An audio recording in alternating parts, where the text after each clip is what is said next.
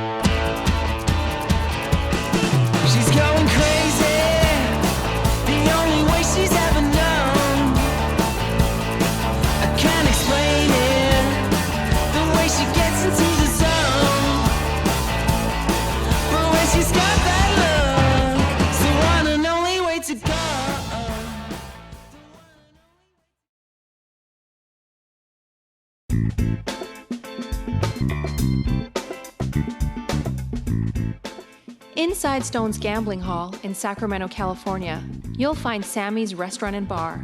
Recognized for its innovative, healthy global cuisine, Sammy's offers menu selections made with local, organic ingredients. Indulgent options like truffle fries, duck tacos, artisan wood-fired pizzas, fresh salads, and more, along with an eclectic selection of craft beers and classic handcrafted cocktails. Plus, with 40 big screen TVs, Sammy's is also the perfect place to catch your favorite game. Satisfy your craving anytime, 24/7, tableside or in the dining room at Sammy's Restaurant and Bar at Stone's Gambling Hall.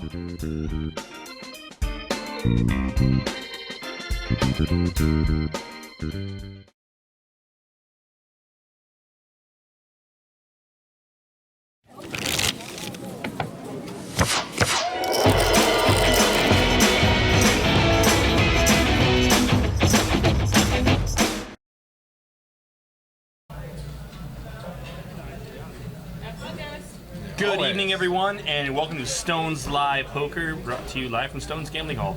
I'm Jake Rosensteel, and this is Justin Kelly, aka Fat Train. It's true. The Train, it's awesome. And tonight we are broadcasting the final table of our last Sunday of the month, 40K guarantee. 350 buy-in, and we're down to 9 players. Now, you and I, we both played this event. We did. We actually played this event for some time together on Exactly. the table. We kept moving around. We were like running against all odds. Like, wouldn't it be so great if you and I could both final table this thing and just send Justin K, the other Justin K, the other Justin K, yeah. just panicking and scrambling for people to and that's comment. That's really, I think, what we were playing for. Like, we weren't even necessarily playing for like the win, the money. Like, squirm. I just want to be like, if we can both make this and leave him without a commentary, like that would be awesome. So beautiful. Right? God, it would be so good. We're the worst. I know, we are the worst. We're the worst. We never work so hard to have to like not work. You know what I mean? Yeah, God, how do we do that? Fantastic. Still like make more money and everything, and we. So I guess, long story short, though, we have played with pretty much everybody you're going to see at this final table. Yeah, very familiar with most all these players. A couple players, or at least one I know from out of town. Everyone's pretty evenly stacked. We got like one short stack, but no one's got like an overwhelmingly amount of percentage of the chips in play. We're getting told how much we are loved here. But yeah, so this should make for a really good event. Now, one thing that we do here at Stones for this tournament on these live stream events is we roll back the blinds 2 levels to allow for some deeper final table play on the live stream, which I think is great. You know, people. It's super rad. I haven't heard like literally one complaint about it. All the players are like, yeah. hell yeah, you mean it's actually going to go like back so we can play a little bit more? Because Right. everybody knows final tables can really quickly just turn into all-in jam fest. If those blinds are crazy, it's not poker anymore. It's just lottery tickets. Yeah, you exactly. know? It takes a lot of the skill out of it, and then when the more skill we can add in here to Stone's Gambling Hall, they play deep stack in the cash games. We try to play as deep as we can in the tournaments. Really, we put players first here. It's awesome.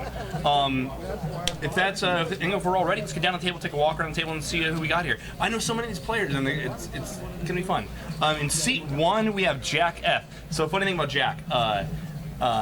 Jack has an identical twin somewhere. He doesn't know it, but I swear he's got an identical twin. Okay.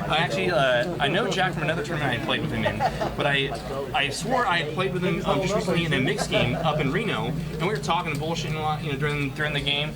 And during one of the breaks in the tournament yesterday, I go up to him and I'm like, oh yeah, they're great. Reno and mixed games, I'm playing the 8 game. And he's just like, I've never played mixed games, I've never been to Reno. I don't know who you are. And but he's like talking like we know each other, and he's like, no, remember we're at that other final table at that other event. I'm like, then it clicks back to me, like, I've actually played a final table with him in another event. And I was like, wow, when I met you the last time for the first time, I remember the first time I met you really for the first time. Yeah, If that makes any sense. yeah. So yeah, Jack's sitting on about 126K. In seat 2, Walter, he's one of the pieces of the furniture here. He's a regular. He's sitting on 137K. Jen's great. I love Jen. She's a lot of fun. Yeah, and this is the first time I believe playing on a live stream. So she hit me up. She's like, I'm kind of nervous, man. What are they gonna think? They're gonna be like, oh, what is this girl doing? And I'm like, don't worry about it. Everybody's cool. Just play your game. Don't think that everybody's watching your every moment, every second, all the time, and it's the entire internet world. But it kind of is. There kind of is. Yeah. Jen's got about 266K. She's got a nice stack. Solid. Paul M in seat 4. Chip leader. Paul's our chip leader with 303K. Paul came in from out of town. This is his first time here at Stone's Gambling Hall. He came in out of the Bay Area. I was actually played my first table with him yesterday. Real solid player. I actually played my last table with him. I was in the tournament as well. I got to win one of the more brutal beats I took, but we don't complain about those. Those don't affect us here. Never. Paul's got 303K. Jeffrey in seat 5. He's got 227K. Let this hand play out, then we'll get the rest of the way around the table. Blinds here, we're going to start out at 2K, 4K with a 500 ante. Mind you, this is a 2-level rollback from where these players left off last night. So Walter and Jen both limp in here, and Paul, sensing weakness, he opens up to 15K with Jack-8 of diamonds out of the hijack. It's rare to see players, once you get into later stages of tournaments, still limping. But for some players, it's just habitual, and you can't break it. Yeah. I wouldn't expect Paul to do much limping, if any limping at all. A hand with plans, a hand with raising. And interesting here, Josh, who I played a live stream final table with here, Stones, Josh is going to flat ace-king out of the small blind.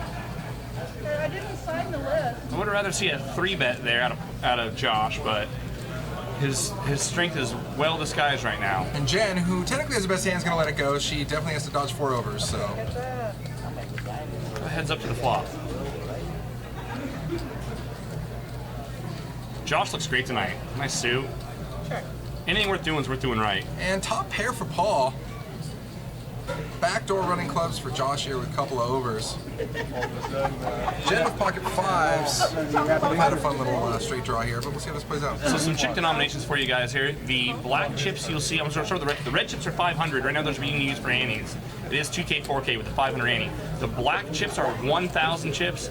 The lavender colored chips are 5K chips, and the yellow chips are 10Ks. I don't think we have any in play tonight, but we might get to break out the 25K plaques, but none are in play right now. Which are my favorite. Playing with plaques just makes you feel like something special. So sexy. You know, that's how it goes. I feel like you're in a James Bond movie when you get the plaques. Paul bets 22K and takes down the pot. We left there Jeffrey in seat 5. He's got 227K. It's Hui. Hui, yeah. In seat 6, he's got about 281K. Josh, we just saw in that previous hand. I played a final table with me on the live stream. That was the high roller event. He's got 254K. Brent B's our lonely short stack here. But even as a short stack here, he's still got nearly, he's got 18 bigs. So he's not like, oh my God, I got to just rip anything.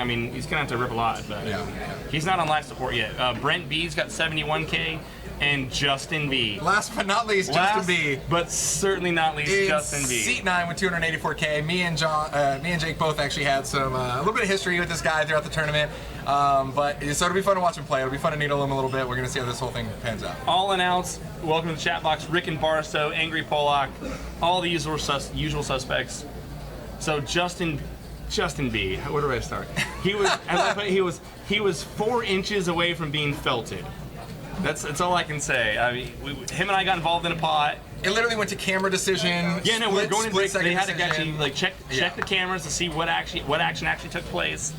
And then inevitably, what it led to was he didn't end up busting out of the tournament. And then he ended up taking a huge pot off me, which pretty much crippled me with his bottom set against my top 2 pair. And I looked at Jake. I was like, Jake, you shouldn't even be here. It's my fault that Justin B is still here, and that we are both now in the booth. It's true, but with all that being said, though, I'm glad that our chips went to good use. There's nothing worse than losing your chips to somebody, and then they just slough them off to somebody else. Yeah, right? So at least he went deep with them, and we're gonna see. Absolutely. Hopefully it goes out well. No, I didn't give him any chips. I just failed to take all of it. You failed to take all of them, so then I can give him chips because you're a nice guy like that. So thank you for that. Now, that was a great pot. Justin went to move all in. He picked up his entire stack, moved out across the line. I thought I definitely heard a verbal all in. I said call, and he just stopped, but never released his chips, pulled the chips back. The dealer never heard him say anything, so they would check the cameras. The chips definitely crossed the line, but without any kind of verbal declaration. It's only a min bet. So they made a min bet. I min raised. He folded. But then the jig was up. Then I had nuts. I kind of tried to snap call there, and then so he's still in the tournament. And then a few hands later, make a set against your top 2, and the rest is history. Yeah. But it was a fun spot. Really interesting. He's a great guy. I think people expect us to kind of be bitter about it. But we were joking about it. After Yeah, it is immediately, what it is. Actually, yeah, I mean, you know, It was, like it was a lot of fun. 30-second cool off, and it's like, let's have a beer and hang out. You know, Yeah. it's totally Right. fine. So we got a fun little hand brew in here. Top pair of the gut shot for Jen. She fires out 13.5K. Justin B, who we were just talking about, it's actually open-ended, but a 9 is definitely no bueno. Kui has a redraw to the super nut if he hits the gutter ball of a 9. So everybody had a little piece of that. I think Jen might be the one to take this down. Oh, no, I lied. Justin B, he's coming Justin's in in for the call. And those chips conveniently easily crossed the line and dropped. Jake, no question. 4 of diamonds on the turn gives Justin the straight. Just wow. Lots of wow. When you're running good, you're running good. Wow. And honestly, Jen, there's no way Jen can be like, oh, of course you'd call me with a 5-6. Like, that's really kind of a hidden little draw there that he knew. Justin leads out right at her. 25K. So he bets almost a solid third pot. Takes a check call lead line.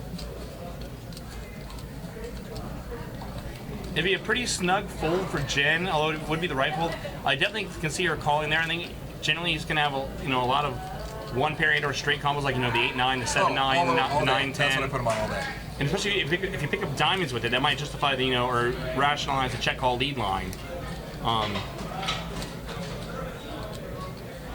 Jen's gonna get away from it. Wow. Good fold. Good fold indeed. Wow. I think, like, did you see, I think even Justin was kind of surprised she got away from me. He's like, really? Like how do you not call that? She only specifically puts me on the 6-5. How do you not call that? Yeah, that was, wow, strong fold. I think you see a lot of players at these levels take the check call lead line with sets and 2 pair hands. So that also could have been going through Jen's mind, being fairly experienced against these type of players. Hey, there's you. You're a time traveler. 99. See, there I am over there talking to Justin about it. Hey, he's like, hey, remember that time that like I should have busted you, but you're totally here at the final table? Congrats. He's a good guy. He's a great guy. No, honestly, that's why. Honestly, we needle you because we love you. Right. If we didn't My talk wife about says you, do sorry, 4 it's inches probably because we don't like you. I mean, 4 4 inches for being felt, and he just heard it. Hope they didn't get that. 6,000 a call. I love it. Plastica, welcome to the chat. Hey guys, Pasco, Woman Rider, how you guys doing? Drake RX in the house.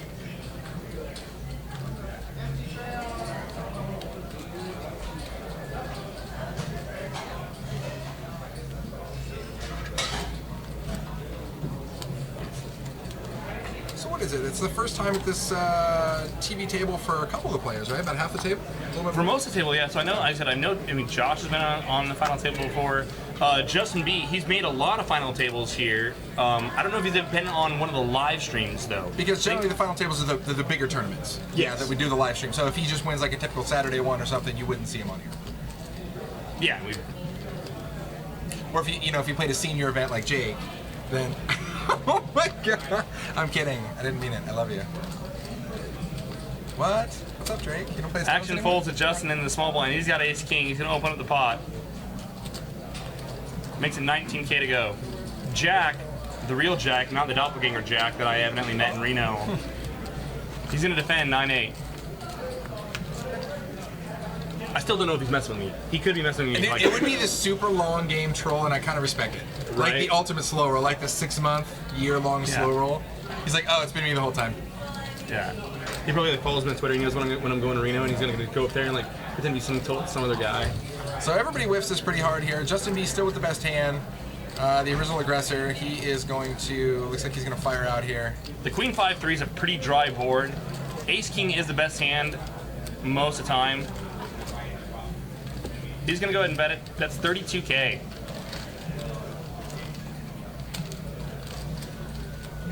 Drake RX, welcome to the chat. T Berg, what's going on? And Justin's going to take that down. Puts Justin B as our chip leader. So it's so funny. I was playing, for a while there with Paul in seat 4.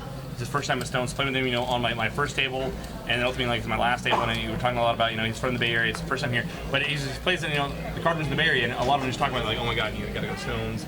And it's just, everyone keeps telling him about, the duck tacos. The duck taco. We it's liked them so much. You gotta go to Stones. They're awesome, and you got duck tacos. So duck tacos. what else you want? And he's like, everyone keeps telling me. And he's got a great accent too. I love it. I love listening to him talk. And he's like, yeah, everyone keeps telling me how great the food is. And it's like, I get that, but I don't travel to casinos for the food. For the food, yeah, it's just a nice plus here. Oh my God, you got the lobster buffet. I'm coming right over.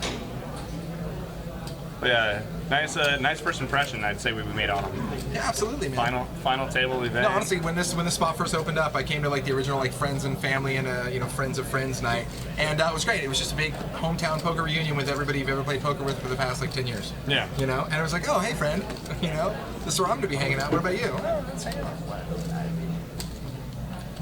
Action folds to Jeff in seat 5. He picks up Ace King. He's gonna open up the pot.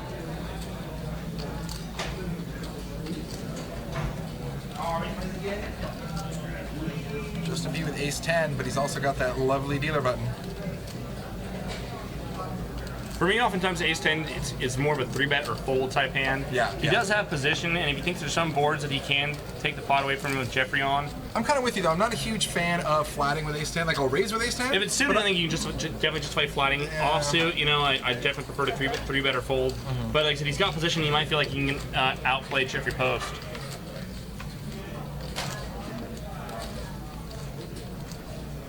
Here we go. Top. There's also out flopping, dude. That's an option. When you are on fire, when you're hot, man. So top for Justin here. Totally outflops Ace King. Has literally Ace King drawn into just a 3-outer now to hit a king.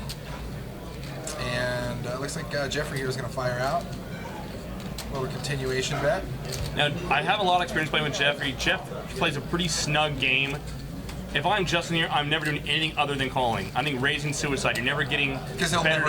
You'll never get better to fold. Yeah. But you definitely can get worse hands to fold. If he pops it here and Ace King's just going to go away, you lose all your value. So I think that Justin should be flatting here all the way down,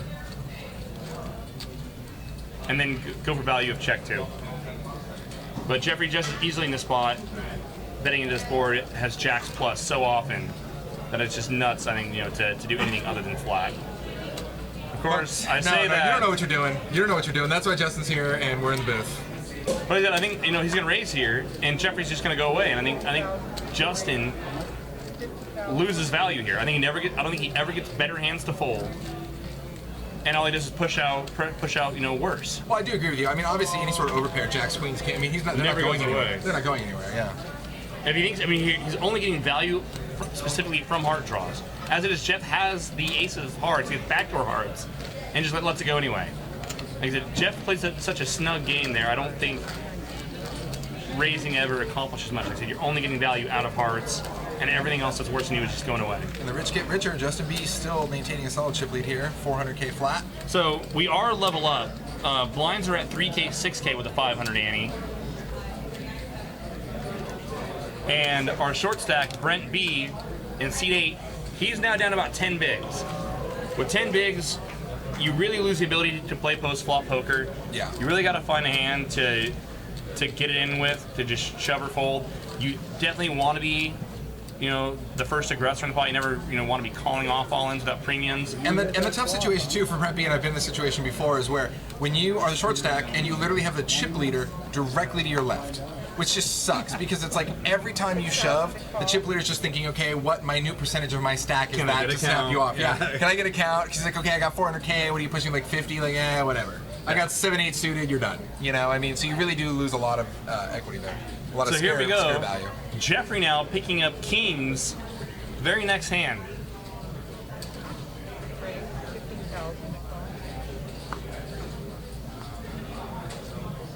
Jeff puts in a minute, or he makes 15K to go.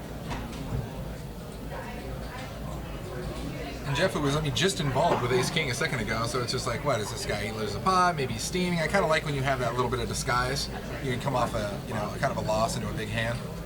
And this goes to show, just how or where Jeffrey's reputation is. Now Josh, who's a snug player himself, picks up a suited ace in position, and without even giving it a second thought, Gone. Gone. Yeah. And your doppelganger here on the button with a pocket pair. He's gonna flat there. Yeah, so he's just basically set hunting because he knows he's going to get paid if he nails it for sure. Not getting the right implied odds to hit a set here, but he thinks that maybe if Jeffrey's got a hand like ace, king, ace, queen, if he just can fade any kind of big cards, he might just rip the fours. Look at that. Look at the king, queen, out. A whole lot of kings. queens for Walter. Nasty. And Jeffy checks behind the original aggressor. Oh, wow. Jesus. Wow, you're not allowed to use that term anymore, but it's very well warranted in this hand. So Wow.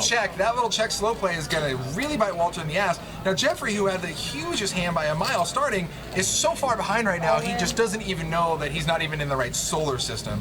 Insta-ship, of course, with a boat by Jack. Walter can't go anywhere. Good Lord. Let the pounding. Walter doesn't love it. Let Now, the pounding begin. If you're Walter, you gotta think, okay, well, what can Jack really have? Where Jack's stacked where he started with pre-flop, just under 100K. He probably shouldn't, if you have a lot of, pocket fours, or nines in his range. Yeah. And obviously they're not calling races of queen 9 and queen 4. And So it's like, well, man, what do you got? What do you got? And really with the stack, you'd expect him to be re-raising or shipping ace queen. Yeah. So king queen's gonna be good here a lot of time. I mean, And where are you gonna go if you're Walter? And this is why hacked rig. This is the stuff you see online where you're just like, this is totally rigged. Live this poker- can't be live real. poker's rigged. And then you watch live poker and you're like, okay, it is that bad. Dang. Seaberg's calling for River King. Oh my Oh God. God, dude, River King would just be. You know, I just quit. I drop the mic and I leave. I'm like, I can't deal with River King for sure. I think Walter called. Yeah. Yes, no? What are you gonna do? Are you gonna get away from this if you're Walter? I mean, come on, man, you can't. And Jeffrey folds kings. Wow. Yeah. Well, I think after that you got to. Called it. I knew it. You got to know at least one of them has a queen. Oh God, look at that. Even a 9 would cinch this for him. Oh, 10 baller. I clinched just a little bit. I'm like, no, is it a 9? And Jack's doppelganger gets there.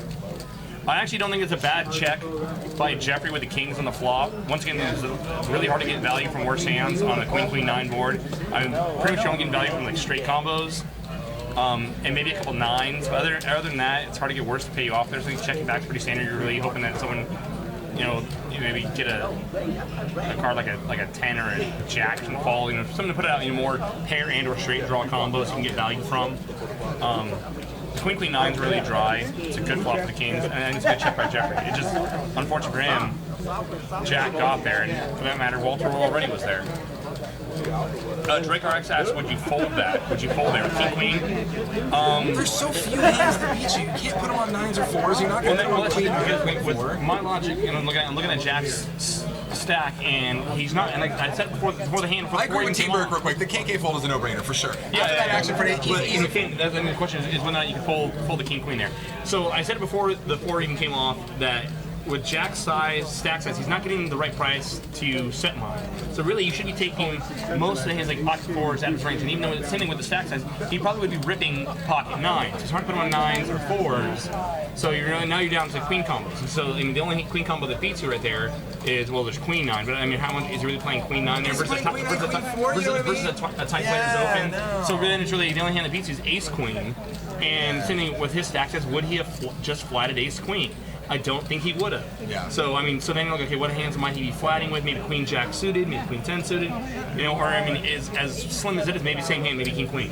Exactly. No, but I can't fold king queen. I'm not folding king queen there, dude. Not with that board. Not the way the hand worked. I'm just not. Yeah, it's so hard. I can't put pocket 4s in Jack's range if I'm Walter there. I'm not doing that. I feel like if King's easy. After that, king's an easy fold. I feel like if I'm folding king queen there with the way that hand worked out, that I don't know if I should be playing cards. Yeah. You know what I mean? I mean, I'm sorry, but that's the hand I'm waiting for. Yeah, for that setup, that pot, that board. Walter's on live support, but you know what? Like I said, I think the way that played out, it's so hard to put Jack on 4s or 9s because of his stack size pre-flop. If he was super deep, then again he might have some of those combos. He might flat 9s even, or even try to set mine with some 4s.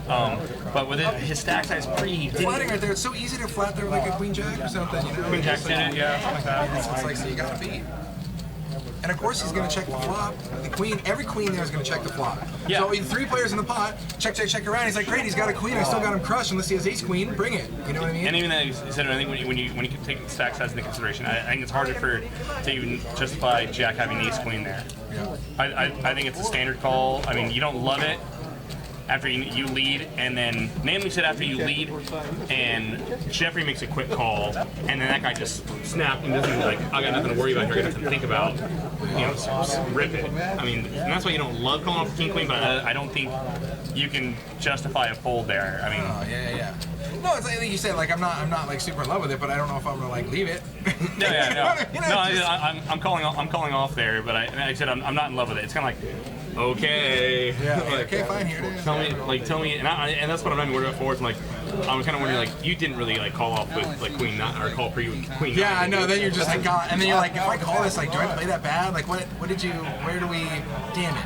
You know, I mean, and actually, Walter's plan should have almost technically worked, right? Because pocket fours, basically, if Walter fires, or I'm sorry, Walter checks, and then pocket kings fires, and Walter raises or even flats, pocket fours is gone either way. If pocket kings fires that flop, Yeah. pocket fours is gone, and Walter takes that pot. You know what I mean? Yeah. Either any way you slice it.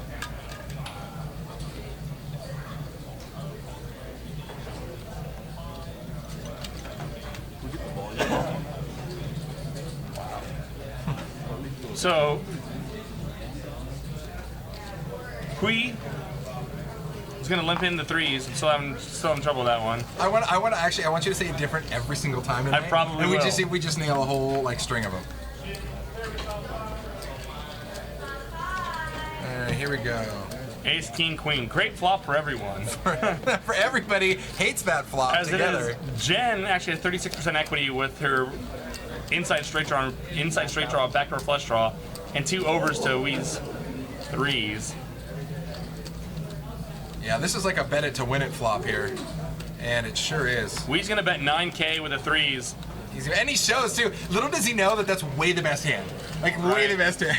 He shows it like, yeah, I got it with threes, but it's way the best hand. It's not a terrible bag of thing you can get, anything worse than you're gonna get 4, 5, 6s, 7s, 8s, all those hands to fold.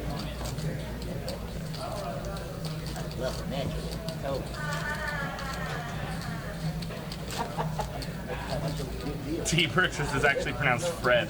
God. No, he's not in like tech support when you call him, and it's like clearly like a really thick Indian accent, and they're like, "My name is Joe," and I'm Yeah. like, "No, it's not." You know? My name's John Wayne. It's Like, no, it's no, don't listen. Yeah, hey, Rick and Barstow, I agree with you. We're gonna hear one of those tonight when we hit another good board. We're gonna hear a little wee.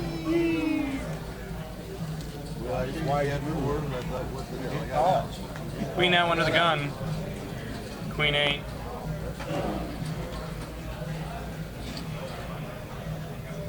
Now, the last final table that we saw, or the last live stream final table that we saw Josh at, Tuckman was doing commentary, and I mean they didn't like rip him apart by any means, but Oh yeah, we talked with him about this. Yeah. and about people were giving him hell about how tight he was playing.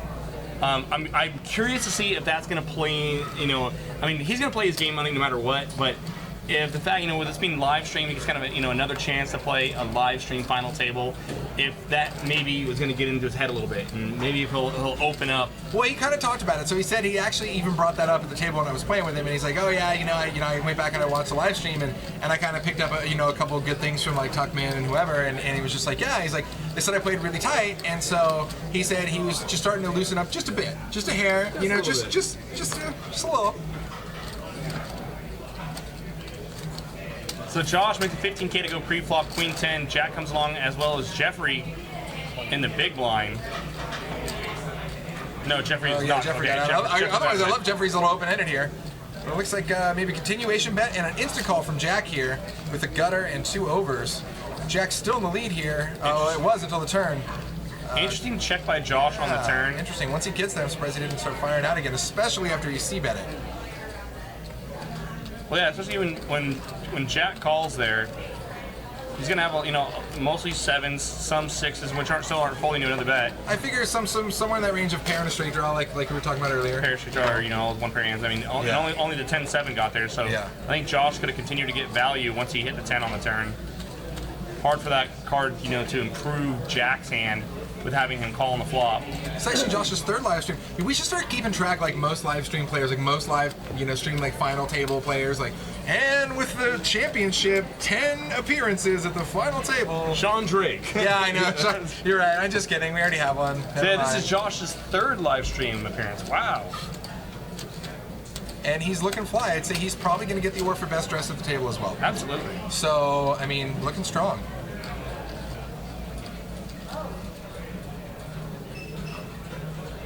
Yeah, that was checked around, T-Burke, on that queen-queen flop. It was totally checked around, and the 4 hits the turn. So kings, queen, king, and pocket 4s. With queen, 9, queen on the flop, 4 on the turn. How did the 4s get to the turn? Yeah, it was totally That's free, how. bud. Totally Free card. free. Free money. Come play at Stones, guys. Free money. Free pots.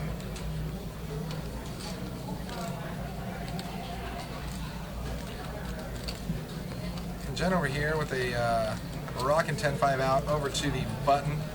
Paul with 8-jack suited. Gonna get a little spunky with the blinds, possibly. Make it, what is it, 14K here. Raise. And Hui is gonna definitely look him up here. Protect his big.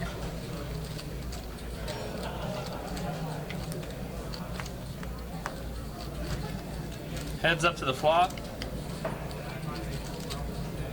And everybody hates that flop too. Nothing but high cards here. Air for everybody. Hui's gonna start out and check it for us. And our original Razor Paul is gonna fire out, looks like 16K. Now the 7-4-3 should miss Paul's button opening range most of the time. It's also going to miss most big blind defense ranges, so, I mean, we could go for a check raise there. And maybe try to get... But it's risky, because if Paul does wake up with a hand, it's gonna cost Hui a lot of chips, real quick. It is.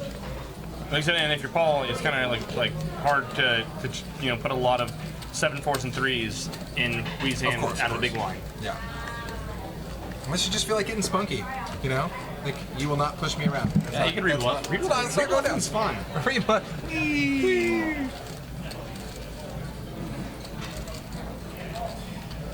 So, prize pool tonight, we are looking at just over 10K to first place.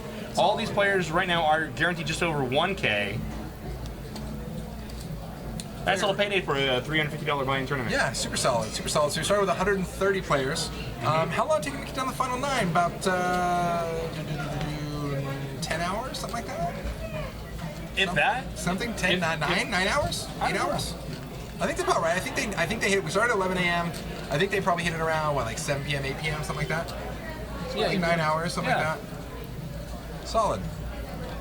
Not a bad day's work. Come back and hang out on the final table. Tell your friends about it. Oh, and we have an all-in here. Brett B, Ace King, he's been super patient. 10 bigs. Super patient. Standard spot. Yeah, let's see how this Ace King works out for him. Let's look like anybody has anything to look him up. Nobody with a sizable stack anymore. Josh is like the very, very bottom of his range for calling. Maybe if he had opened the button with that hand, then he's going to be kind of priced into a call, but... He's looking at it, yeah, 54K to call, it's literally, what, 20% of his stack, less than that. And this sometimes, guys, if you don't play that much poker, I mean, this is sometimes just about taking out a player, it's not going to hurt you that much if you lose, if you got a couple of live cards, and it's just right on the cuff. I mean, I think if Brent had a little less, Josh probably looks him up, but I think Brent had just right on the cusp of making that really just not valuable for Josh to call. If the position under photo, if it had folded around to Josh's button and he opens the king 7 of spades, which I think he does every time, and then Brent rips it out of the big or small blind, then I think Josh is priced into a call, for sure at that point. But on his big blind, I think he can fold there. Proper 3-bet. Welcome to the chat. There has been a little bit of solid playing tonight. Jen laying down the top pair. I'm still honestly I didn't want to bring it up again because it was big. That was a big deal. That was a super big deal. Not a lot of players. I mean, I wouldn't lay that down there. I mean, maybe that's why I'm not at the final table. But that was a solid laydown with top pair and a straight draw when somebody hit like a super sneaky. When Justin hit the super sneaky bottom end of a weird open-ended straight. And then that's because you have to put your opponent only in specifically drawing to the 6-5 there, And you got to know, would he do that? Because he's drawn to the wrong end of it, because with the 7-8, 7-8-10. That's what I mean. You're drawing to the dummy end. You're drawing to the dummy end. And the 9 kills your action anyway. Yeah, So yeah. like, would a player really have the 6-5 there? Yeah. She figures he would, and he did. And he did. And he did. I mean, it was super crazy. Poker Pro Eric. From corner pocket down the street, playing some pool. What you know about pool, Poker Pro Eric? You need to get learned? I'll learn you something. I'll learn upon you. You know, it's funny. I want to know Justin's reaction when he's watching the stream back. I want to see him watch Jen fold that. He's like, how do you fold that? I want to be like, what? Why didn't you pay me? You should have paid me. Pay me my money. Josh rips the King Queen on Brent's big blind. Which is so sneaky, right? Because you think everybody folds. I mean, automatically you get like 0 credit from like a button steal or a small blind. So even if you have a rock star hand, it's just like, no, you're just stealing it. You're bullying me around. So I feel like everybody kind of opens up their range to get. Well, and I think Josh knows he can get Brent to fold some weak ace there. If Brent squeezes ace deuce there, ace 3, he might just fold it. So you can get better to fold there when you rip the King Queen into the 10 big blind. For sure, for sure. I think ace rag mucks it there if you rip it pretty good. Pretty Yeah, simple. I mean, he's never folding better, or like way better. He's never folding ace jack plus or ace 10 suited plus. But you can get What, ace 10 offsuit he's folding? We are 40-minute levels, Dondo. And we did roll it back twice, I believe. We rolled it back, Yeah, two, came levels. back 2 levels. Yeah, super solid. So these guys got a little bit to play. So these guys have already seen this level before yesterday. They're just getting back to it. Well, if this is the second time they're playing this level, you'd think they'd just be super pros at it by now. Yeah. Gosh. I thought it was the best feeling in the world, when on a tournament that has multiple day 1 flights, and you always come back to the earliest day 1 flight. So you were playing like the next level when you guys stop play or whatever like that. Yeah, you come back yeah. like, oh my god, I get to come back a level, and this is This is great. awesome. This is rad. So Jack's gonna pop it up to 16K here with Ace King. Please out of there. Or I'm sorry, Jack did. And Justin's out of there. Everybody's gone. Just take it down. Just get out of here. Give Jack his money. The official doppelganger. I'm telling you, I was talking to them at the bar, and I was like, "You're messing with me, right?" Like, it was you. Like, we were playing 8 game for a while, and then we went down. We were playing some other mixed games, and she's like, "No, like I've never played in Reno." Yeah. And like his wife was there, and she's like very like I'm not how to believe him, but she looked very was like, "No, he doesn't play Reno." I'm like, "No, like we were playing in the thing, and the other." And then you thing. look at him, you're like, now your wife's in on it too. Super elaborate con. Right. But then he was like, Super "No, but we found out table that other event, at the other place," and I was like, "Wait, that's right, we did." And I even recall the specific hand that we played together, and it was like, wow, I do remember you. Then I felt weird for not remembering you. Like, so when I met him, not him. When I met not him in Reno, I felt weird. Just called him not him. Yeah, I felt weird for not remembering the other final table I made with the real him. Because right now, I swear they're the same guy. That's because you just like final tables all the time, bro. It's tough. Speaking of final tables, I think Dondo has a question for you. Yeah. Jake, how do you do it on Thursday's tourney? I saw your the final 3 tables. Ken Reno was 6 spot, if I'm not mistaken. What happened to me there? Is that where didn't you? Is that the one you won this ticket into, or no? Oh yeah, no, Thursday's event. Yes, Thursdays. Oh, how did that go out? Yeah, it was another final table, Jake. How'd that make you feel? We won, and I got the seat for the 40 for this event actually. I won. And then how did we both do with our free rolls into this event? We ended up having to fire a bullet out of pocket. It's good. Yeah, we thought it was free, and it was really actually. You know what I say? It was free, but it's $350 for a table change. That's what I call it. Exactly. You just pay a table change fee, and you get a new stack of chips at a different table. It's really easy, guys. We Justin and I both got free seats into this event, and so we were able to spew our first bullets. Yeah, speaking of that, guys, if you come and you play any of the weeknight tourneys, right? It's the weeknight tourneys. You come, it's like $75 buy-in. You win. Not only do you get a fatty little prize payout, but you also get a seat in the last Sunday 40K event, which is this what we're watching now, and that's a $350 buy-in. So it's a solid nut on top, especially. It's a nice little free roll. Yeah.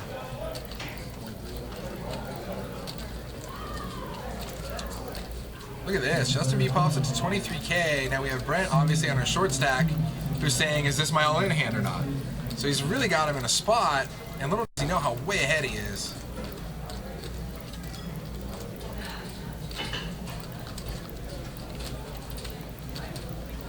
And that's just the right amount to 23K, because like if Brent ships it, Justin can totally just get away if he wants to. But he's got so many chips, it's like he almost just catches himself into a trap. He says, whatever, I hope I got 2 live ones. Now I'm trying to understand the graphic here. So Justin Justin. So did he flat? I guess Brent must have flatted from the button, and then Justin popped it from the small blind. Yeah, That had to have happened. Yeah, that's what I only see 6K in from. From Brent, which means he would have just flatted. Flatting King Jack there in a short stack on the button. It's a little rough. And Justin, here's what I don't like about Justin's move here is with Brent's stack size. I mean, I almost think that limping the button is a trap. Yeah. You know, I mean, everything else Yeah. he's going to be, any of his weak hands that he's playing, he's going to be stealing it and jamming here. So when he limps the button, he actually ought to be super strong most of the time. For sure. super No, strong. I totally agree with you. Now, the thing about Brent, too, is you got to be thinking, unless, and this is the position you're in basically at this point, unless Justin has Ace King or Ace Jack, you have 2 live ones. Right? I mean, pretty much. He doesn't have Jacks or better. You know what I mean? So it's like, you might not be ahead, but at least you got 2 live ones, especially with your steady, and he just flats. Wow, Brent just calls. Wow. I would have been all in Boatski time right off the bat. Yeah. Did that. I think it was standard rip.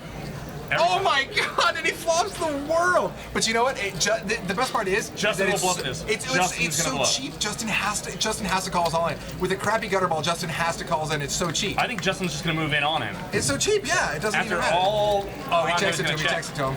Look at that. He looks again. Oh my God! Is he gonna check this? He should check it. I know. He's got the board crippled. I know. He's just got the world. He's got the world. No, he said, yeah, Justin's. It's like, I don't even know.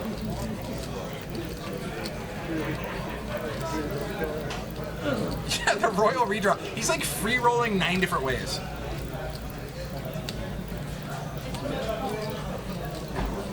Check. Brent finally did something right in this hand. Perfect. Okay, now Justin, please fire it. Just fire it so Brent can just ship it. You know you're going to. Come on. I don't see how you can't at this point. With only 40K back, You got 367, dude. Just put it in. I can see Justin just sticking it here. If Well, Justin was the original. has a hand he like checks again. Wow. I mean, plus he was the original. this is Oh, and so he just. crazy. You know what? I actually like Brent's double check. He's literally giving. I He's hate giving it. Justin. No, but he's giving Justin every bit of noose to hang himself. Well, I know. I get it. well, no, You hate it because you would have got his money on the turn. No, I like, Justin would have called the turn. No, I like Brent's double check. Yes, no. Yeah, Brent's no, Brent's double check. That's what I mean. Yeah, but not Justin's. Yeah, no, I agree with him. I mean, when And honestly, Brent right now is sitting there thinking, God, it took you long enough to bet. I had to check like 9 times. You know. Fine. Look at How is he- he's even waiting to look again. It's so. what are you waiting for? It's got you covered. You have the nuts. Okay, are we super Hollywooding now? Now we're just Hollywooding. Hey, give him his TV time. We'll take it. We'll take it. Ship it. Super. Okay. Just like, wow.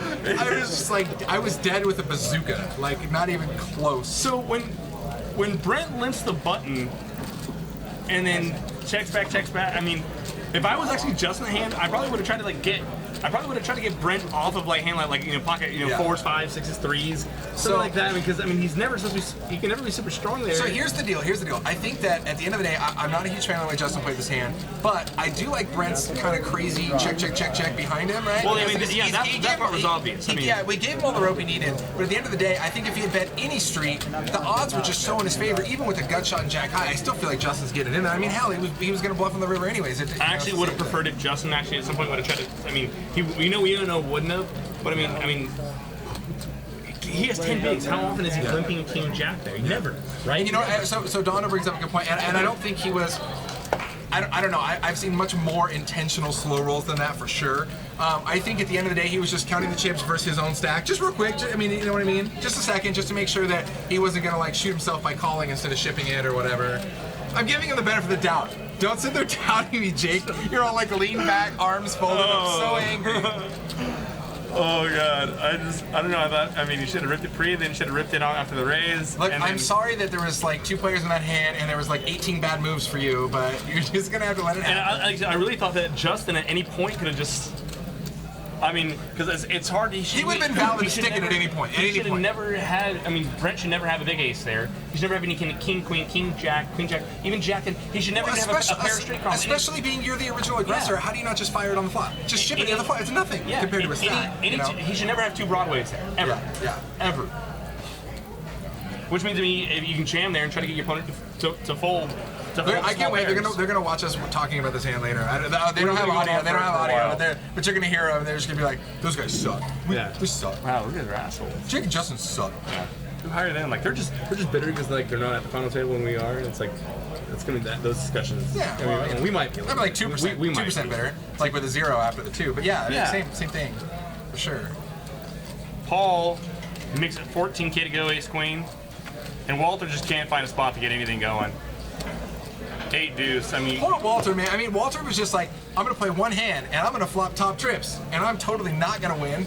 And now I'm back where I'm at. Get him, Walter. Get him, Walter. I like to get myself down to just the ante. That way, I feel like I'm like 9-time upping myself when I win. Every time, which is so huge.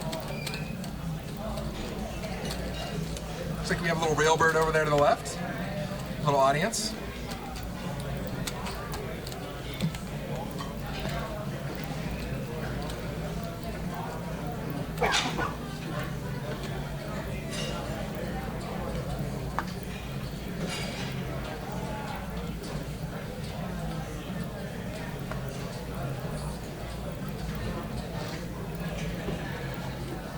All right, first position here with ace 10. I'm never a fan. I don't like that hand, especially in first position. I think it's definitely the bottom of Paul's range to open under the gun. The thing about it is, the table's been playing pretty snug. They have, for sure. And and now that we're a level or so into this thing, players that are keeping up on previously played hands, from a half hour ago, say like Paul might know, okay, well these guys are really playing snug here, so I can open up my range and start really going after these guys. Jack's got his favorite hand, 4s again. Get him, Walter. 6-3 suited's the nuts. Get him. Walter's gonna rip it to win it. I swear, like right now when I see a hand like this, I have an inkling to like look up and go look at the table and see if they're still sitting there. I'm like, no spoilers. I don't want to know. 3-way action and a side pot.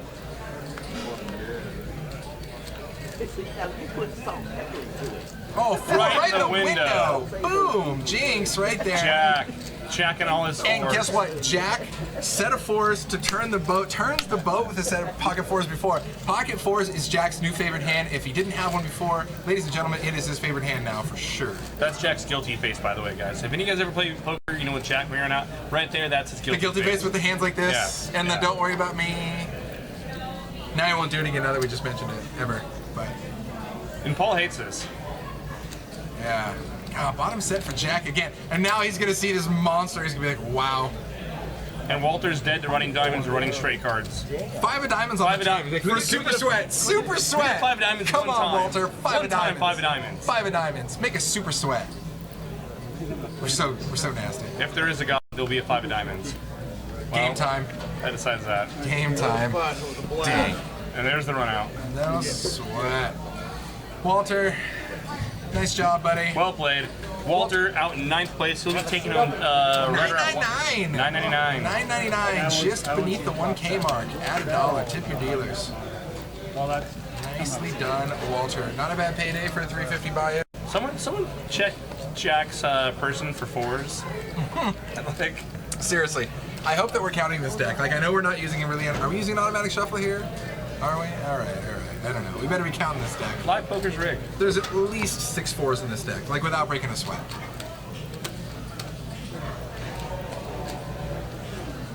All right, as you can see there at the top, our blinds are at 3K and 6K with a 500 ante.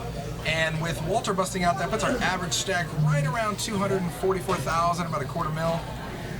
Not cheap to play poker here, but relatively speaking to the average stack, the blinds aren't that horrendous. Yeah, no, it's not bad. We are about to level up here.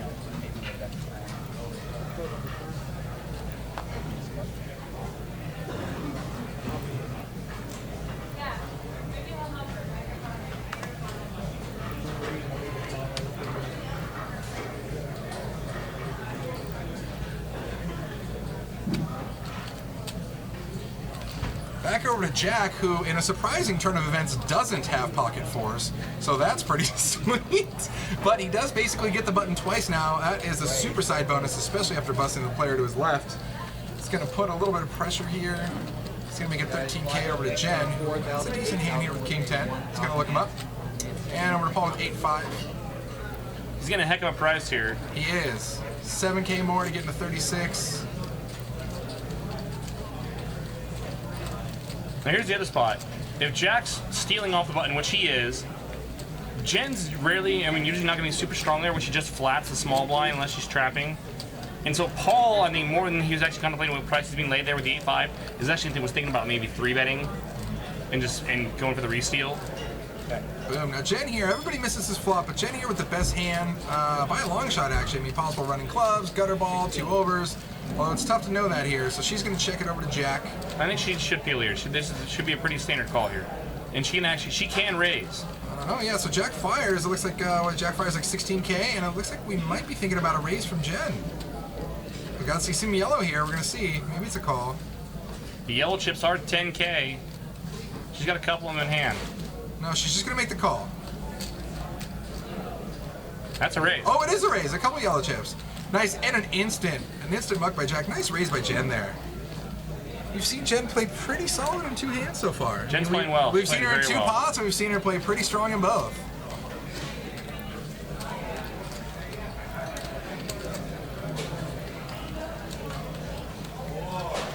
Proper 3-bet, saying that I wish there was more of a bigger crowd for PLO, that they have an obsession with PLO.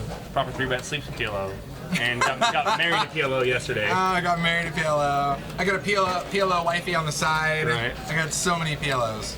I like the Raz on the side sometimes. The Raz on the I like side. the Raz on the side. Honestly, that Big O sounded kind of crazy.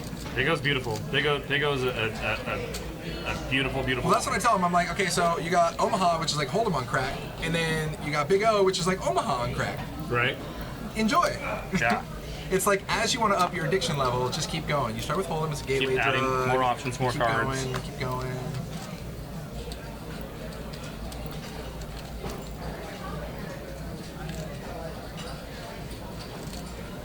Action folds with Jack here in the cutoff. King, Queen. Aunt Doom, welcome. Call your mother. He's in the chat. Raz is cocaine. Hell of a drug. Raz is a hell of a drug, man. Hell of a drug. I believe we are level up since we are at 4K, 8K, and Jack's gonna get 2.5 bigs to go. Makes it 20K to go for the King, Queen out of the cutoff. Jeff in the big blind will not defend with the ace. When you're hot, you're hot. I was like, how'd you know that? My stream is behind. I was like, how'd you know you already folded? Was that just a good read? Soul read.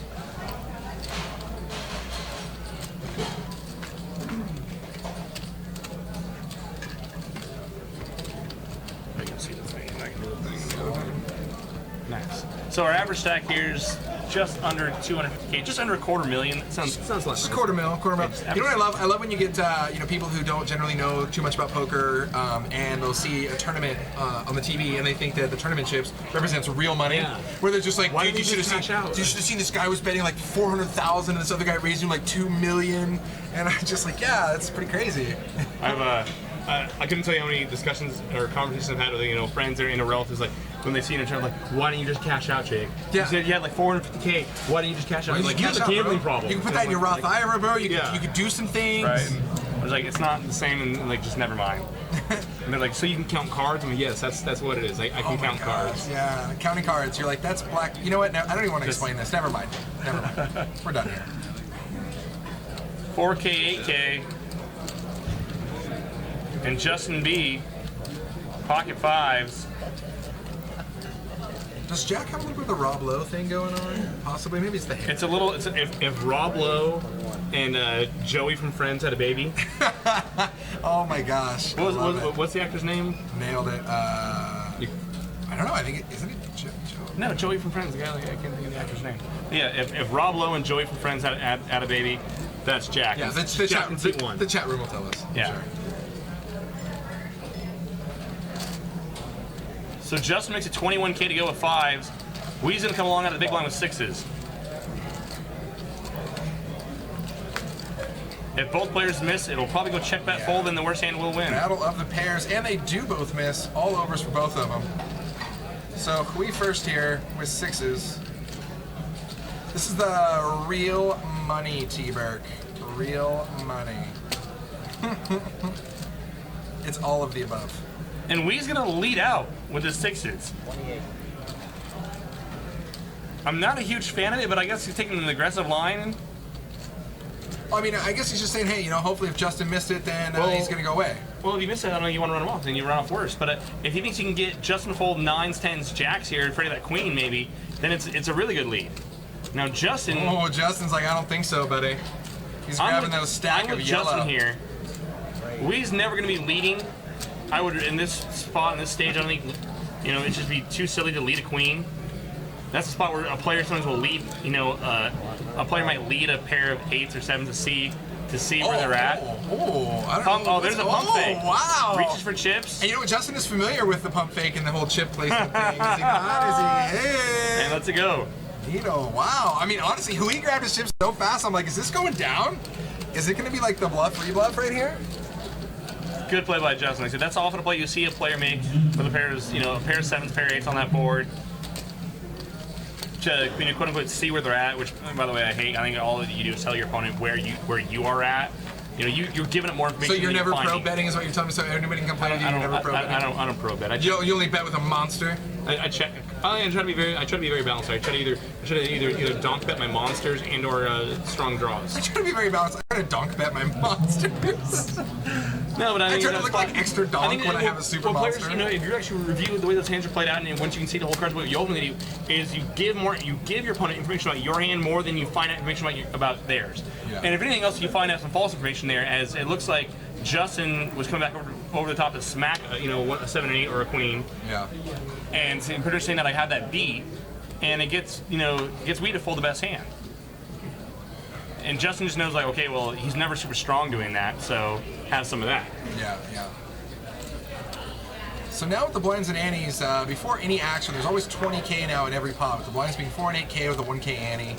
So there's always some solid money to take, especially for the shorter stack. I mean, 20K is definitely not a small amount of chips, so really taking any pot you can is always a W, for sure. Yeah, I mean, it's just under. You can almost increase your stack by 10% just by stealing the blinds. Yeah. I mean, you do that a couple times in a row, and I mean, it's Boom, deuce 5-7, top pair for we here. Boom. Just here we insta-fire. Insta-fire. And that was a little too quick of a fire. I think Josh is kind of maybe smelling some bullshit here, and he's going to look him up once. He's going to float once. Look at Josh just looking at him. Josh just insta-calls and stares him down. spades complete. Yeah. And I think that would've check. I think Josh should have tried to take the pot away there. We might be afraid of spades. Also, that king's an overcard of the board that we might have led. If Josh had a chance to take away that pot, the turn would have been a great card to do it. Yeah, and he would have to bet the right amount though, because we did have the re-spade draw, so if he doesn't put him on the spades, maybe you can think, okay, well, even if you peel the king, I still got a few outs, the spade, 7, 10. So, I mean, but yeah, I agree with you. If Josh was going to take that pot, he had to do it on the turn. I mean, he could have got... It might not have worked, but I think He could have got super crafty on the river, because even if he did make some crazy nut flush on the turn, maybe he just checks it behind anyways, you know? Maybe, right?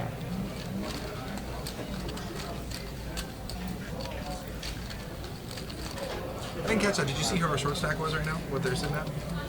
I did not actually. We'll find out soon. I gotta imagine that it's still probably Brent. So Right around like 120 or something. Let's see here. 250, yeah, 121K for Jeffrey, actually, over the NC5. looks like Acton's probably gonna fold around here to Paul and the high jack, king jack. Of course, as soon as I say that, Jack's picked up an ace under the gun +1. You know, he lets that go. I think it's a little too early to be playing with ace-6.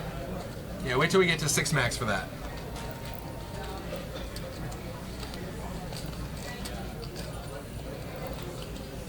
Paul with king jack here. It's 8K to come in. Looks like we might be coming in for a little bit more than that. Going up to 17K. A little over the minimum. 18K, just kidding. I think this is definitely a sign that, I mean, Paul feels very confidently that he's might be the best player at the table.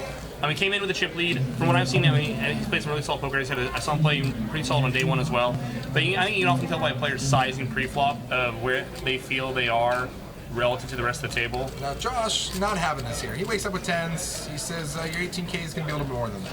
Okay, so once again, if Paul's been paying attention, he would have known that in one of the very first hand plays we had, that Josh just flatted ace-king out of position early. Now he's 3-betting out of the blinds So you got to think he's relatively strong. He's probably feeling that he has you dominated. I mean, Josh pretty much has the bottom of his range for 3-betting out of the blinds, it seems like. King Jack, I just don't feel is doing that well. I mean, even though we can see the cards, we know he's got 2 overs. If I'm Paul in this hand, Josh's 3-betting range out of the blinds is going to be very, very strong. And if he's willing to flat ace king, I mean, what's he willing to 3-bet with? It's not going to be much worse than 10. Yeah, no, exactly. And I feel like Josh is one of those players who, there's those loosey-goosey players who love to just re-raise you because they can, or because they think you might be like, I don't think Josh is necessarily one of those players. I think Josh is re-raising you with a very solid hand, or a hand that he at least considers is probably ahead right now. You know what I mean? So. I think Paul knows that. I mean, that Josh's 3-betting range there is going to be Jacks plus a lot of the time, and King Jack just fares so terrible against Jacks plus. Like that as it was Paul. I mean, he's saying Paul. Josh had the very, very bottom of his 3-betting range there. I feel like, and Paul was in the best case he could be in, but I still think it's a good fold in the long run. I will say, I mean, from what I've seen in my experience with these players, and just what little bit I got to play with Paul, Paul might be the best player at this table. I mean, he's played incredibly well from what I've seen. Well, they already said he's the best dressed, so. Well, that's Josh. Oh, my bad. I'm just kidding. I'm kidding. I lie. Josh plays a very solid game too. I love playing with Josh. I mean, I played him before. I played a lot of other bigger events with him as well. Super, super cool guy. I mean, I've seen him take some brutal hands, I mean, square on the chin, and just kind of, that's poker. And that's honestly, I feel like that's how you can instantly tell like a seasoned player, a player who plays, a player who's just like understands that like crap happens, And not me pouting in the corner, throwing my backpack against the wall. Exactly. I didn't want to say anything. You threw over the chair. You try to knock over the table, but these tables are really heavy. They're pretty solid. There are some big security guards here. That's all I'm saying. They are. I actually thought it was like, hey, you just go around the wall. I'm like, oh, that's actually a security guard. That wasn't. Yeah. Got it. Cool. Brett now picking up. Yeah, I agree with you, T-Burg. Pocket 4 is the nuts at this table. Pocket 4s, I mean, it's basically aces. You just pinched aces, so good luck with that. Brent now 120K. Either that or it's only the nuts for your doppelganger over there in C1. Now Josh should be he should have a lot of worse hands opening the button. I think 4s here you can just rip. We know that Josh has a better hand. We can see that. But 4s are going to be ahead of Josh's button opening range so often that I think Brent really ought to just. But that's I agree with you, right? But we've seen Brent style, and Brent likes to flat. Even when we think Brent should ship it, he likes to flat. And so far, that's kind of paid for him here. We're going to see what happens, though. I feel like that King Jack hand, if you could have had the option not to raise and just flat, you would have. Yeah, fair enough. Fair enough. All right, 5 deuce 9. Everybody, Justin with top pair just crushes both the pocket pairs.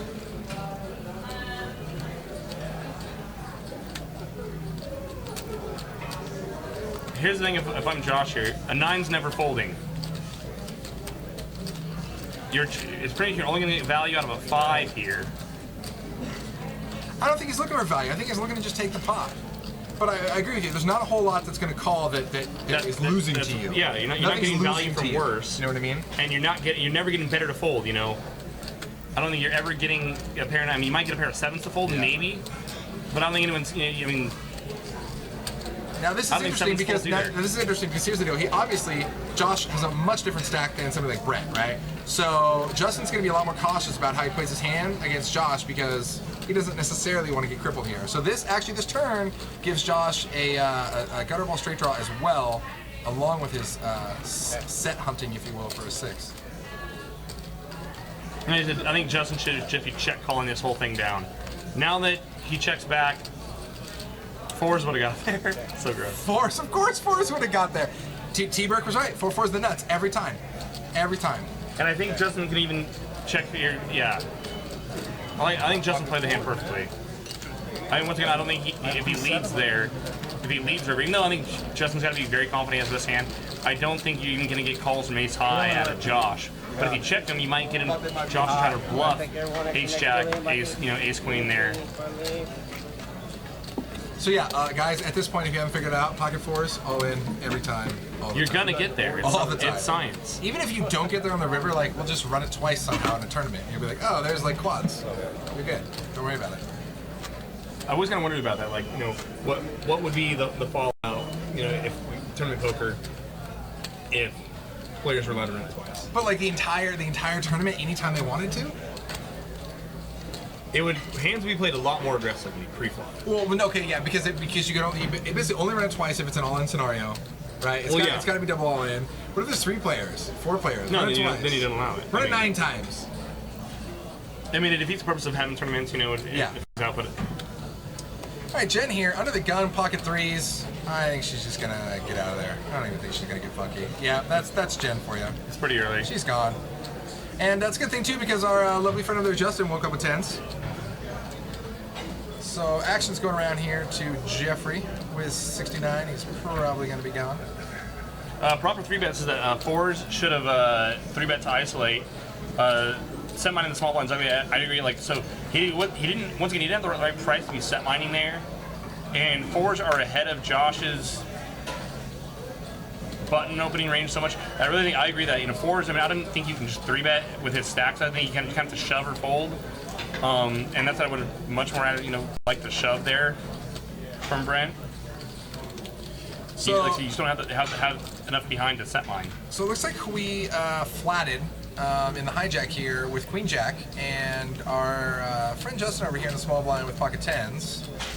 He is going to pump it up a little bit and figure out where he's at. He looks like he's going to make it 34K, something like that. 35,000. 39. Yeah, plus a small blind left in there. 39K. And I really can't see him thinking that, Hui is really strong here because he just flatted, unless we does some crazy all-in over the top, like he just did like a limp re-raise like you hate with a big hand like kings or aces. Yeah. From what we've seen so far from Hui, is he's not doing that with strong hands. He's limping his marginal hands from trying to get in cheap to flops. Yeah. And Justin's trying to charge him for it. Now the other thing is Justin's been he's been an extremely active player at this table. He's been in a lot of hands. Definitely been the more. He's been in a lot of pots. So it's like it's not like he's just like the super rock who raises. You're like, okay, he's got me beat. I'm gone. You know what I mean? Like Right. Justin's very capable of making move. And plus these guys, both of them have some history together in some of these previous hands. So looks like Hui's gonna make the call here. Pots at 94K, going to the flop. Boom. Ace deuce 9. Running clubs potential for Hui, but Justin's still in the lead. So, if you're Justin, do you think that we would limp an ace? I don't think he's limping with an ace. I don't think he's gonna limp with ace weak, maybe. Laying like ace 5 or something? I don't necessarily like Justin's check there though. I think if Justin and I'm repopping it there, I think I'm gonna fire out. I like to check it out. Like I think you're only getting value from club draws. An ace is never folding. You're never getting better to fold. T-Brick likes to bet too. I mean, at the end of the day, at least one of them to bet. I mean, even if Justin checks you, I don't know how he doesn't bet. But Now yeah, we'll bet. Yeah, but there you go. But now he'll definitely fire out a bet, and it's too late for Justin at this point. I don't think Justin accomplishes much by betting on the flop. I think he does. He protects his hand. No, That's here's like what so happens. bad. Here's what happens. An ace is either going to flat you on the flop, or they're going to raise you on the flop. But everything else is going to go away. Everything else is gone. Okay, but I'm saying, but you don't want everything else to go away. You have the better hand. You only get worse hands to fold, and better hands are going to call you. I just don't know how to play poker. You're only getting value from club draws, and only in specifically club draws. I don't know. I just want the pot, right there. Just want it. I want it in or around my chip stack. I mean, there's no reason to turn. I think there's no reason to turn. You're basically then turning 10s into it's like a bluff. And I mean,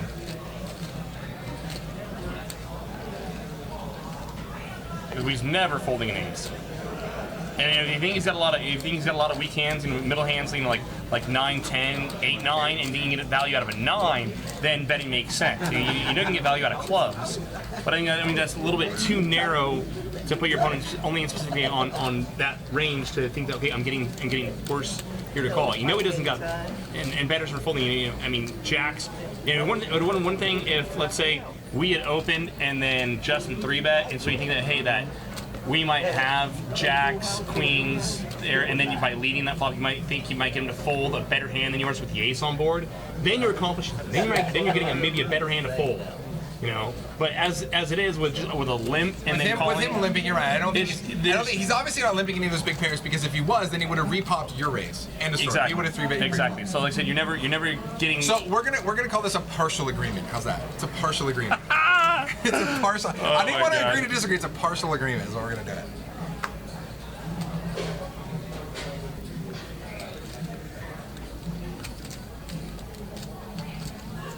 All right. Folds Now the jack small blind. He should be opening here the jack 10. Jack's gonna. Jack has a jack, so he's gonna. Looks like. Oh, he's just gonna call. gonna complete. It's gonna be sweet. All Jack right, 10 is ahead of always ahead of 2 random cards, which is all true. you're facing in the big line. Boom. And Jen's gonna catch up there. on Jen's the gonna flop. smack a pair.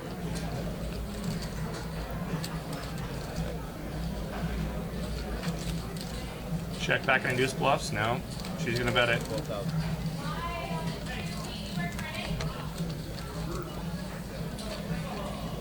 Gone.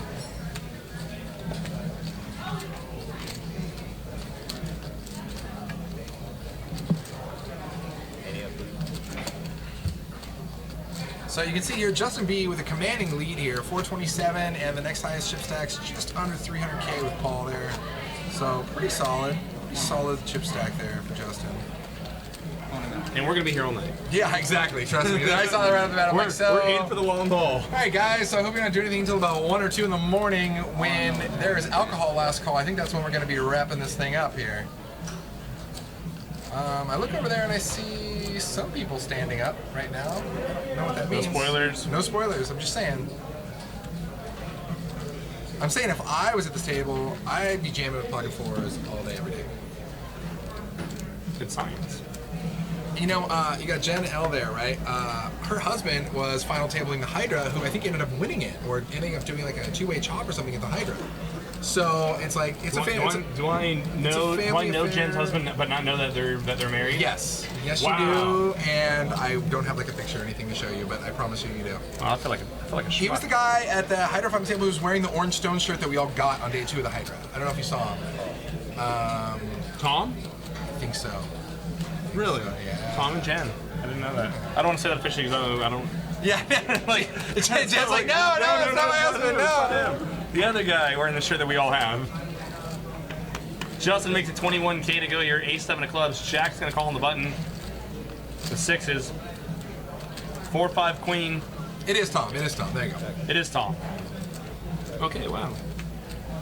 Check, check. Good card for Jack. Boom! Look at that. Puts him open-ended there with his pair of Now sixes. Justin does pick up the gutter, but Jack's blocking 2 of the 6s.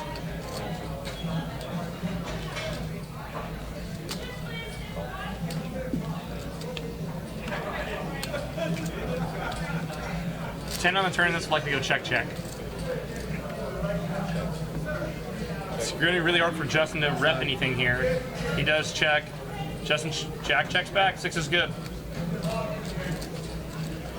Jack has been running super strong in the pocket pair department. Like his 4s both crushed it, his 6s crushed it. 6 is held.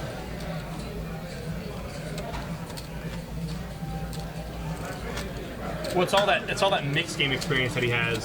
Oh my god! I'm All the mixed I'm telling you, experience that's what that he he got. doesn't have because he's not the same person. It's the same guy. I think I'm really not sure if he's messing with me. I'm like, it's the guy. And it's He's uber trolling you for sure.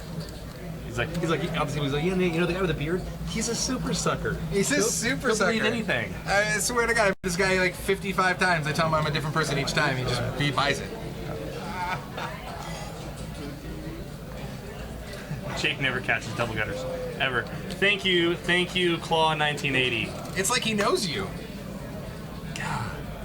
God. Ugh. Loud noises. I'm angry.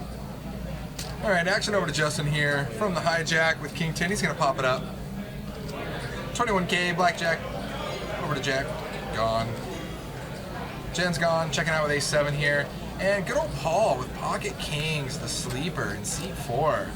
Haven't necessarily seen Paul involved in a whole lot, and kings is going to be a sweet spot to be in right about now.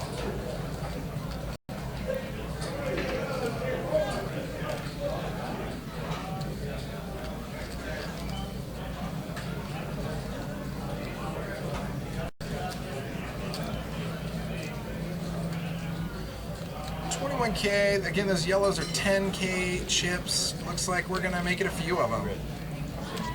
We're gonna almost, is that almost a min raise? Is that like 42K or something?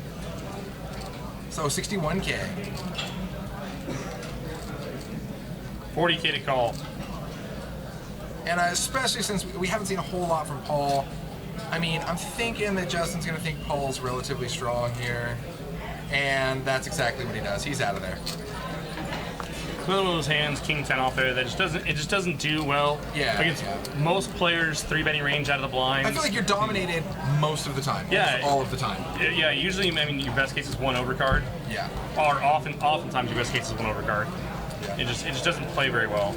And it looks like our 2 short stacks down there, we have 99K and respective 108K. So we are getting down to the nitty gritty. They are sitting just above 11 big blinds, something like that. So it's time to make a move for those guys. Got about 15 minutes left here in the 4K, 8K level. It is a 1K ante. I believe we have a break after this level, and they color off the red. Are we gonna get? I just want tiles. Are we gonna get tiles? Plaques, tiles? Can I call them tiles? Squares. Is that loud? Squares. Squares. Can I get shapes? I want shapes. I just want to learn how, like, you know, you can shuffle chips. I just want to, like, shuffle tiles, like Gorilla Palm. Oh, it feels awesome. It's the greatest feeling in the world. I just sit there, this is how I just, like, intimidate people. I just slap some tiles together. You want this? 50K? Here's a tile, kid. Oh. It's like Jen's coming in for a raise here. Unfortunately, she's going to run. Jeff's on a heater here, downgrading himself. Oh, I'm sorry. I thought there was a player next to him. We have queens here. I was like, oh, the kings to queens.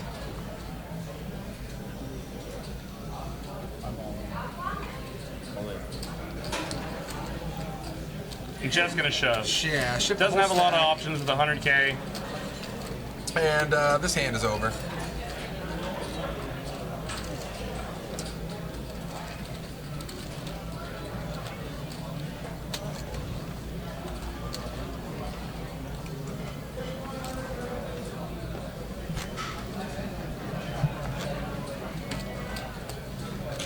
Game on. So we've only lost 1 player so far.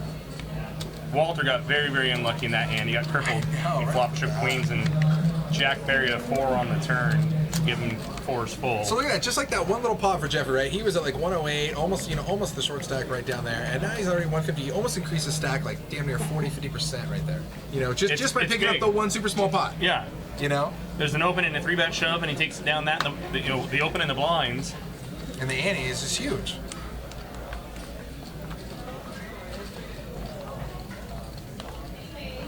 Jack's gone, Jen's gone.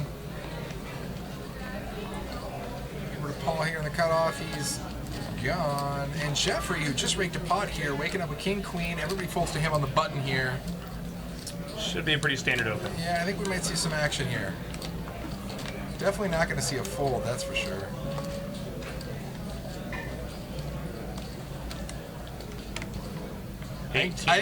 So Jeffrey just did exactly what I saw me, you, and many other players doing, which is before you make a raise, you look at the blind clock, and you're like, what blinds are we at? Because you never want to like raise under like, and then like be forced to raise the minimum, or just you don't want to do that. You know what I mean? Yeah. It's like you just like, okay, we're at 48K, okay, like 2x, 2.5x the big blind, whatever. Wow, and Josh is going to defend here the 10-6. If there's a player at the table I would actually bank on not opening the button light, it'd be Jeffrey. Yeah, and so defending with 10-6. And I wouldn't expect Josh to be defending the light against Jeffrey. Yeah. As it is, Josh flops the best of it on the 3-6-7. Check. And Josh has got to love that check back. Wow, He's got look to at love that. that turn card even more. Disgustingly awesome for Josh here. Now it's really going to be really hard for him to get any kind of value, though. Yeah, there's and no now the value. board's a one-liner to a straight. So with this, it almost puts him in a check call scenario, although you don't think Jeffrey's raising with any sort of 4 there, but he's going to get no value of any kind. No love. Really is, the worst river card. I'm sure that Josh would love to see, a king, queen, or especially an ace. We know an ace would not have hit Jeffrey. Something that he would have hoped would have hit Jeffrey's check back range that he can get some value out of. Such a bad board to get value for trip 6s on. And you see we got Brent B over there in seat 8. He's on the short stack, but he turned his chair around, which also does turn your cards around, in case you guys haven't played poker before. That actually helps. It's true. It's real. There are certain nuances like this. They do exist, I promise you.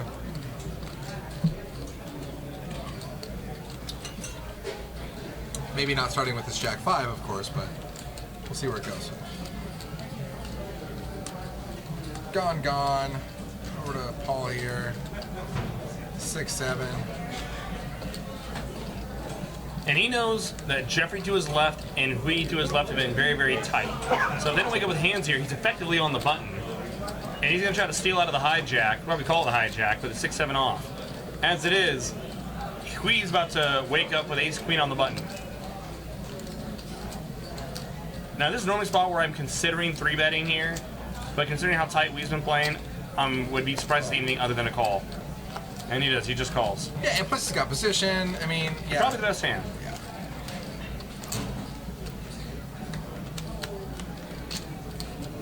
Blinds are folded. We're going to take this hand heads up. Yeah, Rick and Barstow, not that poker players are superstitious or anything. Not that they're like, yeah, these are my same holy pair of socks for the past 14 years because I ran well in Pot Limit Omaha. I got a fanny pack with 300 grand in it, but my socks have like 9 holes in it like Swiss cheese. But don't worry about it, it's fine. Bottom 2 for Paul. Leave that Paul alone. Hui's got backdoor nut diamonds.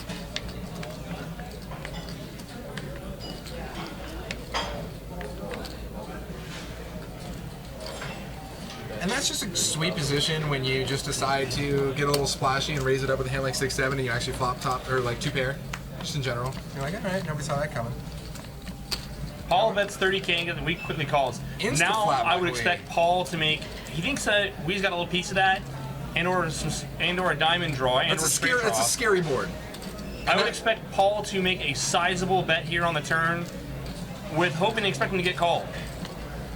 He's looking for value here, and I think he probably feels he can get a lot of value. Unfortunately for him, Hui's got nothing but 2 overs and a busted backdoor diamond draw. He bets another 30K, kind of a small bet. It is a small bet, relatively speaking. I mean, it's the same bet he just bet. I would think if your opponent's going to call 30, he's going to call 50, 60 maybe.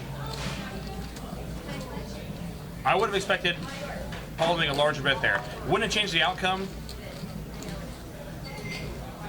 I mean, he's really maybe trying to keep Hui in with just overs, and then that bet makes sense.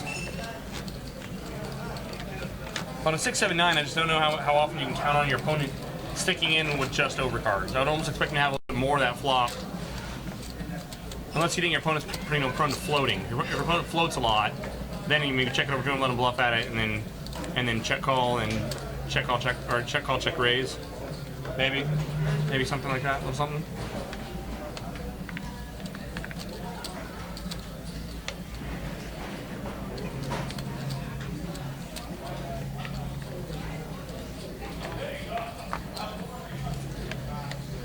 If you're betting that small and you think your opponent maybe just has 2 overs, I think you'd almost be better off checking over to him and letting them try to bluff at it. Yeah, just let him hang his own rope a little bit. Yeah, give him a little bit of leeway, make it look like you're giving up.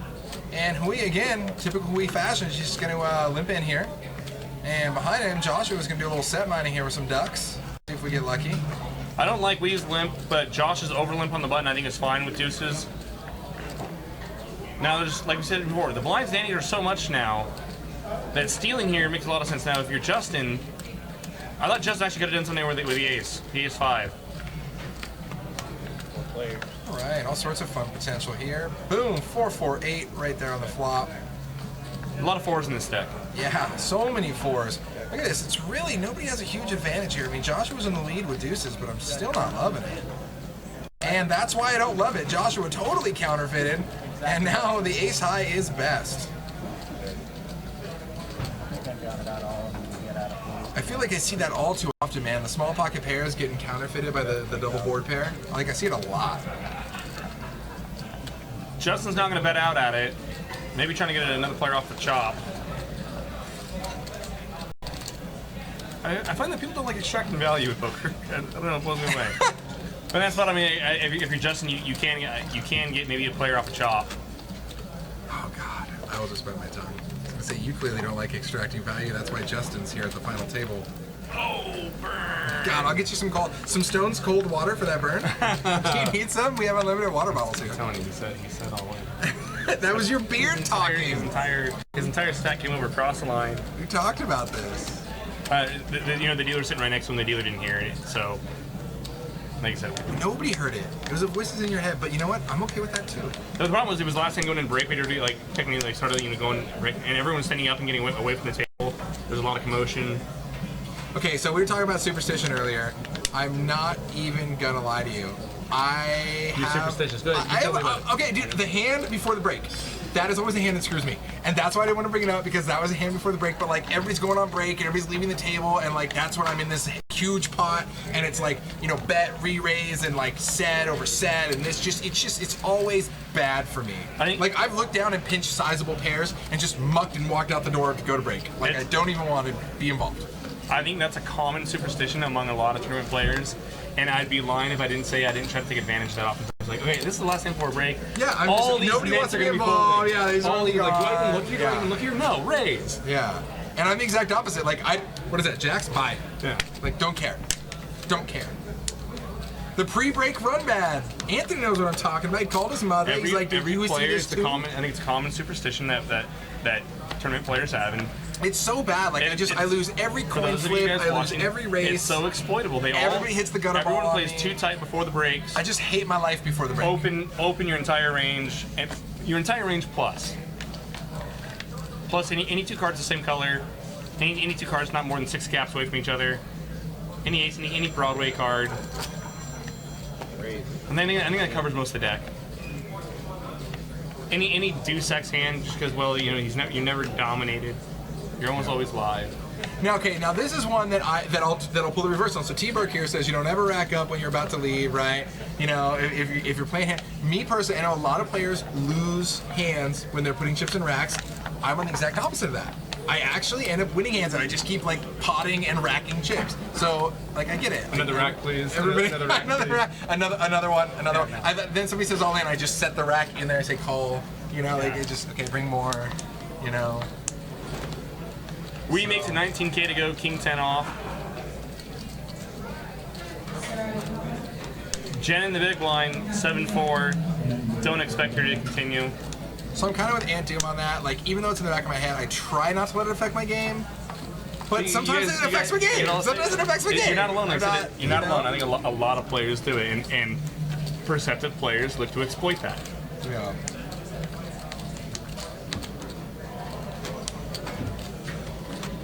Brett now, he's down to 9 bigs, 77K. Paul's our leader, just over 400K. Just 2 minutes left in this level. Then I believe we will be coloring off the red chips. I hope we get some plaques.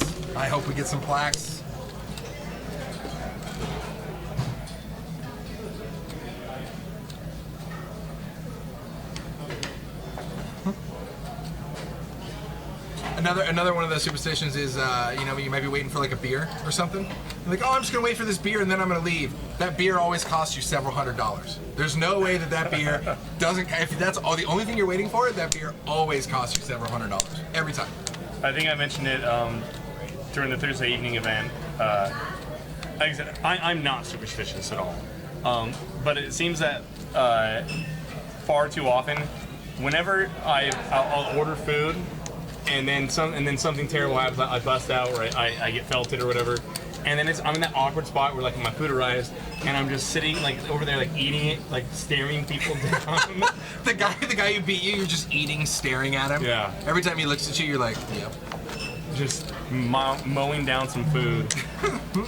like why'd I order food? Anthony knows what I'm talking about. You never have a $600 drink? It's the best. You waiting for your rum and coke? You're like, that was a $600 rum and coke. That is actually, I'm sorry, not from this establishment, but from previous other unnamed casinos. I've totally lost like $1,000, and I'm like, I'm taking this glass with me.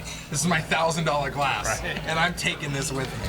I have no regrets. I have no shame. Not even mad. If security wants to stop me for this glass, they can have it. But other than that, I'm gone.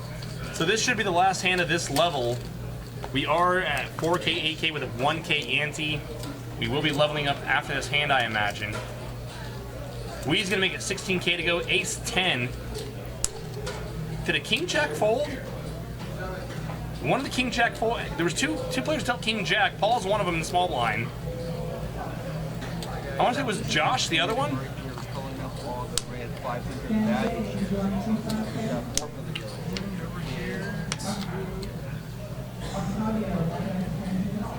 Paul in the small blind, King Jack. 12K more to Paul to call here.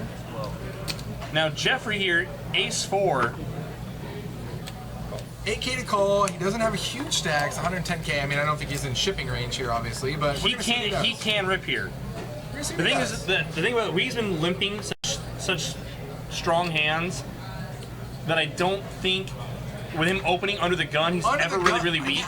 I can't think him opening under the gun. My Ace 4 could ever be in the lead here if I'm Jeffrey. I agree with you. I wholeheartedly agree with you. There's no any freaking hand he has. There's no way I'm in the lead here with Ace 4 when he opens under the gun. 6 Queen 9 on the flop. Got a gutter ball for Paul, but everybody pretty much whiffs this.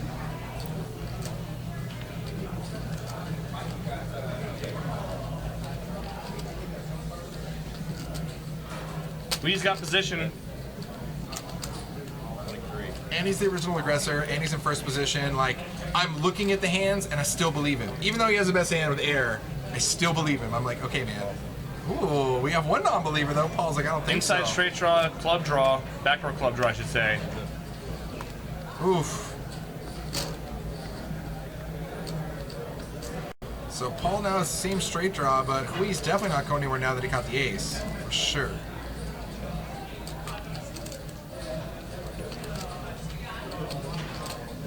And I like that Wee's going to keep betting here. We saw in our previous hand where Josh turned the best hand and then went into shutdown. Wee here bet with air on the flop and then got there and is going to keep trying to extract value. That's 45K.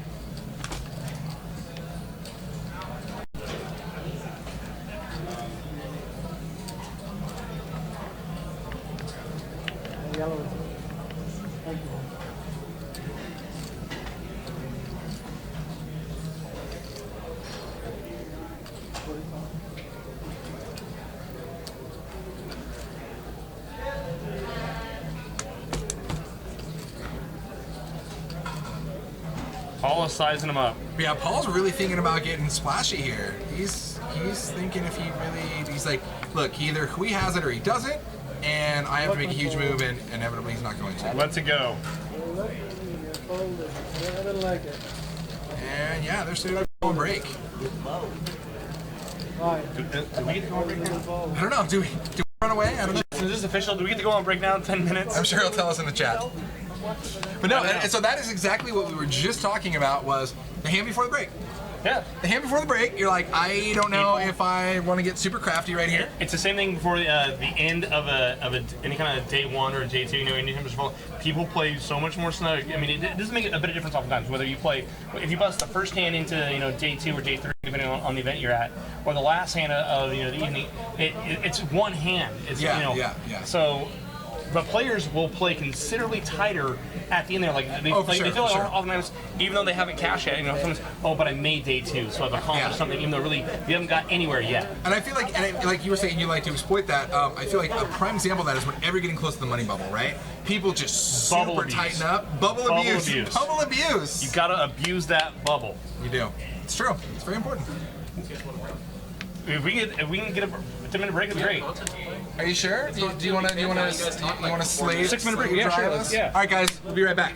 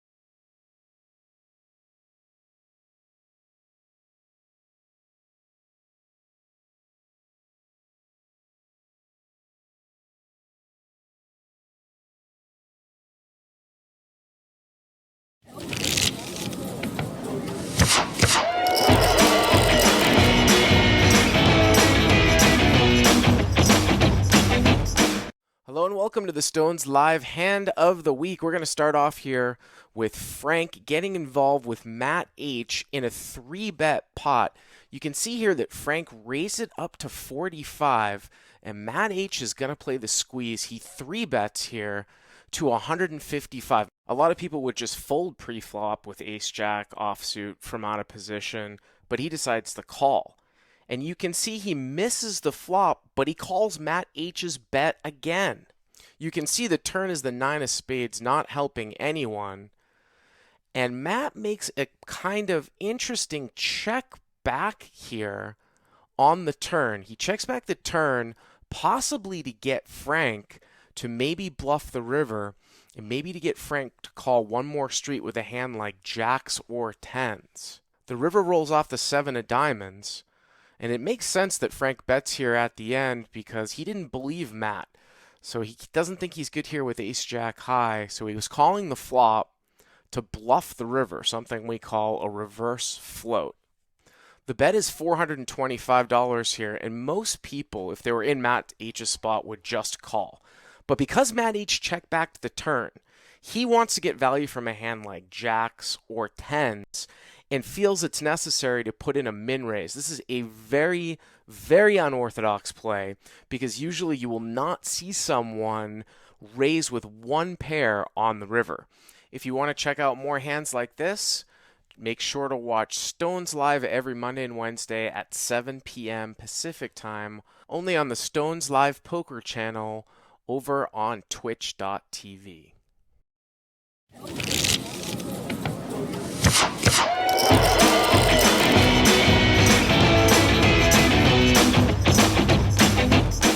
Hello and welcome to the Stones Live Hand of the Week. I'm Bart Hansen, and today we're going to take a look at an incredible hand here as 4 people flop huge. Frank was the pre-flop raiser with ace-8 of spades. He actually checked the flop, and you can see that Brian flops the nut straight and Azan has bottom set. It gets checked over to Azan, who bets out with pocket deuces.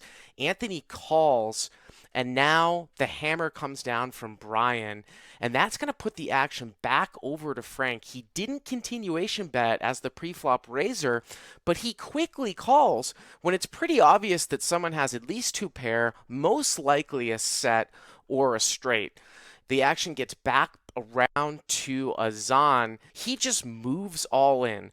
Just an absolutely incredible hand. Of course, Brian kind of plays it cagey and calls, and the action gets back around to Frank, and Frank just can't believe it. But at this point, even though I didn't really like the call on the flop by Frank, how can you fold now? I mean, he's getting almost 3-1, and it's pretty certain that people have a set or a straight. There's no way I'm ever folding there, but he gets rid of it. And Azan's going to get lucky here on the turn and win a gigantic pot. You can check out Stones Live every Monday and Wednesday at 7 Pacific time over at the Stones Live Poker Twitch.tv channel.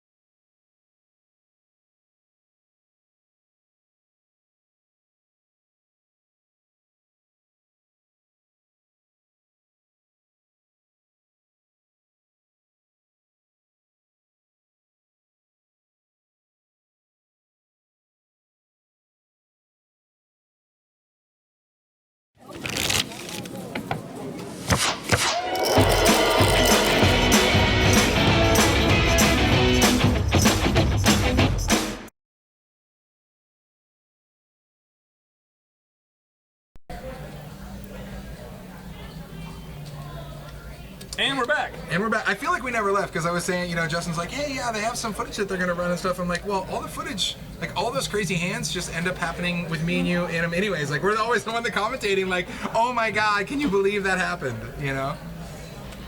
I love it. Level up. We are at 5K, 10K now with a 1K ante. It's actually a little bit shallower. It's going to be go time for a couple of these players here. Now, for the record, guys, you only start this tournament with 15K in chips. So right now, the combined small blind and big blind is actually the entire stack that you started this with. So it is no joke right now. It gets real quick.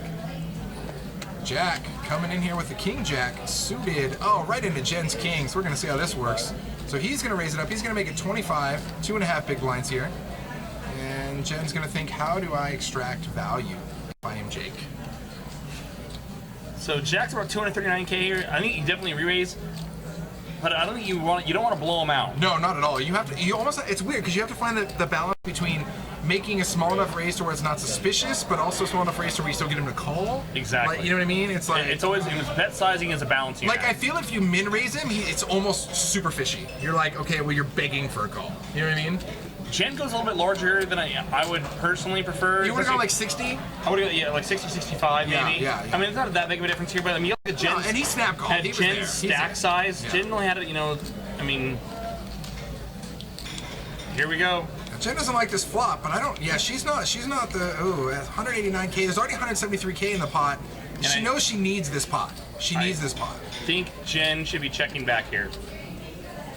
I know. See what happens? Honestly, I hope she fires and just scoops it.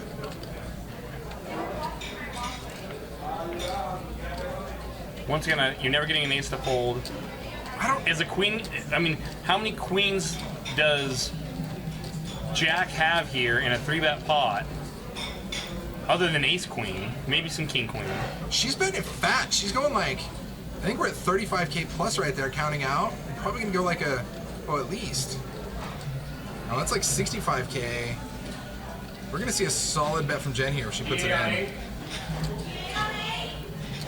I think if you check back here, you actually might induce some bluffs on the turn. Get someone your opponent to rep an ace, in which case you can cash bluffs. And he's never going to fold an ace well, here. here's the deal. What she's looking at, she's looking at all those yellows. Good check back, Jen. She's looking at all those yellows versus the rest of her stack. I mean, if she puts that in, she's committed. She knows that she can't get off it if she bets now, that. Jack might send some weakness here.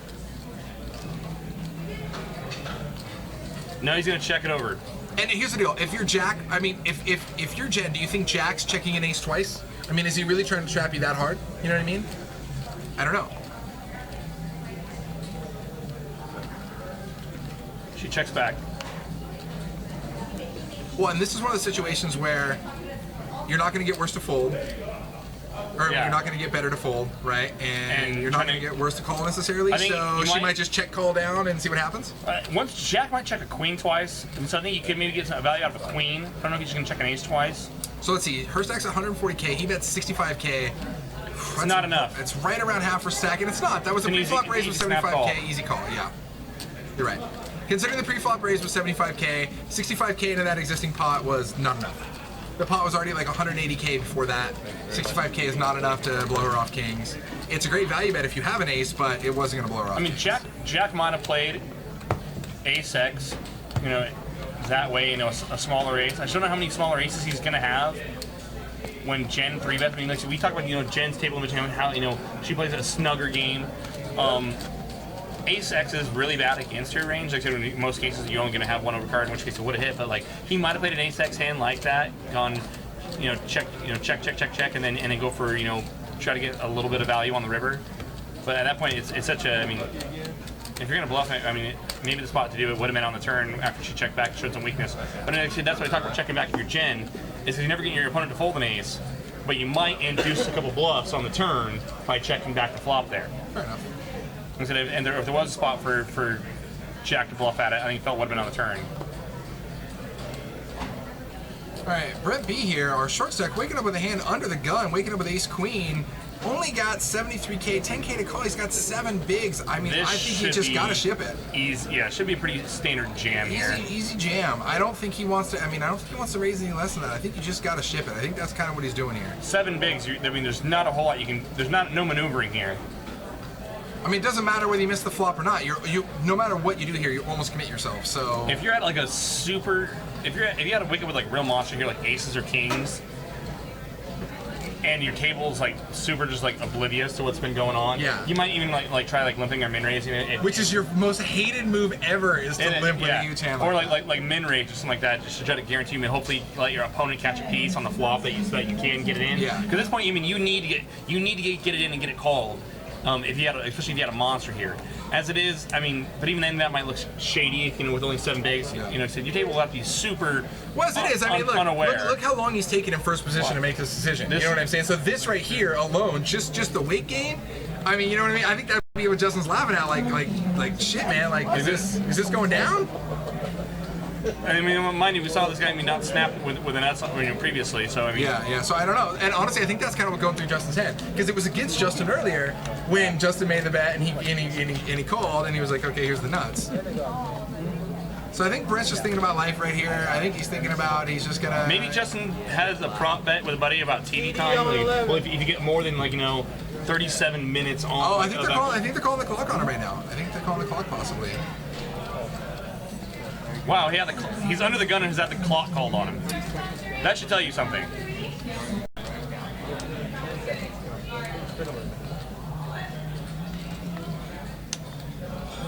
I think out of pure principle now, it'd be great. He's like, oh, you call the clock on me? Fine, I'm all in. Right? You know what I mean? Like, just why not? Honestly, the chip should have already been in. For sure. There we go. There we go. There we go. It just feels so good once you jump off. And just now- jump off the cliff. And now if you're Paul here, I mean, I honestly, if I'm Paul here, first position, you take that long, I don't even know if I'm thinking I'm that good. But it's a matter of value, right? His stacks at Paul's stacks at 350K, I think if 73K you're to Paul, call. I think Paul's gonna call. Yeah. I mean, if I'm Paul, I would love it if he had a little less. I would love it if, he had a little less. If Brent had a little less than 73K, like closer to 50 or 60, it'd be like an insta call. 73K, So I still probably call. I just think about The it. hard for a part, I minute. think Paul's gonna get away here. Now, if Paul gets away, I know why. Look at how long it's taking this guy to get his chips in with ace queen. yeah. I mean, look how snug this guy is. Under the gun, King Jack is not faring very well. No, I get it. I totally get it. And that's the thing is that time factor is really can swing you one way or another on a hand. It can really make you think, okay, that guy has maybe like a super small pair and he's just debating doing whatever. Or it can make you think like, wow, that guy's got like a freaking monster.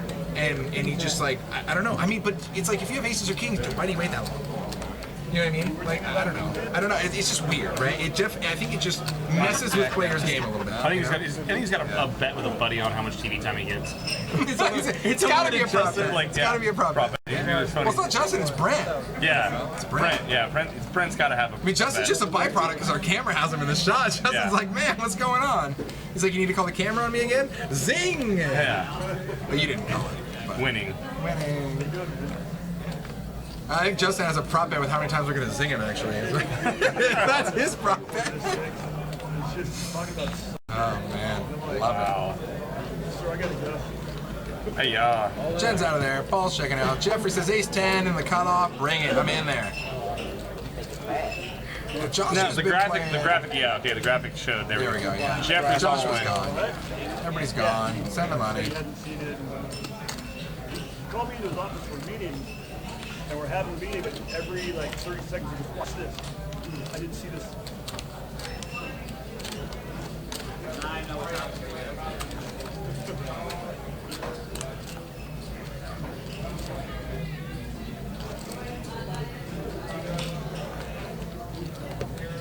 God, what'll Brent do if he actually has like a weird spot?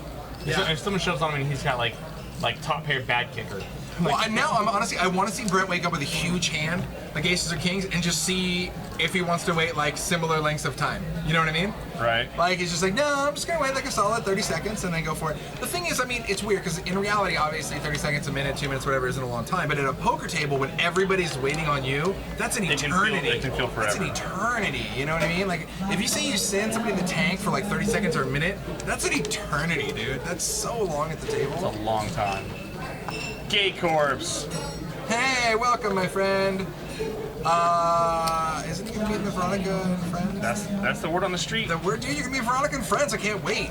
I still have yet to see a bad Veronica and Friends episode. No, it's they're fantastic. You saw me and Val were streaming you guys from the World Series. We were streaming you inside a restaurant, and it wasn't loud enough on my phone, so I hooked up my Bluetooth speaker and just blared Stones Live through the entire restaurant in the Rio, right at the World Series. I zero shits given. I just went for it. I was like, look, if anybody tells me to turn it down, I will. Other than that, I'm going for it. Nobody cared. Everybody loved it. People walked by, they're like, oh yeah, poker. I'm like, sweet. I'm like, look, Lon McCarran's in it, right? He's gonna work here in like a week, so it's like your people here. We're just supporting you. Yeah, conversation yesterday on the couch table with players asking me about like how do I get in that game? Why haven't I been in that game yet? Well, you know what's the deal? I'm just like, hit us up. Like talk. I mean, the waiting list. I mean, I don't know people. I mean, so many people want to get into that game. I mean, first of all, I mean, people even that aren't Veronica's friends after watching this game, like I need some of that game. Yeah, but even then, even just the other cash games we have on the stream, I get people hitting me up all the time. I'm like, guys, just message Stones, message Justin, any of the tournament directors. We can all get you in touch with whoever you need to be, for sure. So we Dr. Drew in seed 7. Actually, I see the resemblance. Good call. It's not, but good call. So we started with 130 runners in this event. We are down to 8 players left. Blinds at 5K, 10K with a 1K ante. And a hand that's all too familiar for our friend Brent B over here. Ace Queen again. He's facing a raise to 22,000 by Paul here with Ace Jack. And Brent eventually decided to ship it early in first position, and I think he might be looking to ship it again. He sure is. There we go. Brent's learning what to do with that Ace Queen. Get it in there, buddy. And now this is nothing for Paul to call. It's an easy call for Paul here. 56 more K. You know, like a sixth of his stack. He's in there. But I was gonna think it's weird. Like this guy's gonna take forever with hands like Ace Queen and Broadway. Right? What does he snap shove? What does he snap shove with you? Like this guy's got to have like pocket jokers. At the price he's being laid, I mean, he's gonna call. Oh, he is. He might not like it, but he's gonna call. No, he's just looking. I mean, it's so easy for us to look because everybody's chip stack's auto-counted for us, you know? Mm-hmm. But like when you're actually there, you just gotta count your own chips, look at your own stack, look at their stack. I mean, it takes you an extra second. But I think it's a pretty easy call here for Paul as well.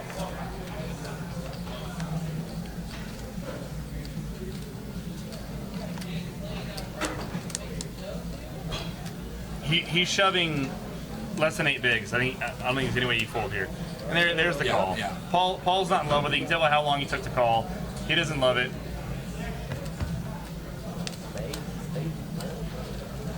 So Brent here has about a 70-30 lead here. Both players suited. And boom. Chopportunities. Chopportunities. Chopportunities if a king pops. And it will not. Ace Queen's gonna hold. You know, I will say something about Brent. So obviously he's taking some extra time and some hands and maybe taking an extra minute or two to show over the nuts. But the guy has been pretty freaking patient coming in here as a super short stack. And really taking his time to come back in chips. I mean, spots. Yeah, the fact that he's now going to be, I mean, we're going to find out here in a minute, but he's going to be sitting at, a couple hundred K, actually like 170K, something like that. Yeah. He's taking some time, man. He's been super patient. And obviously that's how he made his way to this table in the first place, so good for him. And they were like, look at it, he's up to 179K, 17 bigs. Gate Corps wants you to bring back the money suit. I will, but the timing's got to be right. You can't abuse the power. The money suit has to fit properly. And then it's just weird. It's got to be a good event. It's gonna be. And I will be honest. I saw one guy in Vegas wearing the money suit, and I don't want to brag, but the guy he looked like crap, and he just didn't pull it off. You wore it. He didn't pull it off. You wore it.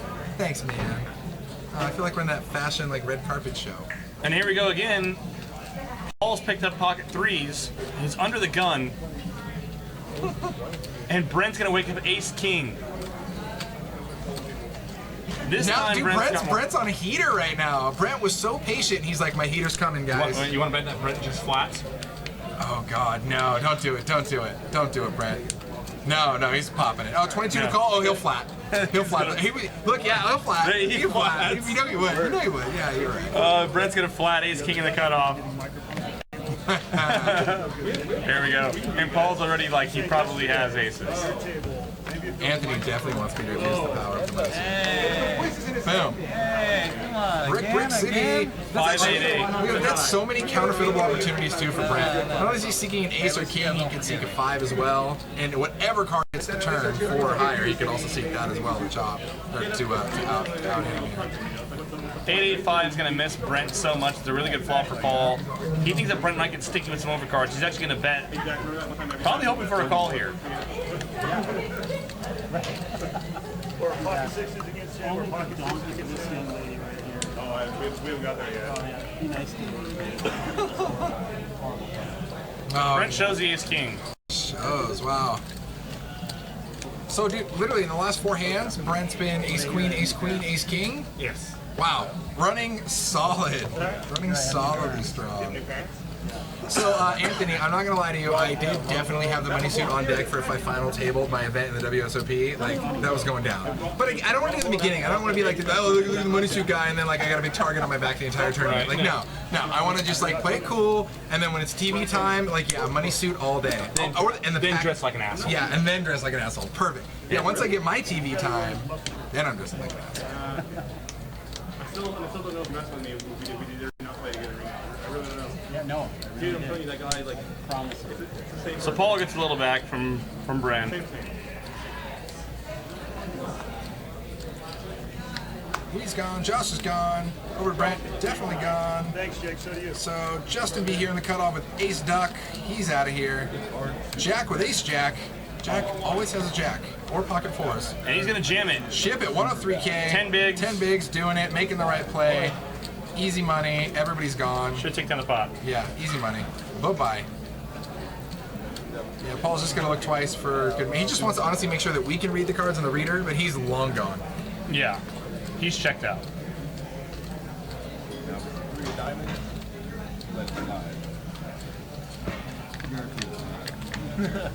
ED on 11. Gay Corpse, everybody drinks on a rail on the final table. I know you're just being facetious, but good lord, have you heard those people cheering? You can like see the piles of empty drinks in front of them on the rail. You're like, yeah!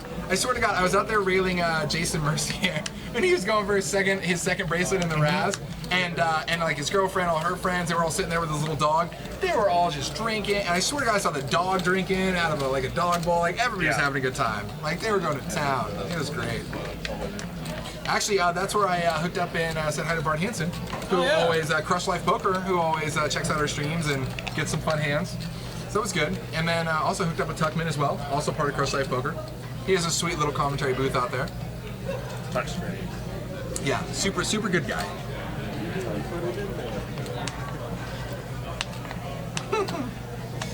A Gay Corpse needs to land the sarcasm a little thicker. I'm not sure if we're quite picking all that up. I can't wait to see him in the Veronica and Friends. Okay, so we should do one Veronica and Friends game where it's just like pretty much table talk. Like commentators can just sit here and watch, but like just put them on mute. We just want to hear their crazy table talk. Maybe even the one with Gay Corpse in them, because that's going to be ridiculous. Gay Corpse, you better come ready to drink a lot of wine. It is real. Josh picking up pocket 10s here under the gun +1. Not the first time Josh has been with pocket 10s either. He's got 23 bigs. He's going to put it in an open. Makes it 23K. We're to Jack here in the cutoff. King Queen. Flat. 23K. The problem is he's got 120. Oh, yeah, he's got 125K. Yeah, he's got 125K, so he's going to ship it because there was only 5. He's literally take a fifth of his stack, 20% of his stack right there. He's just going to ship it in there. And I think Josh has to call. Yeah. 100K, it's exactly how. Yeah, he's calling. He knows. Insta call. Josh calls. knows. Yeah. Big flip. Boom! Top set. What Josh. a beast! Got it on lockdown. Oh, unless the jack comes up, don't do it. And there it is. It was a piece of art. It was art. It's done. But it's got to be a little bit of a sweat card. Got to be, for sure. So there you go. Killing it. Well played, Jack. You made a great doppelganger. You fooled Jake for quite some time. Still don't know if he's telling me the truth, man. Still don't know, man. God, look at that flop for Josh. How good do you feel when you flop top set right there? You're like, oh my God. You give me that immediate sigh of relief, like, okay, I got this. You're like, now you're not even worried about it. You're just like, how do I extract money? Like, wait, he sprung life on the turn. No. So yeah, Gay Corpse, I'll give you a ride home, man. We can Uber it up around Vegas.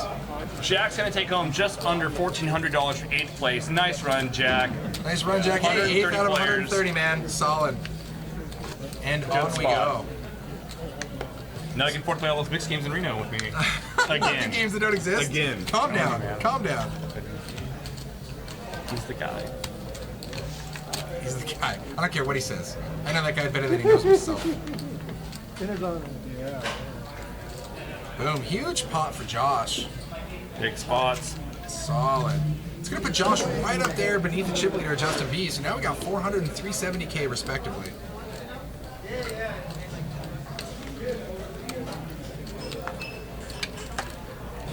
Shout out to Tim and Amy who are tuning in watching the show for the first time. Welcome.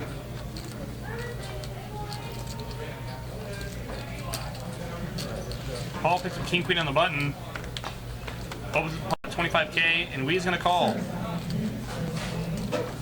Jack Dewey. Check, King on the turn, hits ball.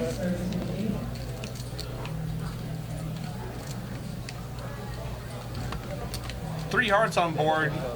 Paul can get value from one heart combos. Gay corpses, I hope someone without sunglasses wins.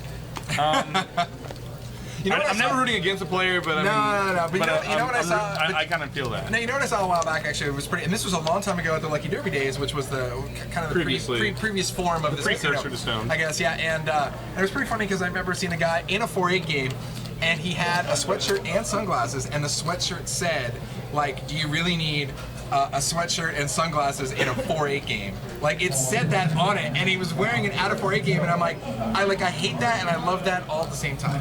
You know what I mean? Every part of that. Every part of that.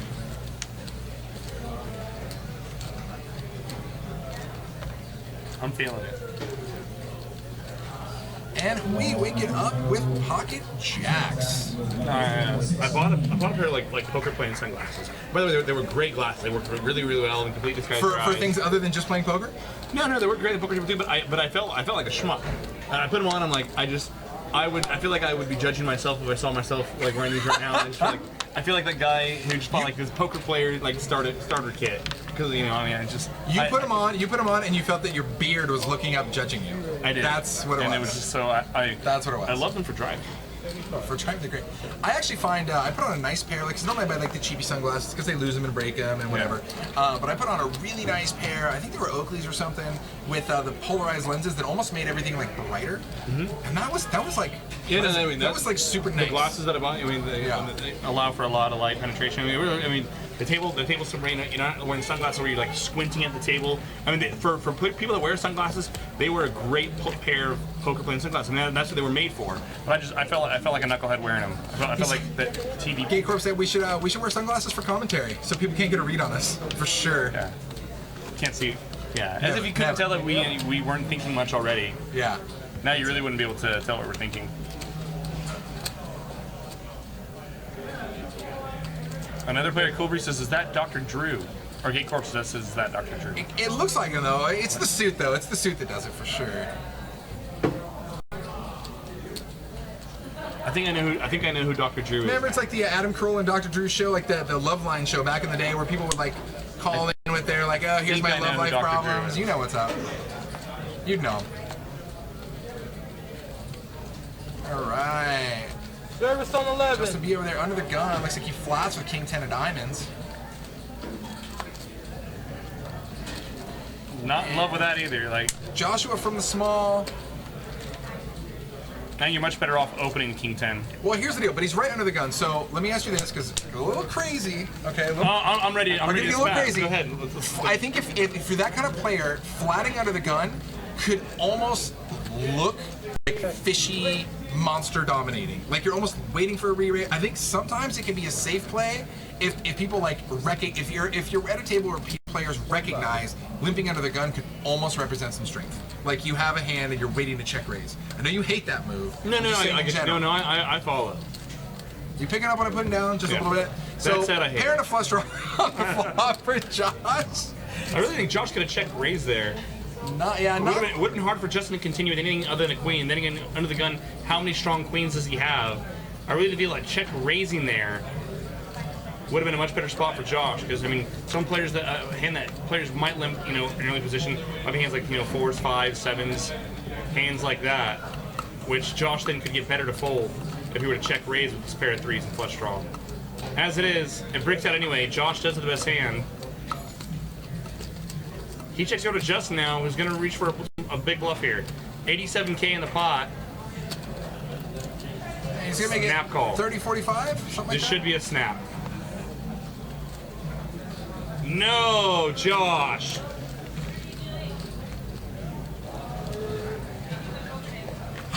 Now, guys, I'm actually really glad you did that, Josh, because there really hasn't been a single broadcast with Jake yet where he hasn't at least had to do the over-the-face hands once or twice, and he hasn't done that yet. Well, so. when you're going to play a pair of 3s and flush draw, you mean that, like, you check all. I mean, it's almost like you said you're opening and you're enticing your opponent to take a stab at it. Yeah. And I mean, if you're baiting your opponent along that much. I mean, how many big So, and I think Gate Corpse is right on the money with you, right? So he says it's a failed opportunity because on that flop, right, he calls him Drewski. I like how he calls him Drewski automatically because he looks like Dr. Drew. He says after flopping that good, a bluff will work 100% of the time. I mean, and basically, you're a solid semi-bluff, right? Pair with a flush draw. I mean, you're not even really bluffing. You're bluffing, but you're not bluffing. It's a huge sum of bluff, but you can get better to fold. Like, so if a player limped under the gun 5s, 4s, 5s, 6s, 7s, hand like that, you can get better to fold.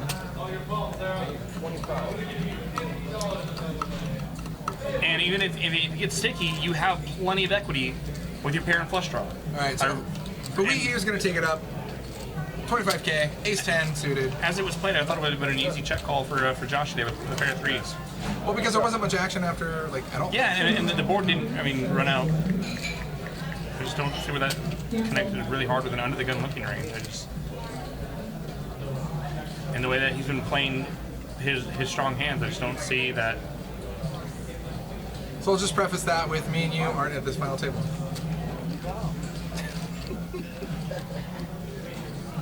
Hey,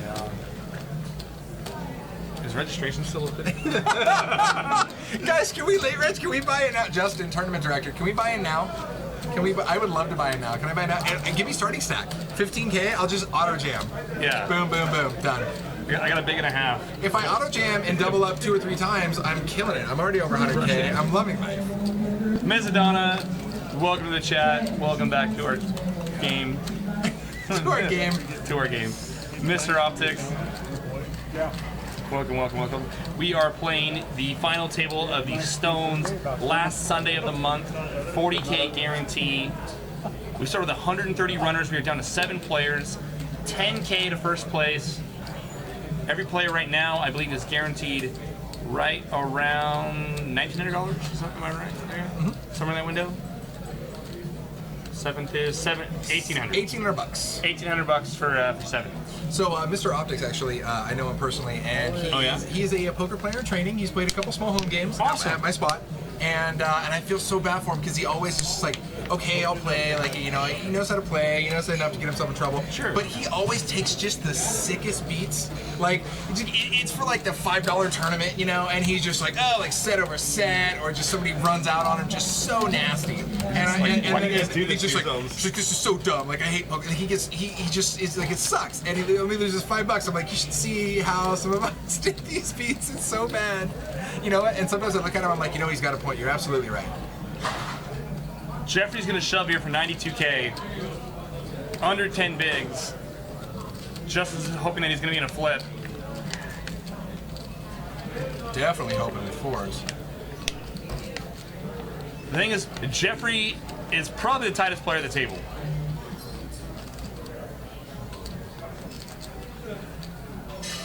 When your best case is a flip and you crush oftentimes, I think folding is your best option. Not about it.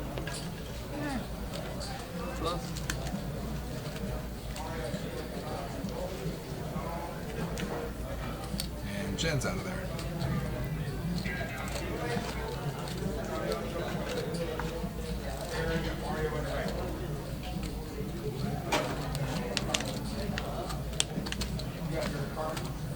Gate Corpse is at seat 5. It's Christopher Walken plus Bill Gates. I definitely see the Bill Gates piece of it. I don't know, I'm still trying to, But that's because you haven't seen him dance yet. Then you see the Christopher Walken piece. Because that guy unleashes. No joke. The Nutter Butter, welcome. Welcome to the chat.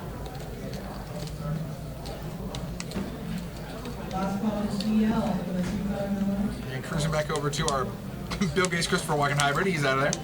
Please get him up. Gonna fold to Justin on the button. Ace-8 should be an open. Should be an open for sure. Button, Ace-8 suited, 11 life. I don't think Jen's gonna really get spunky defensive with 10-3 diamonds anyways, but luckily not because she's totally locked in the diamonds category. You're going to see a lot of this. I mean, at the stage, it's going to fold to the button. Button's going to open and take in the pot. Paul now.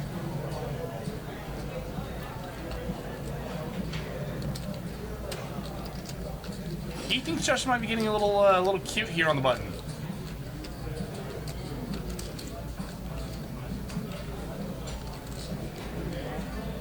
Re-raised to 85. Re-raised to 85K out of Paul.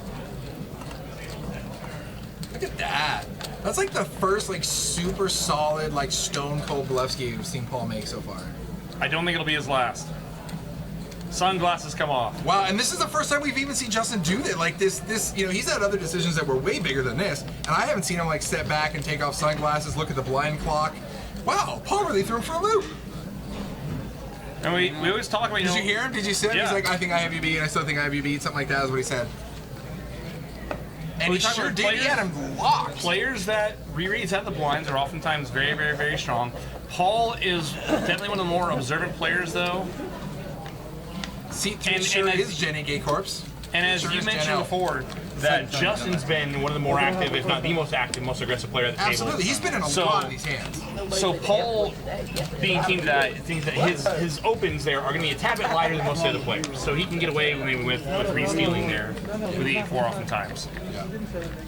I feel like I'm the guy that every time I raise like the button or the cutoff with like or the button or the hijack. No, calm down. Now everybody thinks I have junk. That's the problem. Is that when I actually wake up with a good hand, everybody repops me. Like I'll have a king queen suited. Good hand, Ace-7. Everybody ace deuce, but but everybody repops me, and I'm like, guys, I'm not full of shit. Like I actually have a good hand. It's because you have an active fold button. No. Yeah, we know that you know. Can you see the?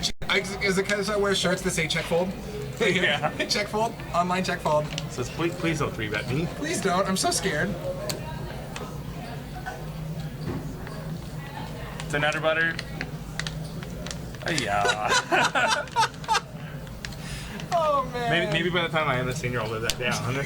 Dude, even when you are a senior, they'll be like, Jake, you can finally play in this event now. It's like rekindle it for everybody. Oh my God. Oh yeah, remember that time? The funny thing is, I like wasn't even a huge part of that, but like I just heard like some super quick brief thing. Thanks for like distancing yourself from me. No, so I totally like lightly needle you, but I only do that because I have no idea how hard you actually get needled by apparently everybody else on the planet. So like, it's pretty funny. I lost friends over that. Did you really? Oh yeah. Well, then they sucked anyways. No Yeah. offense to your friends, but Yeah.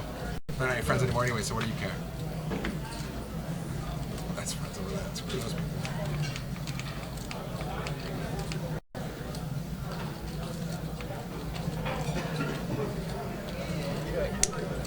So it's funny, earlier when I said I see a couple players standing up and you said no spoilers, I literally thought somebody busted like 2 or 3 players at once, but they were just going on break. Going on break. They were just going on break, and I'm like, Oh my God, the entire team. I'm like, wow. Is this thing over yet? I was like, there's gonna be an epic hand coming up so fat. And like, no, they were just going on break.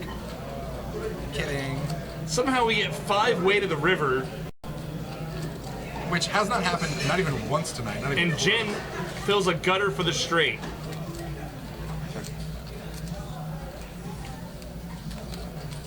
I want to go to there. Bet 35. 45. Easy money there. No one else can call. Nothing for Jen, the 7-8 silent assassin. monster.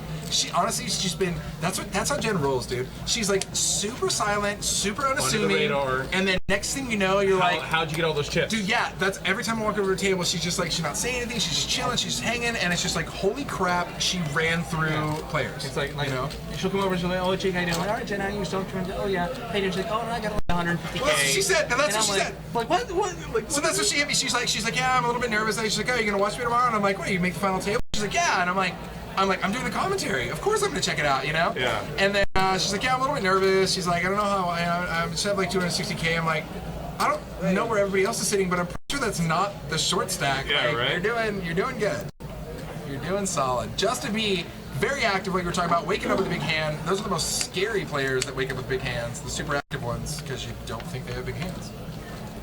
And this is a great spot for Justin, like I said, we just talked about, like, and it looked like he might have been steaming after that little, after he had to fold the ace-8 there, you know, kind of like, I know, you know, the glasses come off, I know I had the best hand, and he fold anyway. So when he puts in a 3-bet here, if he's careful with the sizing, he might induce some players to think that he's just on the steam pipe.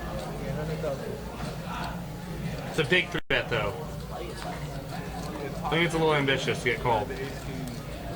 So it was a raise of 22K from Joshua here. It's gonna be, yeah, re-raise 100. Gosh, I would have really liked to see like 70 there.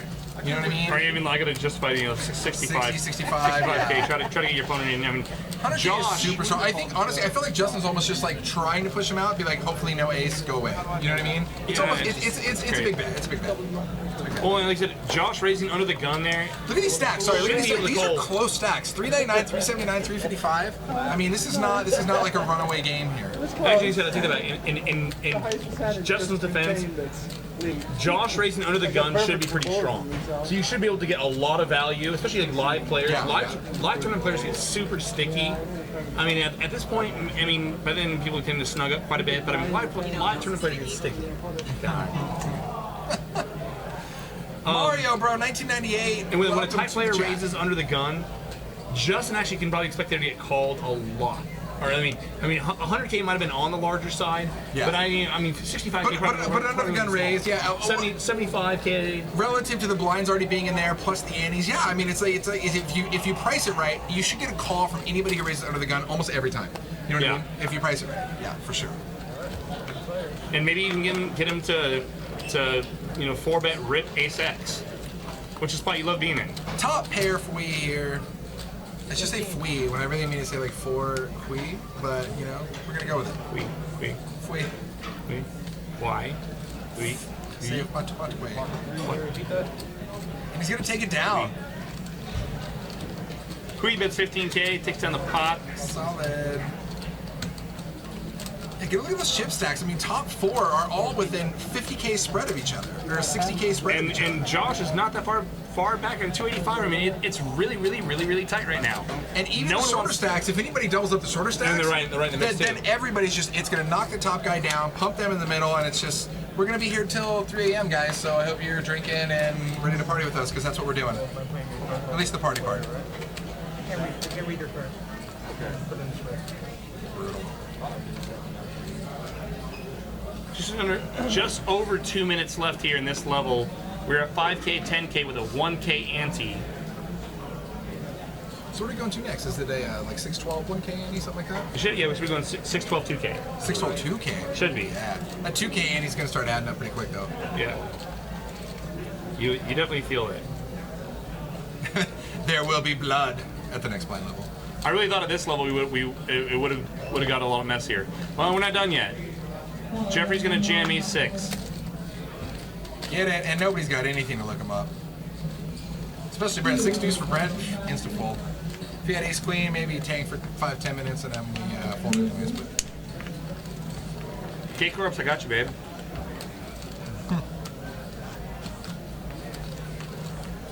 K-Corps, he's already solicited me for a ride, you for a ride. Probably wants Justin, the tournament director, to give him a ride. Dang, it's brutal.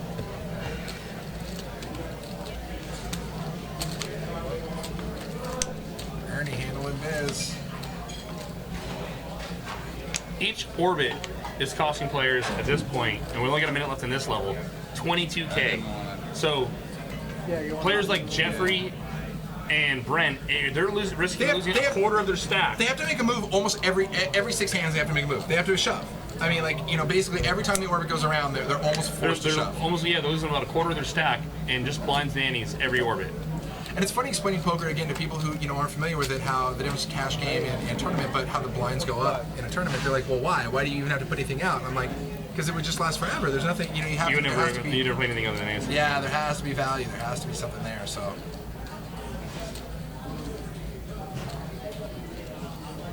Hui opens up the cutoff, ace 4 off to 25K. Brent, King, Queen, 10. I think this is a spot. And Brent's put in one of those spots where it's 20K to call. It's literally going to be almost a quarter of a stack. And he's just going to flat, in which Jake does not like. Jake would have preferred a jam or fold there. You got a lot of way to maneuver here. And wow, obviously Brent's MO is going to check this all day to Please check Brent. Brent never bets his own hand, so he's definitely going to give Hui some rope here. There you go. Yep, do it. And we got a little piece of that. And Hui's going to fire for sure. I think actually Hui's right now, he's knowing that if he fires, Brent's going to ship it. If he has any part of it. Any part of it, he's going to ship. And he bets 30. And here comes the, no way, you cannot flat. There it is. Oh god, if you flat, it almost looks more fishy.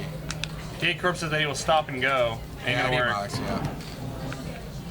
And Hui's 30K bet. I mean, it's enough to get away. It's like it sucks, but the additional 43K. I mean, even though it's nothing relative to your stack, obviously he has you crushed. I mean, you're just calling for the. You're only getting fives, sixes, sevens, maybe eights. Well, I mean, I don't know. Maybe you can get Brent to fold everything up to tens. I mean, if he's floating the flat, ace king, then he's probably willing to flat 10. Honestly, I kind of like T-Burke. Back to the superstition thing. This table 4 is always coming, bro. More 4s. 4 every time. You get a set of 4s. Although it didn't work for our man Jack, though. He's gone. He spiked 4s twice. He's still gone. Yeah.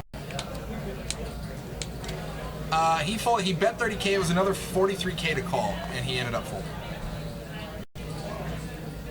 Didn't like any of it.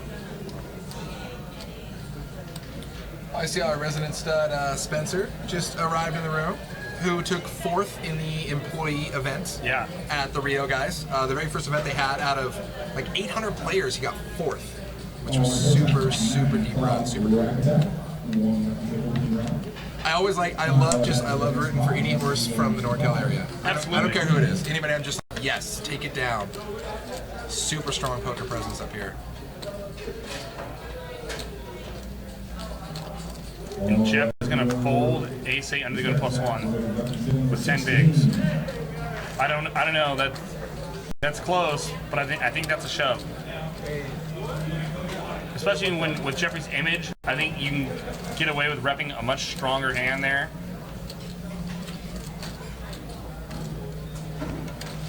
Jen, the silent assassin, just building chips and sitting, just waiting patiently. Silent assassin. Gotta find your spot.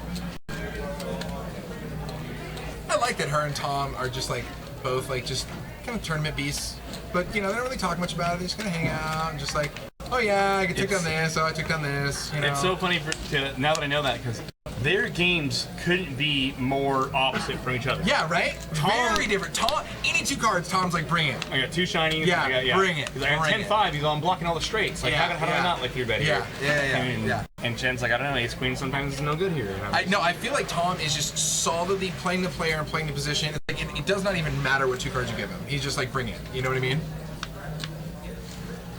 But at least at least they're not both in the middle. That's no, worst. Like, it's good, and it works for them. You got to be on one end of the spectrum. You got to be like super. You got to be loose aggressive, or tight aggressive. You're in the middle where you're just like lukewarm passive. You just get like. Well, that's why I like it honestly, because it's like you get Tom and Jen both in a tournament. Like one of them's going deep.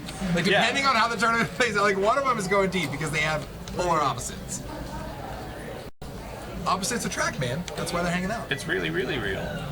For really real. So we got some tie hands here. Jen and Hui, same hands. King, queen off. Jen here is going to pop it from the small to 27K, whereas we originally just flatted, and looks like he's going to flat call. So 65K in the pot, going to the flop. We're still limping hands. Boom. Nothing for anybody, but Hui's actually got the second nut club. Jen is hating life with that flop. I think that almost offers enough. Oh, Hui's going to check behind.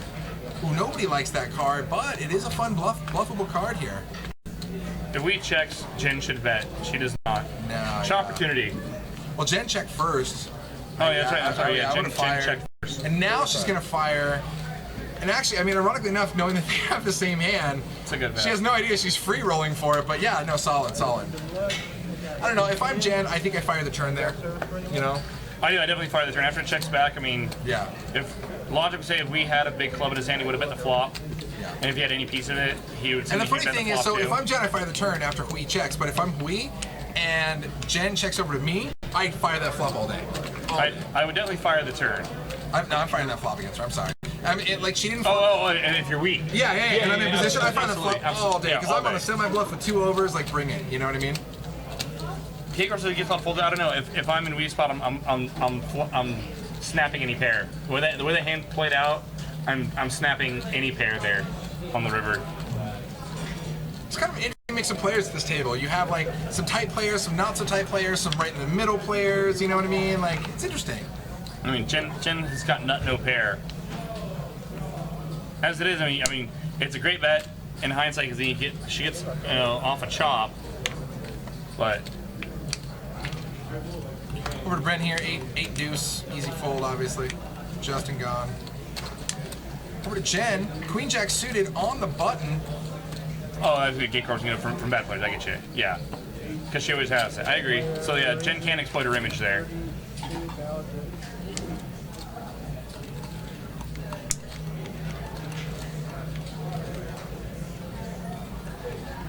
Jen makes it 32K to go.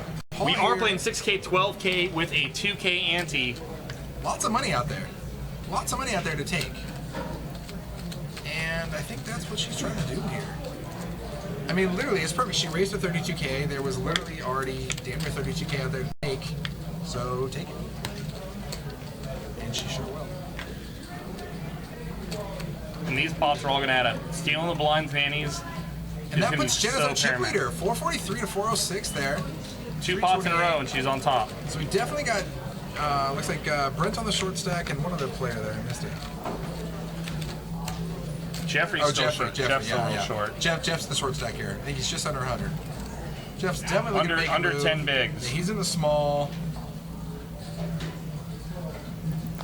Okay. Well, that was in the hole. Man, King Queen tie hands again. Josh, what? Josh folds under the gun. Yeah. And Justin, 12K to come in. King Jack. Different player, a little bit later position.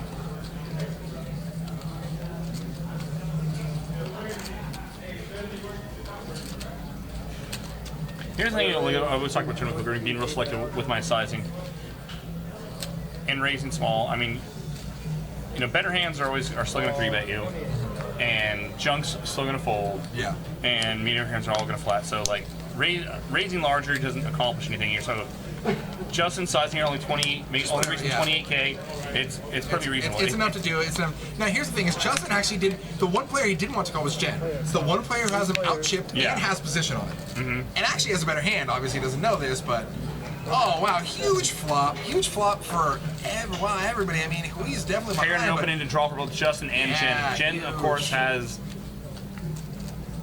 Justin crushed. Yeah, and everybody's got each other's blockers here with the straight out. So this is gonna get a little funky. Prepare. Strap on your seatbelts, guys. Jen's really get a lot of value out of this hand. Absolutely. So Jen, check it over to Jen. She's gonna bet 42K it is. Yeah, a squeeze right there from Hui would have been disgusting, dude. Just the all-in squeeze. Nobody could have called that.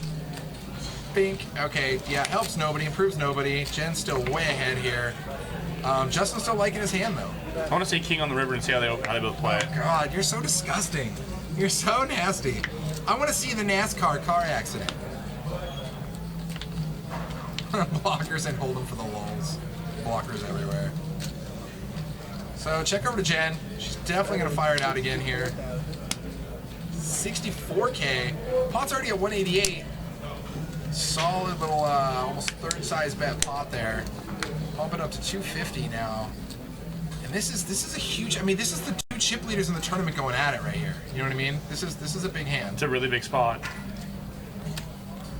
And I think this is a good just call here by Justin. Heads up.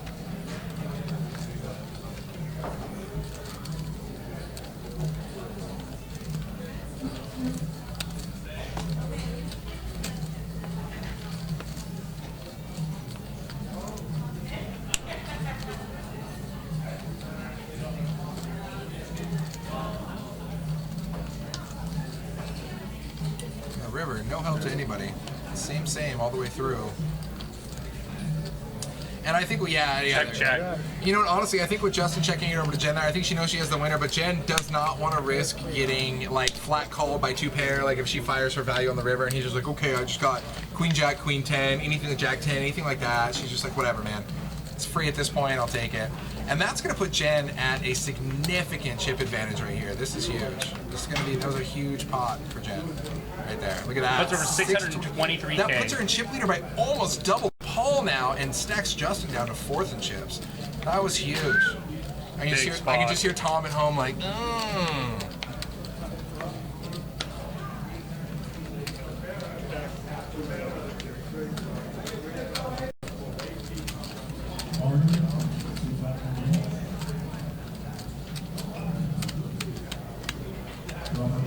Jeffrey's getting real short.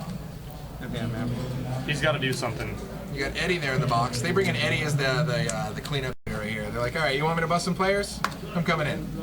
I'll bust some players. I'll create some action.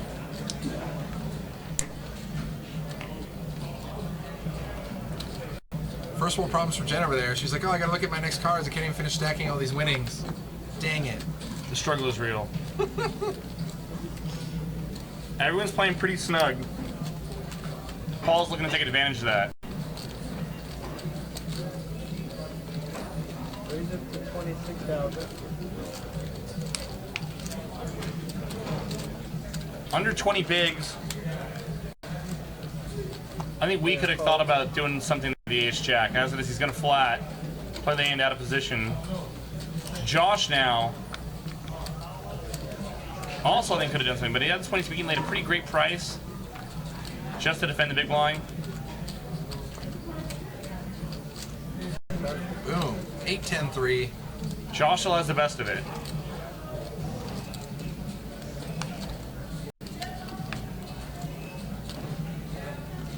You know, Anthony, to answer your question, do I have certain dealers that feel like a cold deck me all the time? Ironically, no, but I've definitely had in the past, I think at maybe other establishments, and I know players who definitely do and like have pretty solid evidence of that, like every time, you know. But again, that comes back to that superstition thing, right? You know, it's like everybody knows it's not the dealer's fault, obviously, you know, good or bad, the dealer had nothing to do with it, you know. But I mean, I get it though. Sometimes it's just that's the way the cookie crumbles, dude. Sometimes there's those dealers who just do you dirty, and that's how it goes, you know. I feel like you directed that question at Justin, Anthony, because you knew that I want to hit you upside the water bottle, upside the head of the water bottle for asking that. God, like luck, yes. Blame the dealers. Sure. It's always the dealers, good or bad. Always the dealers. I took that pretty cold one in this event yesterday on day 2. I think same player, same hand. It happened in Reno. Yeah. You know, aces, big line, he gets there again. Same player, same way. It was gross. And I've been playing cash afterwards, and the dealer who dealt the hand, unfortunately I didn't pay attention to who was dealing the hand at the time, once things I don't blame dealers or anything like that. She like apologized to him, like why are you sorry? Like I know, just in some players think like, no, like thank you for dealing the game for us, you know? Yeah, I mean, come on. And again, that's how you can tell the difference between like, you know, a seasoned poker player or a poker player who plays regularly versus like somebody who's just like, oh my god, how do you do that to me? It's like, come on, bro, really? All right, so back to the action here. Jen's gonna pop it up. She's gonna make it 45K here with pocket threes. Paul, king, queen, hijack. I'm gonna check it out one more time. She's make sure playing pretty snug. Change. I can see Paul folding here. He does. Yeah, he does. And Jeffrey's clearly on all-in or fold mode. He's gone. Josh is gone. Brent's gone. That same question actually came up to Daniel. It was posed to Daniel Negreanu in his open chat he had. You know, this big open force session he had in Las Vegas. And a player stood up and he asked, like, well, what do you do when that dealer who always deals you bad beats sits down in the box? So you just get up and leave? And then Daniel was like trying to explain, like, no, that's not real. That's not a real thing. You're just like, you just see it that way because whatever. And maybe if anything's happening, you're playing worse because you already have it in your head that you're gonna get unlucky and so you're making bad decisions. And the guy's like, well, no, but it always happens. And the idea was like, no, it doesn't. If you were to like log your results against every dealer, you know, you would actually see over the long run, it evens out. It's all the same, you know. And just, and let's see. poker players, some of them, they're just gonna be superstitious. They're just gonna hold on to these things. And you know what? Sometimes, I mean, not sometimes, a lot of times, it's just you gotta get away from the table, man. Go take a walk, go take a breather, go outside, get some sunshine for a minute. Until your lucky dealer comes in. Yeah, exactly. And then you get into smash it.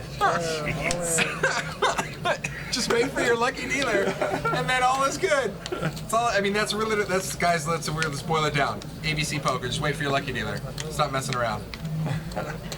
You could be like me, Jake, and we just pay $350 for seat changes in the tournament, otherwise known as re-entries. I guess that's what they call them. It's weird. I just called it a seat change, and they charged me, but same thing. Yeah. It's so disheartening when you say, like, re-entry. Like, no, it's a seat change. I want to sit over there now. People are like, how many bullets did you fire? I'm like, I only used 6 shooters. Yeah.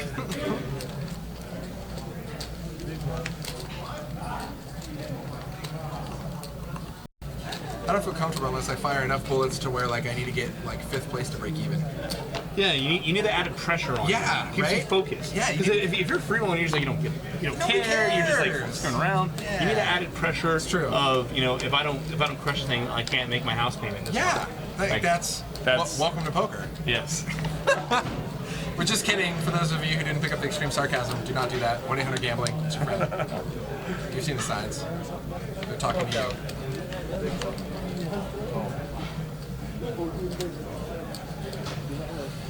Brent over here with the mystery cards on the button. There we go. Now we can see him. him. Ace 4. 136K. Rip it. This should be a. He's gonna call. Every time Jake says, rip it, this is an easy rip, and he's just gonna call. It's okay, Jake. I have some Tylenol PM for you. It'll all be over soon. Going to the flop.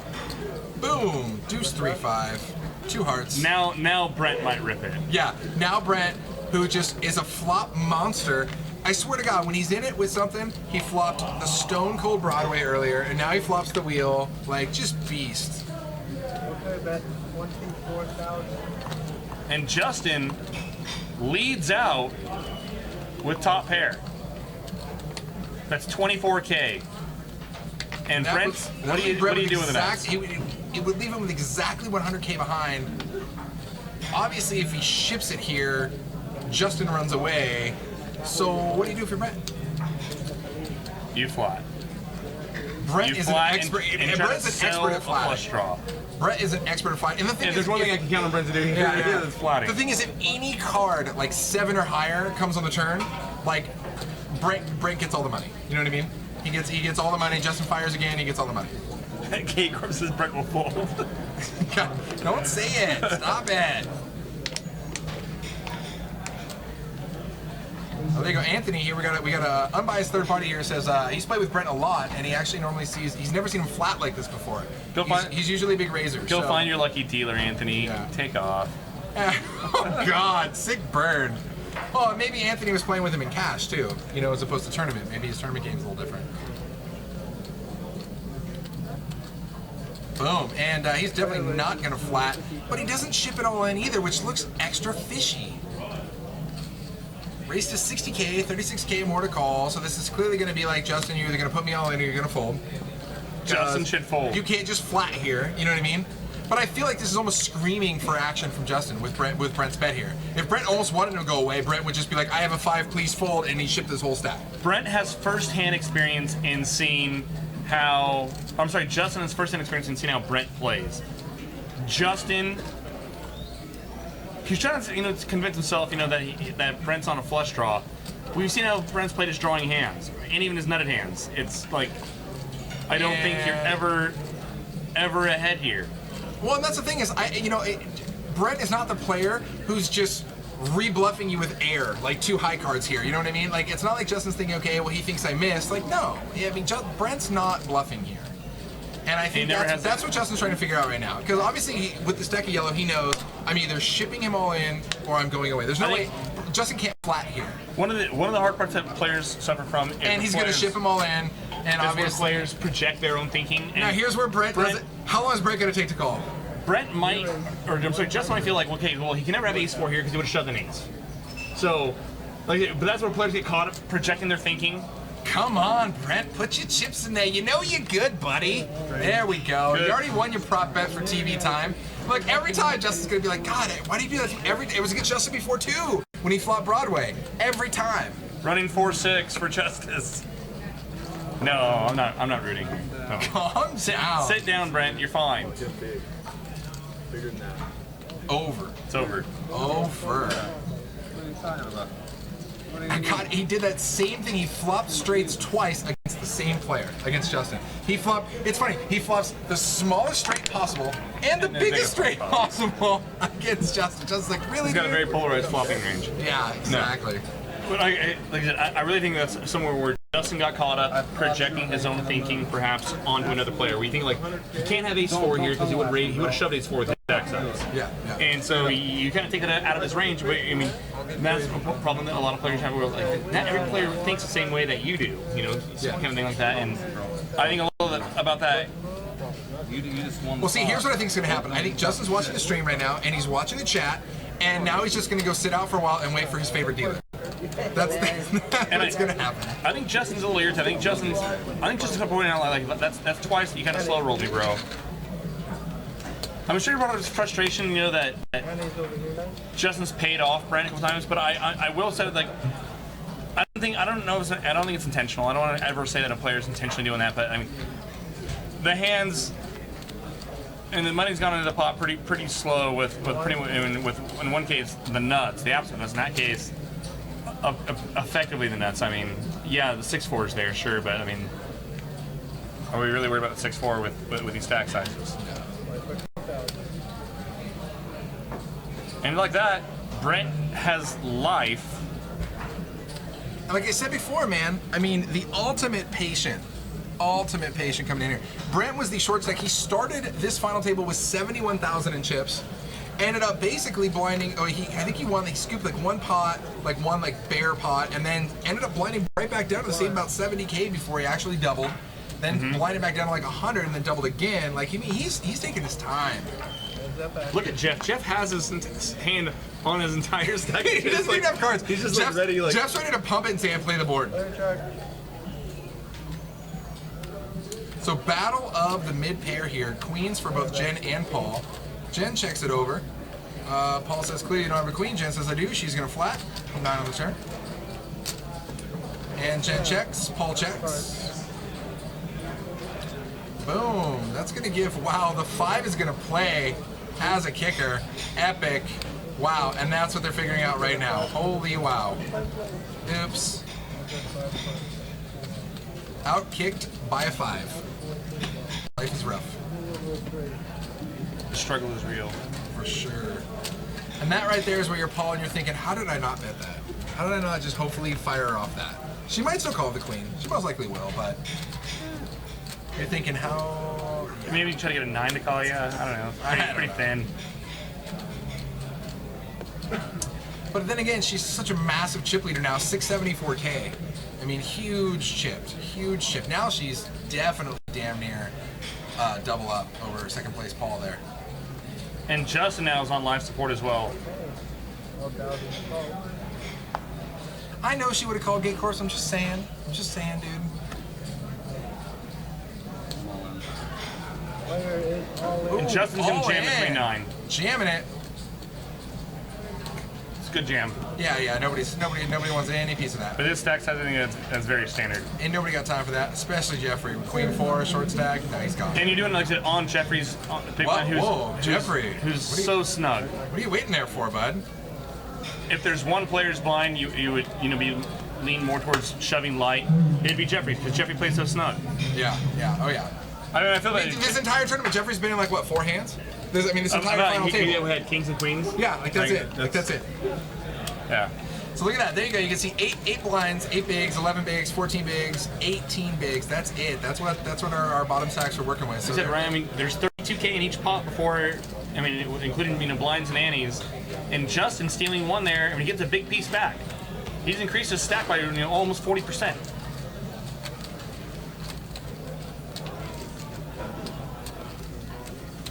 Now, the next player in the blind here, I'm not trying to, induce players, to pick on people, but we've been playing very snug as well. I'm not advocating, stealing. Yeah. But if there's a player that you can, maybe get away with a little bit more than you think otherwise, and other players with, it might also be Wii. Now, Jen's got a real hand here. Jen has some ladies, and again, it looks like she might get involved in the hand here with Paul. So it's on Jen. Just gonna think about it here. And it looks like we're gonna come in for a raise. Paul's been in some tough spots where there's been some opens in front of him from some very snug players, and he's had to play very, very carefully. And he laid down what King Jack or King Queen earlier to a 3-bet. He laid down King Queen to just an open. Looks like 48,000 is the bet. And that's Again, a big Paul open. always left the decision, and he's gone. Paul's making all the right decisions so Well, far. Paul doesn't want to get, especially Paul doesn't want to get. I mean, the one person, it's like massive chip leader, dude. It's like, I don't want to get involved in mediocre chip leader territory right now. Yeah, I mean, the one spot Paul got it in bad, he was actually pricing the Ace Queen versus Ace Jack hand against Brent. I mean, you're never folding the Ace Jack there for that price. But I mean, things haven't gone totally his way so far through this, but he's played very, very, very well. I haven't had to slap my forehead over anything that he's done so far, which is a good thing. So our short stack Jeffrey here on the button. Let's see if he can wake up with something he wants to get some action with here. And Jeffrey, with this stack size, should have a huge range on the button. Unfortunately, I don't know if he's going to get a chance to, as Brent has Queen 7 suited if everybody mucks him, maybe, but found a tanking hand in Ace King. But actually, Brent has chips now, so we might actually see a slightly different. Yeah, he might loosen up a little bit. Yeah, exactly. I mean, before he just let me tank for 5 minutes. So Anthony said that he didn't normally see this style of play from Brent. And you pointed out maybe he's more of a cash game player. Cash game play, usually playing much deeper. And this might be a very foreign spot for Brent, being this short, being this shallow. Yeah. And even when he plays tournaments, maybe he might be used to having you doing much deeper. Yeah. At the table. And Hui's going to make the move with pocket sixes here. 151K. It's not exactly a small chunk here for Brent to call, but I don't know. Brent. Scare me there with the quick movements. I'm like, what are you doing over there, Brent? And I'm not in love with the shove by Wii just because I get her stacks. So, Gaycorp says if Brent calls, I will jump aboard a running train. I'm not going to run if he calls because I don't want Gaycorp to jump upon me. You mean if Brent calls? Oh, you mean like if he would have? No, he says right now if Brent calls. No, I think he's referring to if he would have just called pre-flop. He would have just limped. I didn't see when that popped into the chat. I think he's talking about the all-in, dude. I think he's talking about calling this all-in right here. You think he's gonna fold Ace King? I don't know, man. He didn't insta call. I'm not in love with the shove by Wii. Like I said, we've seen Brent play incredibly snug so far, and there's other short stacks at the table. Oh no, he was talking about if he open limps, yeah. Yeah. Or he just calls. I love how Brent keeps checking, like, okay, it is Ace King, right? It is Ace King. Okay, it's suited, right? Okay, the both spades. Okay.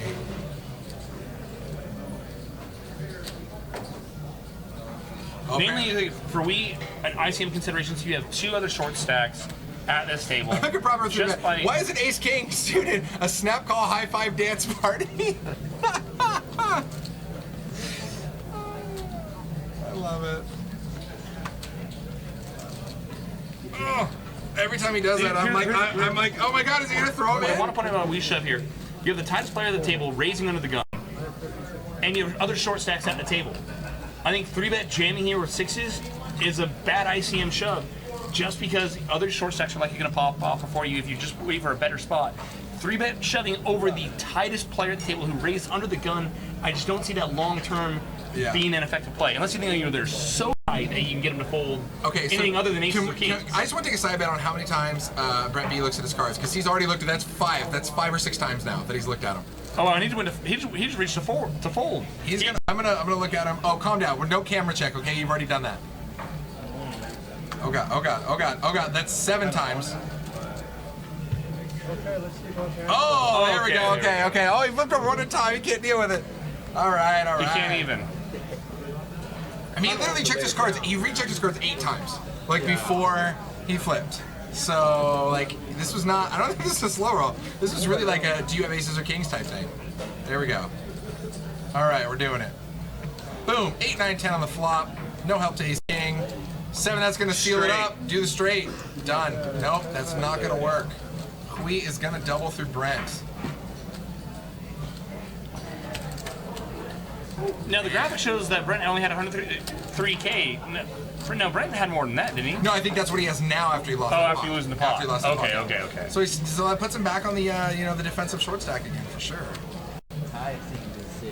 It worked out for Hui, but I don't love that shove. Well, like you said, one of the tightest players at the table who takes, literally a minute solid to act with ace queen, insta popping under the gun. And you have 2. You got to think that he's strong, and he's most likely. I mean, obviously in this case he got lucky, but most likely he's got to be stronger than pocket 6s, right? I mean, it's got to be pocket 10s or better. The only other thing is if you think that your opponent is so snug that he will only call off aces or kings there, and you get him to fold better. Then it makes sense. But as it is, you have 2 short stacks. If you're weak, you have 2 short stacks. You just took the blinds. 2 short stacks that are going to be taking the blinds before you do again. Yeah. I think it's a pretty standard ICM fold. Flatting, actually, I think he should probably be flatting considering playing the small blind. No, I think he can still fold 6s. It worked out, but I think with the 2 short stacks they're going to incur the blinds before you do again. The tightest player opens up under the gun, and it's just like 6s there. It's just Shammy 90, rough. welcome to the chat. The buy-in was actually 350. Me and Jake know personally. Yeah, it's true. From bullets, baby. From bullets. We just basically pull in the guns. We go boom, boom, boom, boom. 350 bullets. They're expensive, but it's worth it. Here we go. Paul opens up here to looks like 26K, and Josh is gonna rip it 125 for 208. Josh getting it in with ace jack suited. And Paul can't call. Man, Paul is forced in all these things, man, to make decisions. Like every time somebody's jamming, it's not like Paul has 7 deuce. Paul's like king 10 suited, king queen. He's King jack. always Yeah, got, no, you know what I mean? He he's always put has to the something to test. think about, right?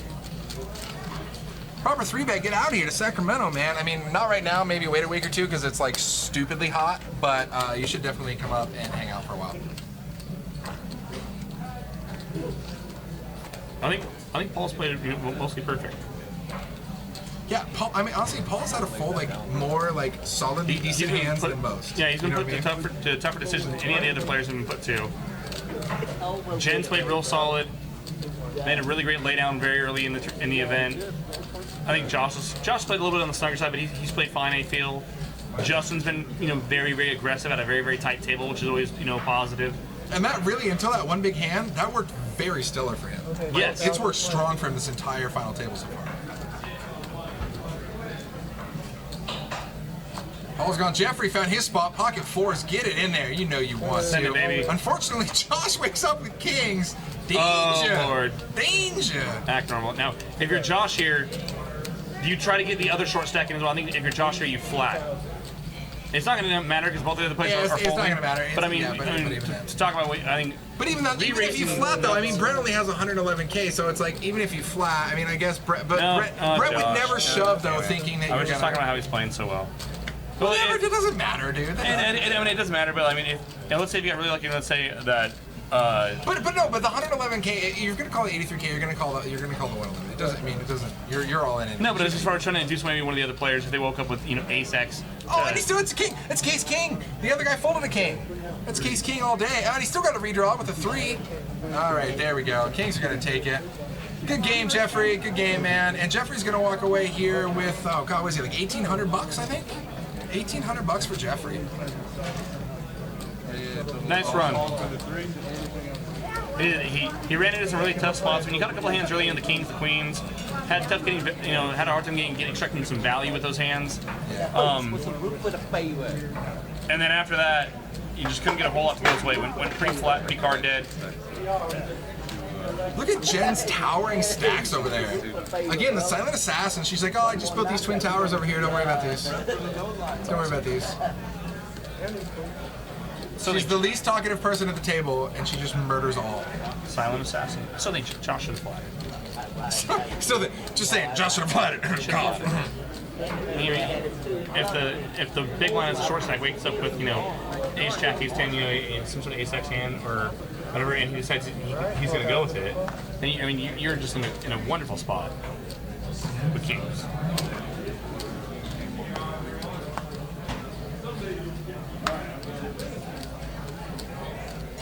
although it's probably not, because like I said, then you have the short stack all in it with a call, so you're probably folding a huge range, like just for ICM reasons.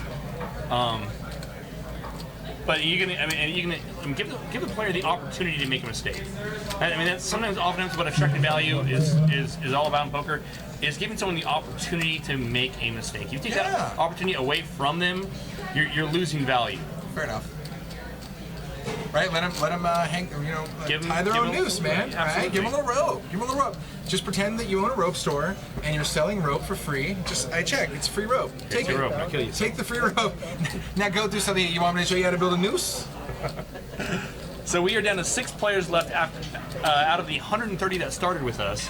Every player is now guaranteed about $2,400 for their efforts over the last 2 days, or a day and the evening. And that could pretty much cover just my bullets in this tournament. No, I'm just kidding. They could buy a couple commentators, a couple drinks. That's what I'm saying. I'm in, yeah. So whoever wants to win, you just go slap 100 on the bar tab, and me and Jake will drain that out for you at the end of this.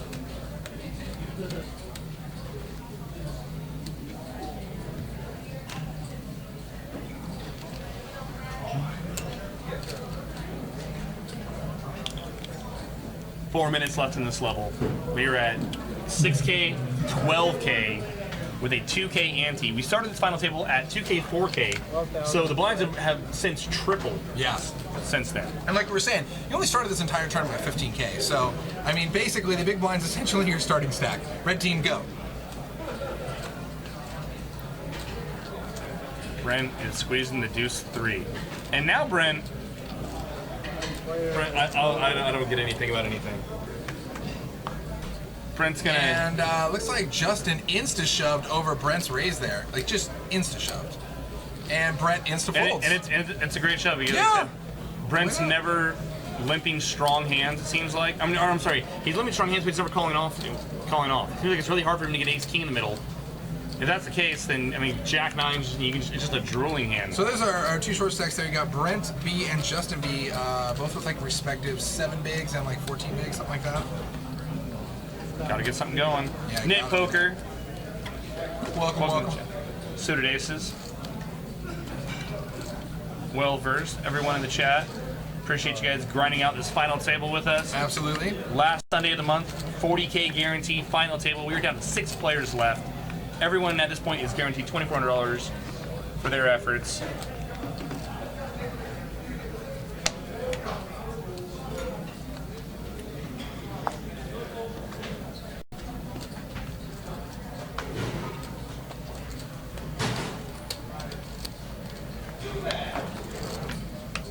Justin's checking out.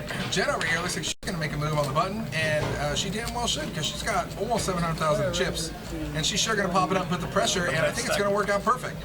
Paul's going to be gone, and Wee as well. Wee's one of those players who plays pretty snug as it is, so she can attack his big line extra wide. Yeah.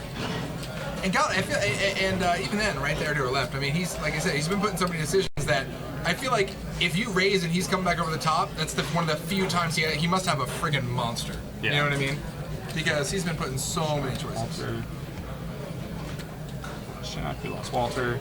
We've lost Jeffrey. And that's it. Yep. Boom. 2 minutes left in the level.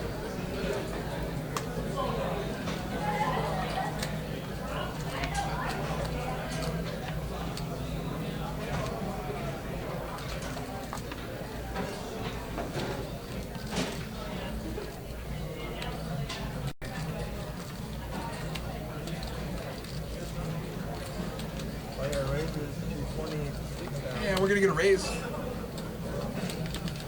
Coming in for a raise at 26. We checked out. 14K more for Josh to call. He's got a sizable stack of about 400.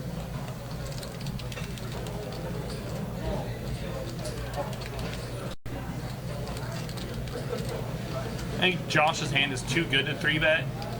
His hand that flops so well. Even out of position, it's so playable. You love 10 Jack, don't you? You love that hand. It's the best trying hand of poker. I mean, Not to brag, but I'm just saying. Logical mathematical reasons. I mean, yes. Boom. All right, ace, deuce, nine. Same hands. Both players miss. Option first here on Josh. It looks like he's going to check over to Paul, who's clearly grabbing for chips. Check bet full power position.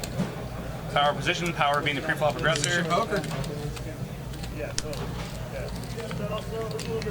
Down to our final 6 from 130 players. You cold call me, I put you on it. Jen with a commanding lead, and then the next 3 people behind her are pretty much dead stacked around the 300K mark. But if either any one of those players like doubles up through the other one, oh, it's game on. It's game on, right there. Well, I mean, like Jet's commanding lead could easily just get to a tie position if any one of those players snaps another one.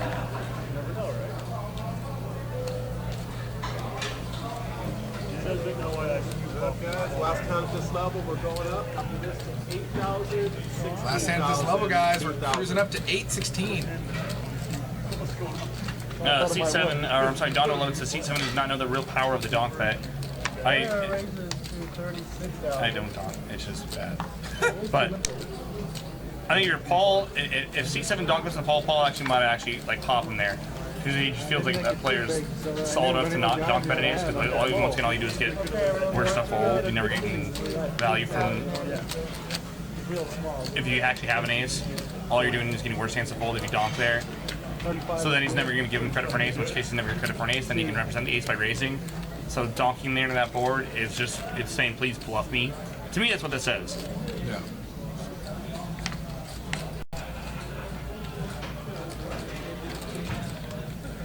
$8K, $16K. Yeah, it is not cheap to play poker now right now, guys. So every pot here is 36K, period, right now. So when you have anybody who's down on that short stack of like 100, 150K, I mean, any pot's a good pot. Nobody has to call. In fact, you'd almost prefer nobody does call. Just give me the money and I'll take it, you know?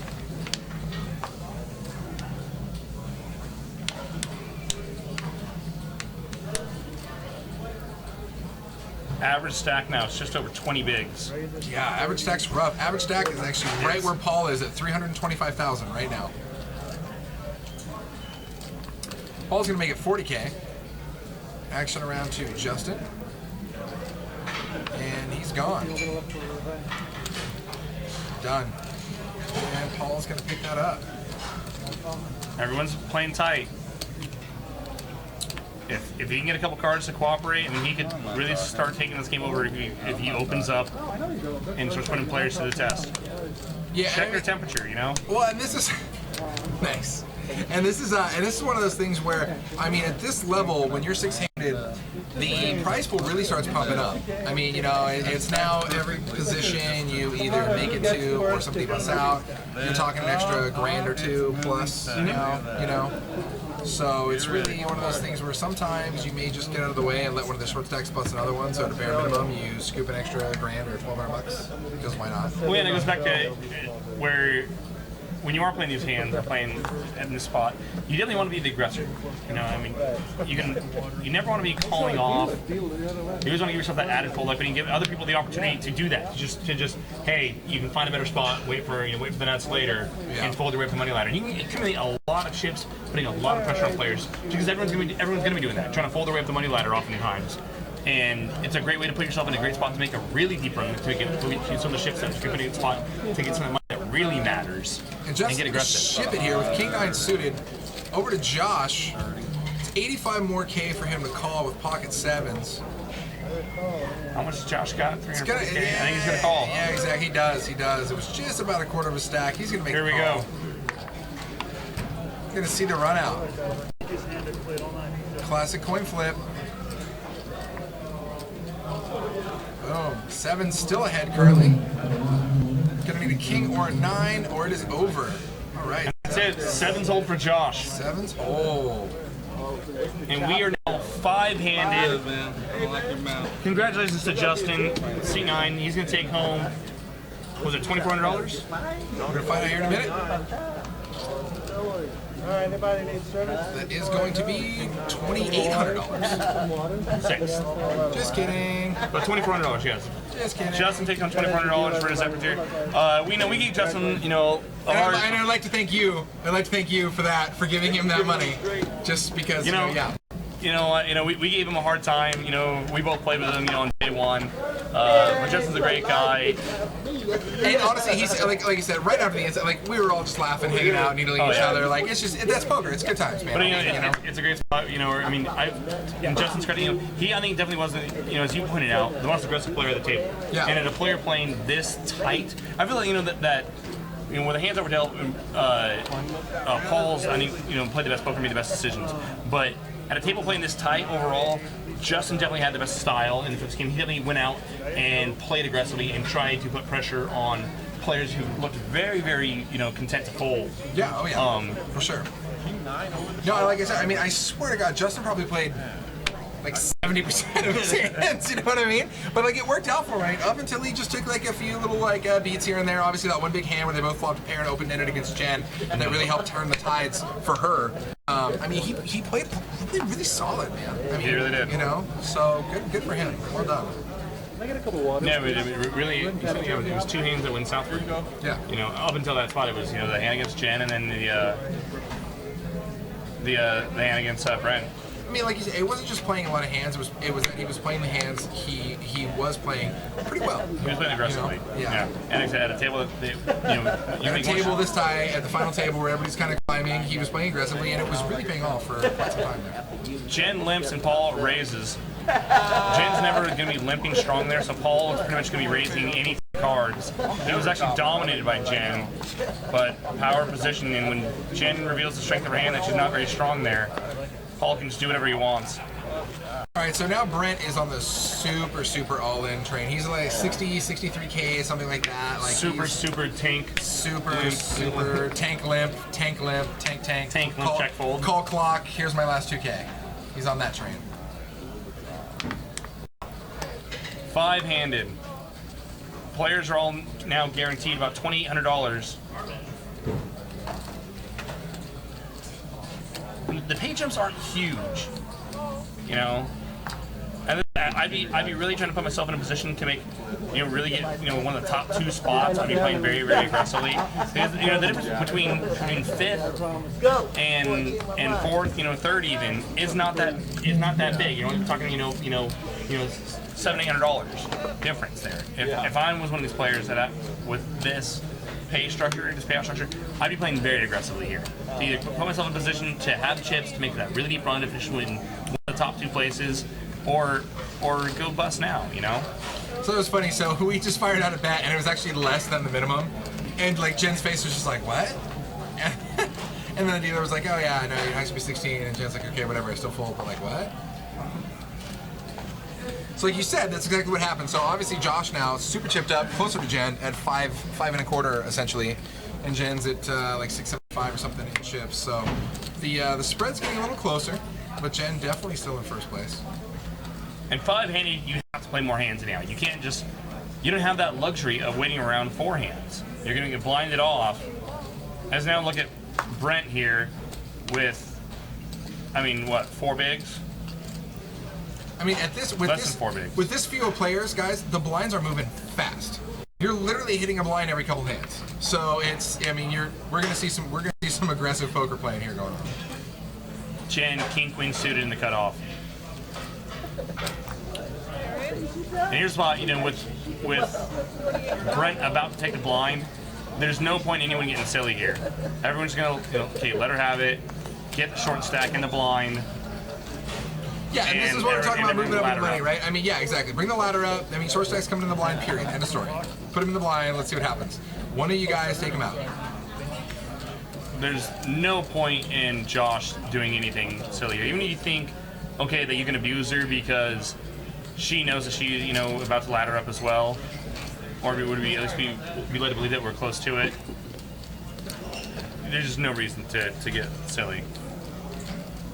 So now you see Brent be there, 3 big blinds on the super short stick here, just under 60K. And in the big. And everybody else though, 312, 370, 505, 704, everybody else has damaging stack value. You know what I mean? They're not, it's not just an easy all in, okay, let's see what happens type thing. You know what I mean? But I guess you can't. And Jen and Josh ought to be thinking about putting their stacks to work. Making their money work for them. Jen should open here. And she sure will. Well, she's going to call. She's going to limp right under the gun. So one... Jake can't stand it, but we'll allow it. Unless she's counting on every other player limping in as well to pop off the shorty. And just check the hand down. I'm not promoting collusion, of course, but it's a tournament strategy. No, we all seen that, guys. So what happens a lot of time in tournament is obviously players want to bust players, right?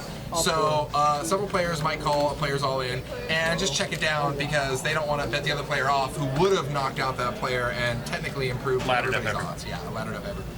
So.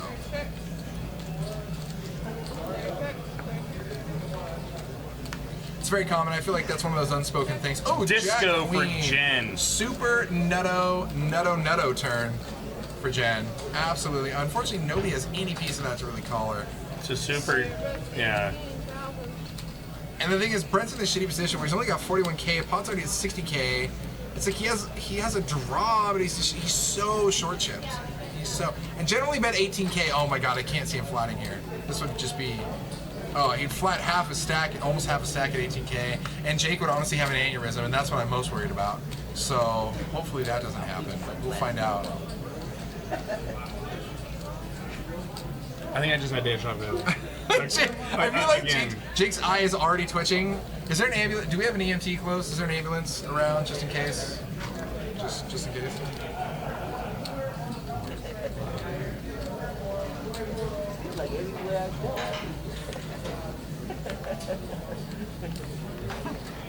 Thanks for the water, guys. Oh, you had my jack. Jim shows the nuts. Yeah, the stone cold nutskis. And that just kind of goes along with the overall image she has of like, okay, she always has it. Like Gay Corpse was saying, like that's just like that's her image. Like, oh yeah, she has it. She has it. She always has it. Which is funny because I don't even know if she knows that that's her image. I think she's honestly like almost so self-humbling that she probably doesn't think that her image is like, oh yeah, she always has it. You know, she's like, I don't know, I might have it. You know what I mean? Suited aces. Likewise. All right, he's out of there. Josh checking out. Over the short stack, Brent, I'm thinking if he has any sort of decent cards, he just needs to get it in. He knows he's going to get called by Jen no matter what. If you got two cards like, bigger no than matter 8. what. Like, no matter what, you're going to get called. You have to. Thank you. I don't care what you have. And Jen, don't look. And Jen, it's so nasty. Oh my God, can Jen really fold? I mean, she can't fold here. No, you don't look. She can't. You can't. I mean, she's getting 3-1 on her money for like an insta small limp, and it's like when I see it played nothing with that stack size, with those stack sizes, it's like I don't look. It's like a 0.5%. I mean, please don't look. Please don't look. She did look, and that's why she's thinking about it. I wish she didn't look. Just don't look. Jeez. Oh my God. I know. I mean, like, I get it, but it still pains us all. I know. Like, I know. And honestly, if she like anything other than deuce, if she had like 6 highs, she would have called. You know, I mean, like, You know, that's why you just, how much is it? And you flip a couple chips in, and then you okay, 1, and then there's 2, and like exactly. Sometimes you wake up with a monster. See, and that's the funny thing where it's like, if it was like a home game where you don't have to table your cards, I honestly am like, I haven't looked, just flip your cards and let's do it dramatically at the end. Let's like, okay, 1 card, now what do I need to beat you? Yeah, like, let's right. just like, let's have some fun with it, you know?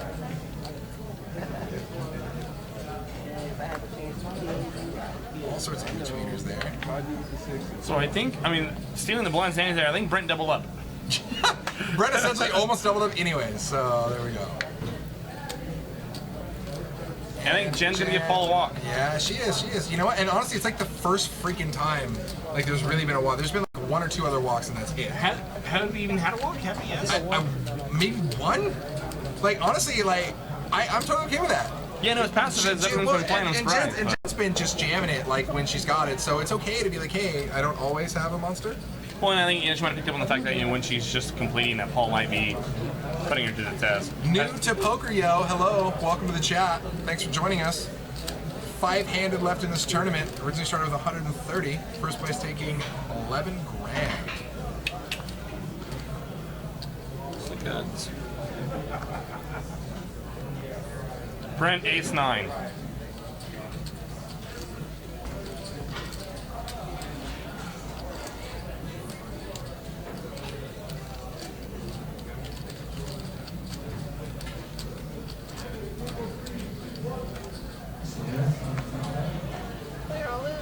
There we go. Get it in. There we Get go. it in, Brent. All in for 61K. God, it's like. And Paul's dominated. This is so gross. I know. It's like Paul's been in so many like just jacked up spots where he's able to get away from him. Finally, he's like, dude, is everybody gonna give Brent a walk this entire time?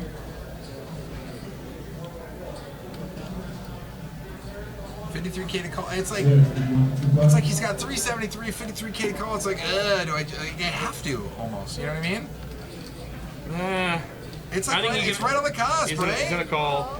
It's right on the cusp. I think you actually can fold there. No, I know. It's like a coin flip on if he calls or folds there. And yeah, he's super dominated right now. I think Paul just opened for 2 live cards. Unfortunately, instead of the king. Boom, queen, deuce. No love. Not gonna help. Still looking for the king. He's one of the 2 remaining kings. There's already 1 dead one. And no heart, actually, so still gonna need that king.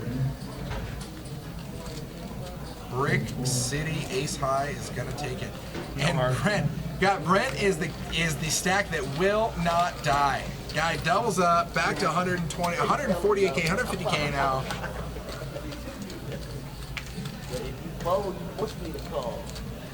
And the beat goes on. Brent, like, hashtag persistence, man. Like, I will not go silently into the night. And now he's back up to 9 bigs. I mean, guys, he started this entire final table with 71K, and he's gone this far, and he's got barely double that right now. Yeah, I know. Like, I love it. I respect it. He was a super short I totally stack. respect it. It was damn near triple up. 140K, a little over double. Yeah, I don't know why she pulled earlier. It's okay. That does not make sense. Gone. Nobody's got nothing here.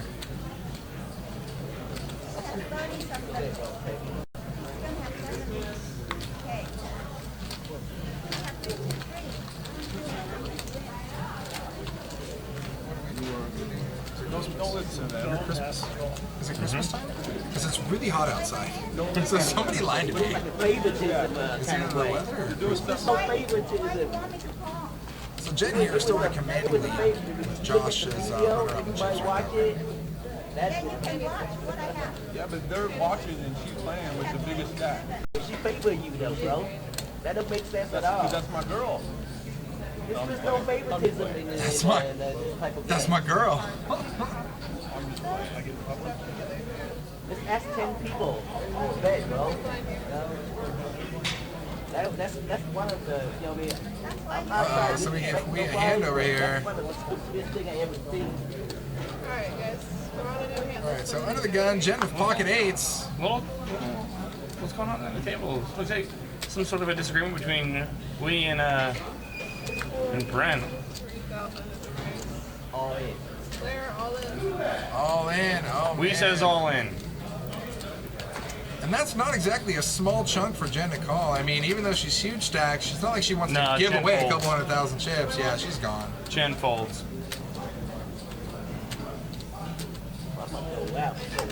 Wow.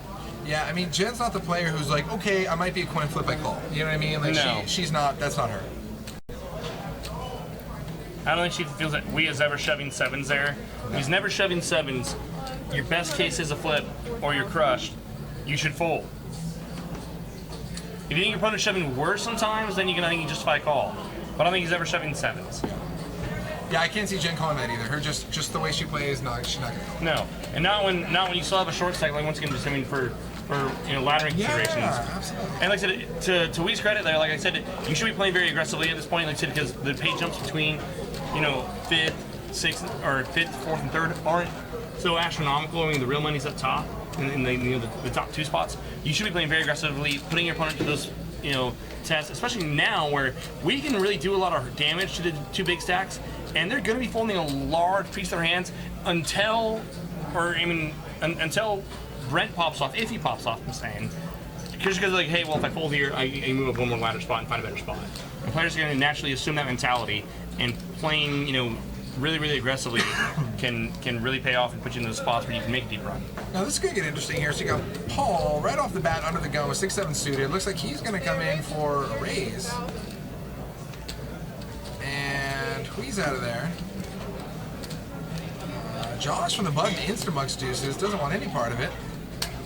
And he's going to take it down. Wow. There you go. Josh says, I will not be set hunting tonight. Here we go. 5-handed. Paul opened up his entire range from every position, knowing that these players are playing snug, and they're going to be trying to fall their way up the money ladder. 6-7 suited under the gun.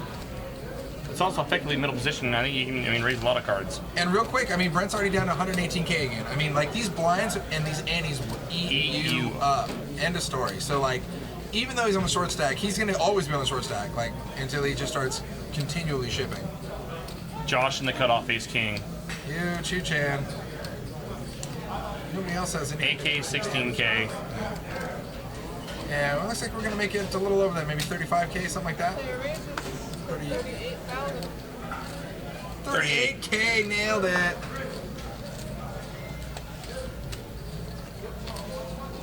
Shows the ace king.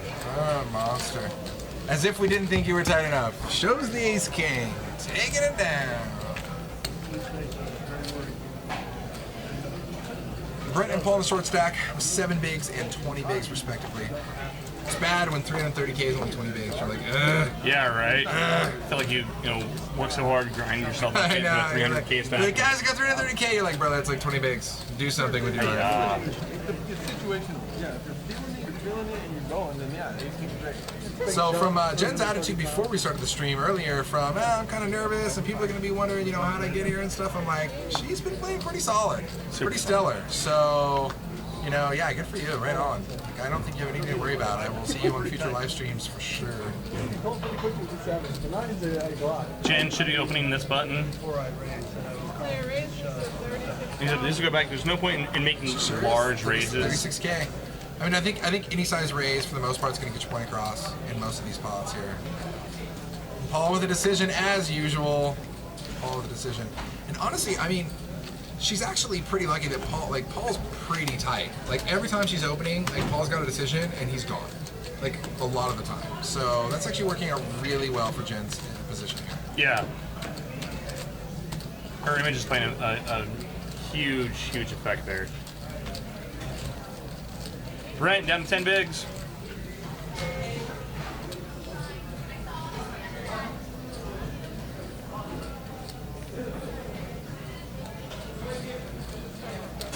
It only gives him, he's got less than 4 orbits. He's got 3 orbits before he's completely blinded off.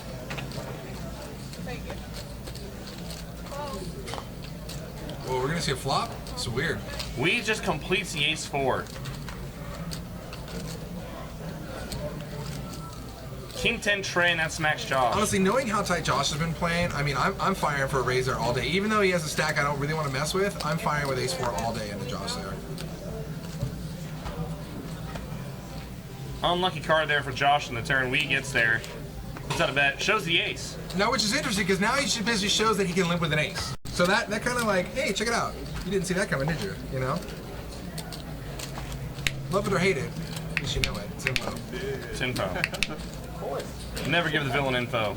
Dun, dun, dun. Brent in the big one.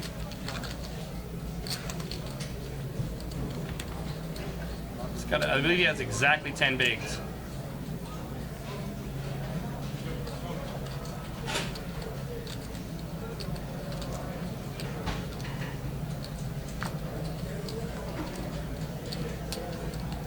Jen. Good old Jen. King Jack right here under the gun. She's just gonna call. I don't like it. Don't like it. Would have popped it. Still okay with it. Jen's never limping really strong here. She actually really hasn't limped super strong once, like this entire thing. Wee's gonna make it 37K to go, and Jen just gives away a blind for no reason. I mean, I'm not saying you love it or hate it, but she can afford it. I mean, like right now. But if you do that a lot, you can't afford it. I mean, you're limping for 1 big line. A guy's raising to a little over 2 big lines. Now, I mean, it doesn't matter what you're already in for. She folded for 1 big blind. If you were able to put 1 big blind in pre, that's the thing. It wasn't a sizable raise for 1.5 big blinds or 2.5 big blinds or whatever. Yeah, I mean, it was barely over 2. Yeah, 37K. I mean, it's a little over 2 big lines. Yeah. It's 2.3 big lines. So you limp for 1. It costs you another 1 big blind to call. If your hand's worth 1 big blind before, it's still worth 1 big blind to you. And He just gives it I away. just love some of these comments. Like, why are they showing Paul M's the #2 jetpack salesman of series? She has Queen Jack 40 times. Like 40 times. It's like, wow. Now here we go. Jen Limp. Oh no, I'm sorry. Jen's in the blind. I'm gonna apologize. Paul opens with 36K. King Jack. Josh is gonna flat sevens. And Brent has been super tight. I can't see Brent making deuces his all-in moment. I mean, you know, I wouldn't be surprised, but I just can't see it with the way he's been playing everything else. And you can't set hunt with 28K when you got 84K. Then again, I don't know what He's getting about even money. Josh is getting about even money, about 10 to 1 on his money with sevens there. Brent can't. You're right. Brent cannot set mine with deuces. Yeah, I mean, it's a shove or fold scenario. There's no in between here. Knit Poker. Paul M. Yes, I do agree. I think he is a very good player, and no, he's not local. He's out of the Bay Area. This is his first time at Stones, doing very well. I was talking to him late on day 1, and think we might be able to actually get him back up here for some cash games, possibly on the live stream. Poor guy. He had to drive up from the Bay Area not only yesterday and today. Oh, rough. Two-dayer. First world problem, man. Heads up now, tell me, do you really want to love me forever? Oh. No help on that flop. Ace 4-8. 2 diamonds. 7 still in the lead. Did you just call that a builder? I might have. Jack on the turn. Boom. It's going to give Paul a beastie advantage here. Paul probably feels that Josh would not have checked back in H because of how he plays. That also means that he can't get called by a worse hand if he leads here. So he's going to check it over to Josh and let Josh hang himself. True Metal Man, it was a 350 buy-in. 40K guarantee. So they just hit right over the guarantee, or right at the guarantee, I think at 100. Just over, actually. 1 or 2 the price pool shows that at 39.50, but mind you, we also have we give away a 350 seat to the next month's Sunday tournament. I think it was like right at the cutoff. Yeah. Right at the cutoff. We were like literally like one player. Yeah. Giving away a 350 seat. So the player that wins tonight also receive a $350 seat into next month's last Sunday tournament. So as you said, Paul looks like flatted there. Check calls, and he's gonna get Josh the way to hang himself. Boom, and that's a showdown. Jack good. Like I said, I mean that's gonna go back to extracting value, and like if Josh was gonna take the hand away, even though I said it's kind of I seem like it's contradicting. It would have been on the flop where if you think that you can get your opponent to fold better, you think that Paul might fold a pair of 10s, pair of jacks, or with the ace on board, then you can bet. Once a jack comes off on the turn and he checks again, same thing. Once you think you can get him to fold 10s, 8s, or 9s, he's not going away either. But Paul, if he leads now, once he makes the best hand, and if he knows he has the best hand on the turn, if he leads there, he's just going to get all the worst hands to fold, and none of the better hands are going to call. Or I mean, only better going to call on the worst folds. So you're better off, checking and giving your opponent the opportunity to bluff. You can check, call, and be ahead. You rarely can ever lead there and be ahead unless your opponent specifically and only also hit the jack. That's worse. You get queen, jack, or jack 10. You're only getting value from those 2 worst hands. Much better off check calling there as Paul did. Only way he gets value out of the hand.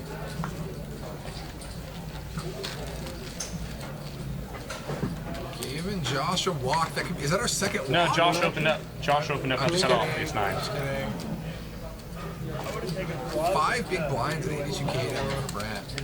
And everybody else chipped up solid. 406 right there, and then Jen's chipped. Everyone's taking down some pots. Yeah, except for our short stack over there, ready to double up time. And Justin sticking his nose in here. What's this guy doing? He's not in the tournament.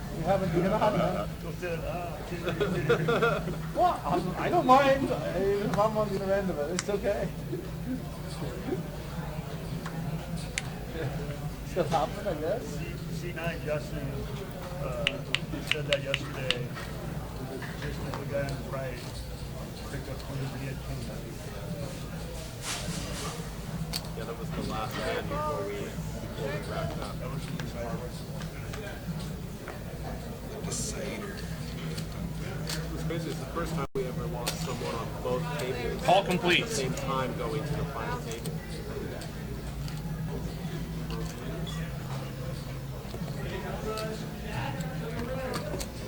And Paul's got a bluff catcher, and he's looking to catch himself a bluff. Until we got there. Yeah, of course we. And now we checks back. Boom, boom, check, check. Remember, he's still with the best. The problem here for Paul is that in game 3, I should never be checking back the turn without some showdown value, which he did have. So now Paul can no longer catch bluffs here and get him off worse. Paul's ace high is actually good more often, probably when we goes bet that. Although if he does go bet that, Paul at that point I'll give him credit for some sort of hand trying to extract value and then folds.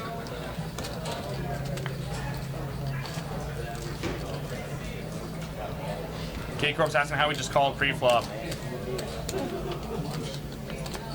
Maybe he thinks that we's a little steamed. He seems to be kind of talking a lot, muttering a little bit over there. I'm not sure about what. I think he's playing fine, or he's doing fine, I should say. We can see some all-in action here. We got Brent over here, our short stack, under the gun with King Jack. Swear to God, Brent. Insta-ship, dude. Swear to God, Brent. Insta-ship. We're six-handed, Brent. Guys, insta-ship, or I'm going to send Jake over there, and you don't, because Jake will punch you, but his beard will punch you too, and you don't want that. There we go. Grab the chips. Good return, Dan. I got to win, and you're coming no worse than third next Saturday. That's great. All right, whatever it is. Yep, still King Jack, Brent. He's got to check it at least once or twice more before he ships it. Relax. We've seen this. Oh God. He's going to flat call, and Jake needs some Pepto-Bismol because he it feels ill. All right, and Jen over here. Well, Jen's going to put him in anyways. Honestly, the funny thing is this. The funny thing is this. If Brett ships it right off the bat, Jen probably insta-folds. But instead, because he limped, Jen's raising and going to put him to the decision anyways. I'm really curious to see Jen. I mean, isolating Brent with ace-6, I would have just folded. What, if you're Jen? No. If you're Jen. Okay. Well, because now it's funny because now we're gonna see. I mean, Josh. I'm not surprised Josh fold 6s there. Not surprised. But Brent. Brent still got his cards. I'm like, you did not insta fold. So the funny thing is, I mean, you gotta know that Jen's gonna call. You gotta know that you're gonna ship it all in. And if you flat this, I'm just gonna cry. Like 5, 6 right now. 4 like a different. Look at your side. Bring the whole production here. So we'll look at it 2 more times. God, I want to take the over so bad.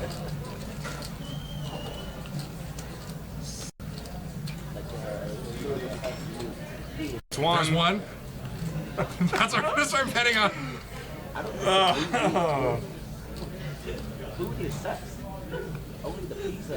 There's 2. There's 2. I wanted to take 3. the over. 3. Can we get a third? Can we get a third squeeze? Oh, definitely a third squeeze. If he puts his hands up the cards, good line. They're coming back on, right? 2 over under. Right? Are you with chat? Bookmaker Justin over here. Come on, one more time. One more time. It's got to be over. I wanted the over. I really wanted the over. Should have done 2.5. Oh, he flatted. Oh my God! I'm sorry. I shouldn't be laughing. But Suited Aces even said $10 says he flats. Oh man. Good times. And then he's shoving it anyways. Snap I mean, together. what are you gonna do?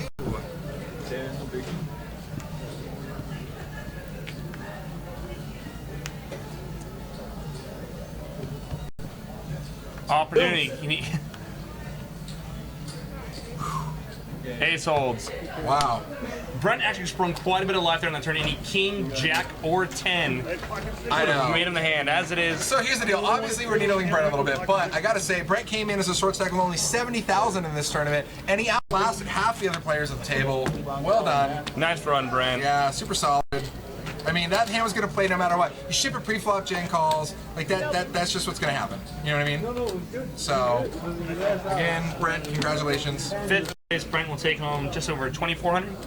2,800? 2,800. 2,800, or just right at 2,800. So now the jumps get a little hefty. So now the next jump is going to go up to 3,600 for 4th, followed by 4,800 for 3rd. Now here's the beauty about finishing third. You fade the taxman. You fade the taxman. Taxes is anything under 5 or 6? Anything over 5. Oh, plus the buy-in. Any profit of over 5K. Okay, gotcha. So So 53.50 or under, you're good. Yeah. What if I told them I fired 10 bullets? That's not profit, right? That does matter. Okay, it does. It's whatever. Any profit. So I fired 3,500 in buy-ins. So you gotta let me get away with the rest. There are the Chris Hinchcliffs of the world. He fired 5 bullets on Saturday at 10K. Oh yeah, why not? Yeah. Look at our stack sizes there. Solid. Paul's actually the short stack at about 400K. We're 8K, 16K with a 2K ante. About 5 minutes left in the level. Four-handed. So I mean, Jen has a solid chip advantage, but if any one of these guys doubles up, especially through Jen, like it's game on. You know what I mean? Like she has a chip advantage, but it's not like she has a crushing end-all be-all chip advantage. You know, 703K, but then you got 381, 400, and 409. I mean, it's everybody else is tied. You know. If any one of these guys snaps each other, they're right up there. They outstack Jen. I would want third or first in this. Wow. Second place, you got to pay taxes, but you're losing value. And then you gotta. It sucks.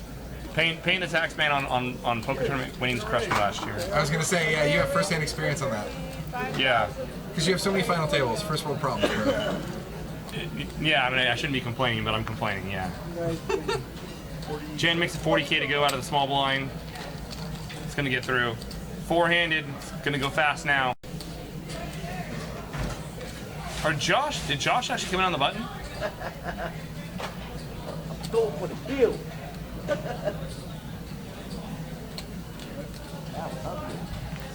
Josh limped the button. He's going to call. Jen raise, he's going to call, and boom, 7-7 queen, no help to anybody here. Jen still with the best hand. That Josh, damn it. Check. Josh now picks up a diamond draw, can also rep the ace. Jen picks up a gut shot. I can't believe Jen doesn't Josh, rep that. if you're going to take away the pot, now's the street to do it. He has to. Checks back through. Chop it up. And now Jen's notorious for checking a lot and then firing on the river. I've seen her do this a few times here. Calling for chops is bad, but I think he's gonna do it. He's gonna do it. Yeah, he is. Call for the tie. Yeah. Jen was ahead until the river. Josh could have fired flop. I mean, you're not ripping a whole lot on Queen 7-7 other than maybe trying that you get value. I mean, thin value after Queen, but then again, you know what worse is going to call you after she checks. Knit Poker.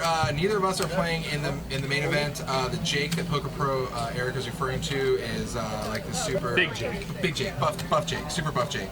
He looks like a Mark Wahlberg, 8 Mark Wahlberg. Yeah, like that kind of Jake. Right. That's a lot of Jake. That's massive Jake. I built that Josh in position after Jen checks twice. Definitely should have been betting turn, especially when you pick up the flush draw equity. Yeah, you know, I want to say like, but then again, like, you know what? You can get her to fold worse. You can get her to fold any. For sure, but I feel like she's been playing so strong. She's been playing so strong. So like at the end of the day, I'm just like, you know, whatever, man. You want to take her down and just not care once, whatever. You're a chip leader, like do what you want. I'm sorry, but like whatever. Kick rocks. Kick rocks. Go for blood. Get kill. Murder. Jack high is no showdown value. You can get her to fold any all her king high hands, any smaller pair. I think you definitely should have been betting turn there. Phil Helmuth, welcome to the chat. Option raises to 36,000. There we go. So Paul limps in the small, and Hui raises with Jake's favorite hand, that Jack 10. Science, math, monster. Paul's gonna complete. I don't love it. Boom, King 5 deuce, no help to anybody. 10 Jack high, still the best. And Paul's gonna be checking out here, I'd imagine.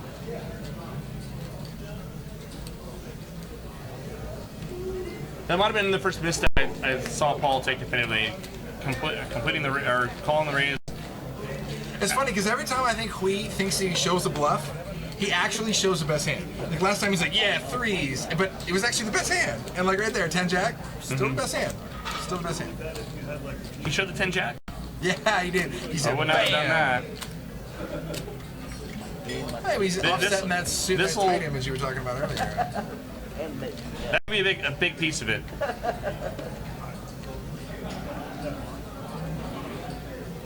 Four-handed, 8K, 16K. Gate about a Corp's minute can't take left it when level. people show up. They're like, how, why, All right, Jen over here with ace 10, under the gun, 16K to call. It's a monster four-handed. Oh yeah, she's giving that look like, I got all the chips, I got the cards, bring it. Force your opponents to wake up with real hands. Boom, what's that, a solid, yeah, 56K. It's a big open. Solid open. Paul from the button, what are you thinking about here? You thinking about getting a little spunky? Paul might be looking at her sizing, thinking that she just wants folds here. Just gonna think better of it. Josh. Boom, toast. Pocket jack. Good. I guess looks like we're gonna get one more hand, and then you're gonna be on 10-minute break. You guys all want to come back early? We can We'll be going on break right after this hand. We are four-handed still. Every player is guaranteed just under $3,600 for their efforts. There are 4 left out of 130 runners. This will be our last hand before break. And we all know what happens in the last hand before break. Shit goes down. But don't worry, because if it doesn't, actually during break, me and Jake are going to go over. We're going to set up the deck, so it's going to be great. You guys are going to love it. We'll stack it. You guys are going to love it. Come back. How is this ace? How's this set over set over set in the flop? That's so crazy.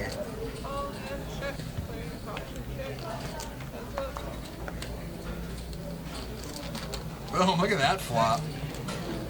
Jen, fire it, do it, Jen. There you go. Blind versus blind violence. B on B violence. Easy fold. If Josh will ever fold a better king, it's a good bet. Yeah. Otherwise, lost value. All right, and that's our last hand. We're going on break, guys. 10 minutes, and we're going to close this thing out. Let's do it. We're going to bring in the heavy hitter dealer.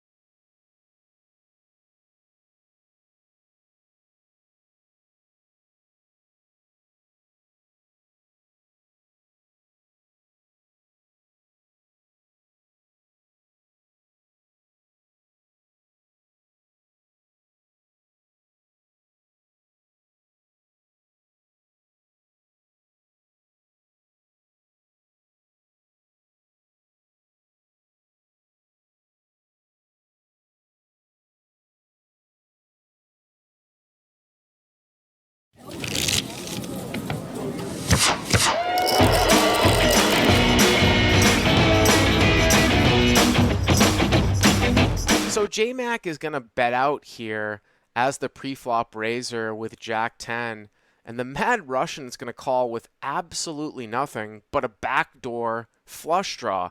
He only has ace 3 of diamonds, and for some reason that's going to bring in seat 9 with a backdoor club draw. He's going to call 2 with ace 6. Unbelievable turn here as both J-Mac and the Mad Russian pick up flush draws, and J-Mac checks it over to the Mad Russian that's going to bet with the nut diamond draw. You know, J-Mac probably thinks the Mad Russian might have a hand like Queen Jack, Kings up, something like that. So he's just going to check call with his pair, straight draw, and flush draw. The river is incredible. The 7 of diamonds, both players make backdoor flushes. And for J-Mac, he's got to think he has the best hand. It's almost impossible for the Mad Russian to have a higher backdoor flush than him. I mean, he blocks Queen Jack. He blocks 10x of diamonds. Unless the Mad Russian specifically has a hand like ace 5 of diamonds, Queen 8 of diamonds, something like that, J-Mac's got to think he has the best hand here, and I don't blame him. He's going to check raise all in. It's all about hand reading. He probably thinks the Mad Russian has a hand like Queen Jack, or he slow played a set, something like that. But can you believe it? If you're in the Mad Russian spot, you make the backdoor nuts, and this guy just check raised you all in on the river. There's no greater feeling in poker than when you are facing a bet all in front of you and you hold the absolute nuts.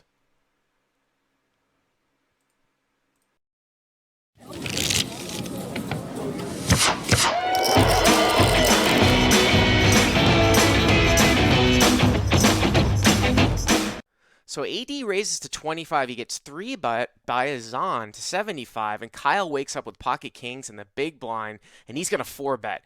He puts the hammer down. He makes it 3-10. Now, normally you would think pocket fours would get out of the way, but AD is not going anywhere, and that's also going to bring in Azan with pocket jacks from behind. So quickly, we have a huge pot pre-flop of $935. We get a ragged board, but it's not the worst flop for AD. He's flopped an open-ended straight draw. Of course, Kyle's going to continue to bet out here with pocket kings, and AD says, you know what, I'm just going with it. That makes it a really, really easy laydown from Azan from behind, and Kyle's not going to fold kings in a 4-bet pot. He gets it all in. AD after raising, he's not going to fold, and Kyle needs to dodge an 8, a 4, or a 3, and right away the 8 comes on the turn. Unbelievable, and pocket fours goes on to win a huge, huge pot. Check out Stones Live every Monday and Wednesday at 7 p.m. Pacific time over at twitch.tv/Stones Live Poker, and check out the Hydra $100,000 guarantee from May 20th to May 29th over at the Stones Gambling Hall.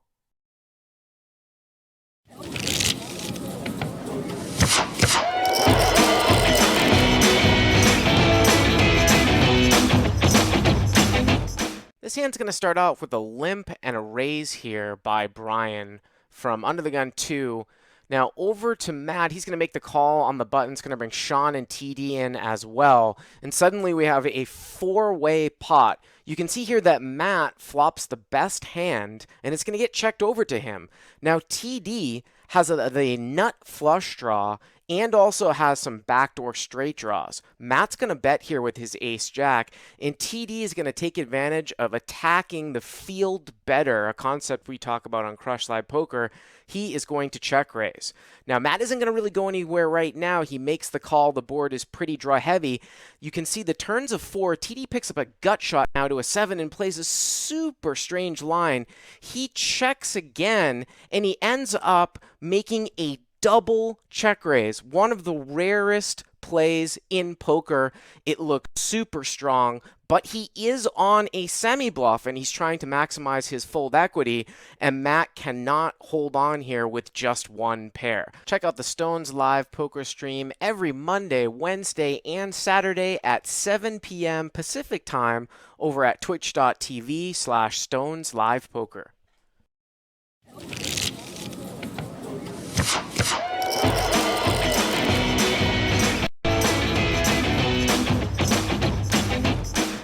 Welcome to another Stones Hand of the Week here in a 1-3 game. Candace is going to raise this one up with ace-queen pre-flop.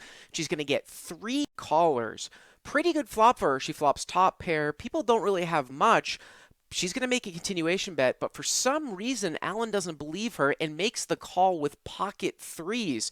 Turns a great card. She now has aces up, and she's going to continue to fire, but for some reason, Alan is going to make probably what is the wrong read here with about 450 behind.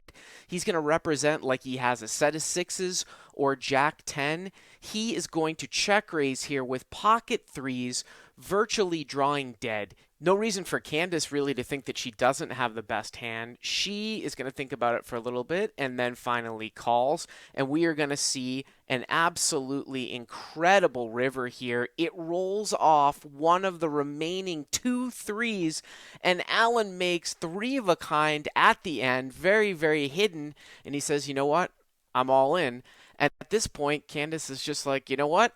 I call and she sees the bad news. Very, very unlucky for her. And look at the table. They can't believe it. What a horrendous bad beat. You can watch Stones live every Monday, Wednesday, and Saturday night at 7 p.m. Pacific time over at twitch.tv/StonesLivePoker.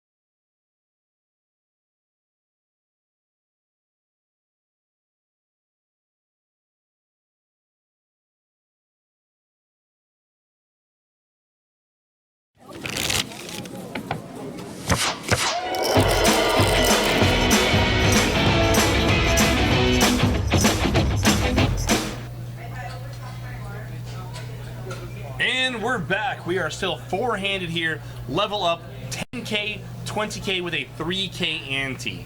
Average stack is just over 487K.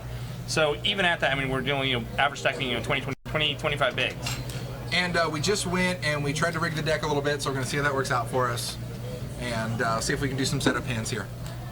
We want blood. We want blood. There will be blood. 42K in each pot, just blinds and antes.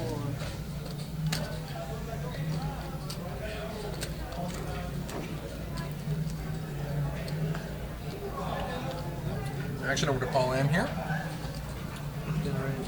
Josh on the button. Ace 10, what did he open to there? Raised to 44K. Slightly over double the big blind here. Big blind at 20. Sorry.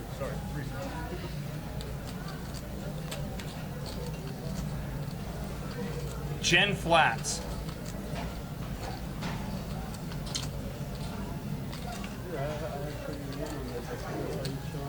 Paul may be thinking if he wants to get crafty, although I really don't think he does want to get crafty. It's one of those situations where it's like 120K, another 24K to get into it, another, it's like you don't really want to, obviously, because your hand's garbage.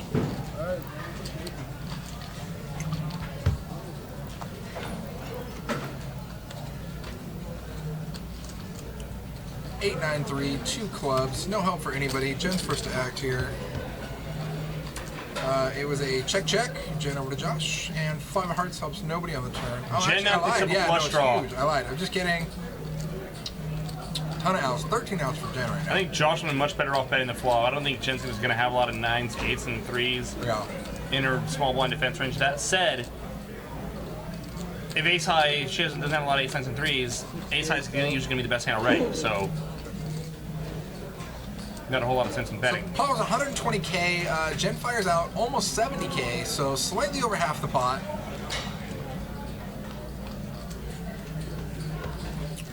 And Josh is going to get out of there. Jen's going to take this one down. M. Blackheart, welcome to the chat. Got Octavio there in the box. He's been known to end a player or two. Here's the stacks. 316, 336, 453, and 846 respectively. Jen with the lion's share. Yeah, for sure. But again, it's like she's got the lion's share, but she's 100% tied with anybody who doubles up somebody else. Anybody busts and gives their chips to the other person, it's game on.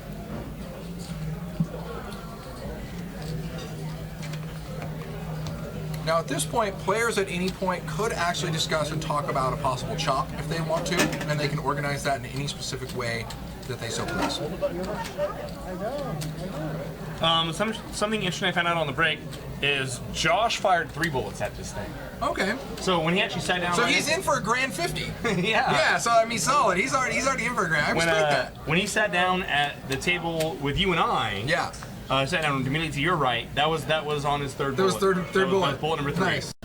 It's weird because I swear I thought I'd played with him at an earlier table, but I'm like, maybe You probably did. Maybe That we was just. one of those Are we individual moving bullets. tables together for 350 a pop or what? I mean, I don't.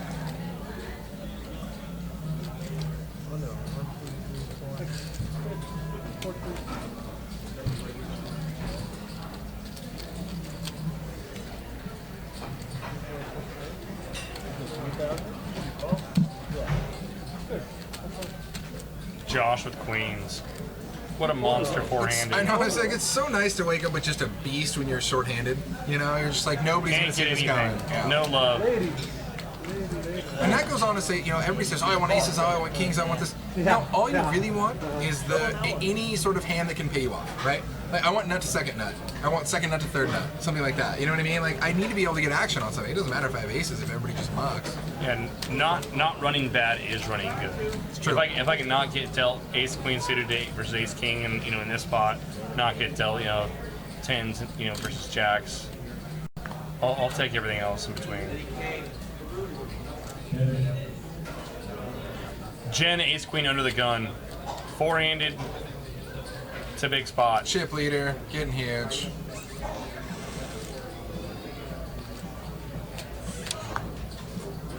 Raise is 75,000.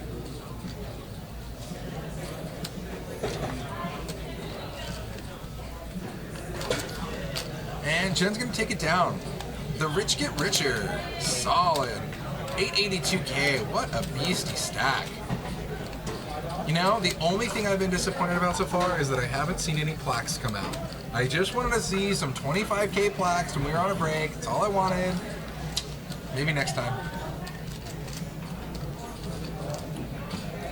I guess I don't know. Maybe there's not quite enough chips in play to put them out. I have 25K plaques, right? 4 for 100. Maybe. You get a few. Just for nostalgia, just give me one. All I need is one. Depending on field size, I mean this is one like this field just surpassed the guarantee. Yeah. Some of our larger fields we've had, just some of the final tables I made in this event. Well, the Hydra for sure just had a bunch. Well, no, just in this last Sunday's event, some of the final tables I made back-to-back final tables at the end of last year, I believe it was. Jen's picking up her heater. Sorry, she's picking up Ace King in the big right after the bat. Right after the end of the gun, now she's picking up Ace King. Yeah, we brought plaques out for both of those. Yeah. But And like player dependent. Hui here is going to raise it to 45K on the button. And 25K more to Jen here. It looks like she's definitely reaching for some raising yellow chips. And we're going to see what happens. Looks like she's stacking out like maybe 70K or something like that. No, at least. More than that. Maybe 100K? You're going to hear that he's going to be on her mic.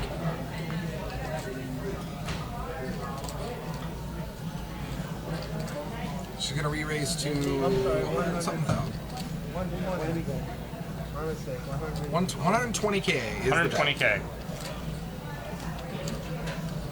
And Hui's going to make the Hui's gonna make the call, wow. Well, he is in position. He's got some fun connectors. He's definitely got 2 live ones. We're going to see how this goes down. 75K more. Everybody misses, but Jen's not in love with that flop, especially since she's forced to act. And I think she knows that this is one of those pots where she's deep enough to where she's not just going to like check it down. I think she's going to definitely continuation bet here, which you're seeing. We is just over pot size bet left behind him. If Jen c-bets here, she cannot fold to a jam. She can't. And honestly, that's pretty light on the c-bet. I mean, she raised it to 120K pre-flop. The c-bet, I don't even know if it's 120K. I think it's probably... A lot of players oftentimes will back up their bets on the flop relative to the size of their pre-flop raise.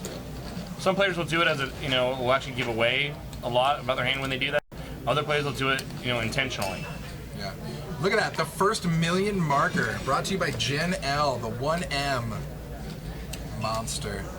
One monster is what it stands for. So many chips. One monster. You can see our cleanup crew in the back. That guy, I'm pretty sure, just like lives here because he is here every time I'm here, all the time. Super nice guy. Always picking up stuff.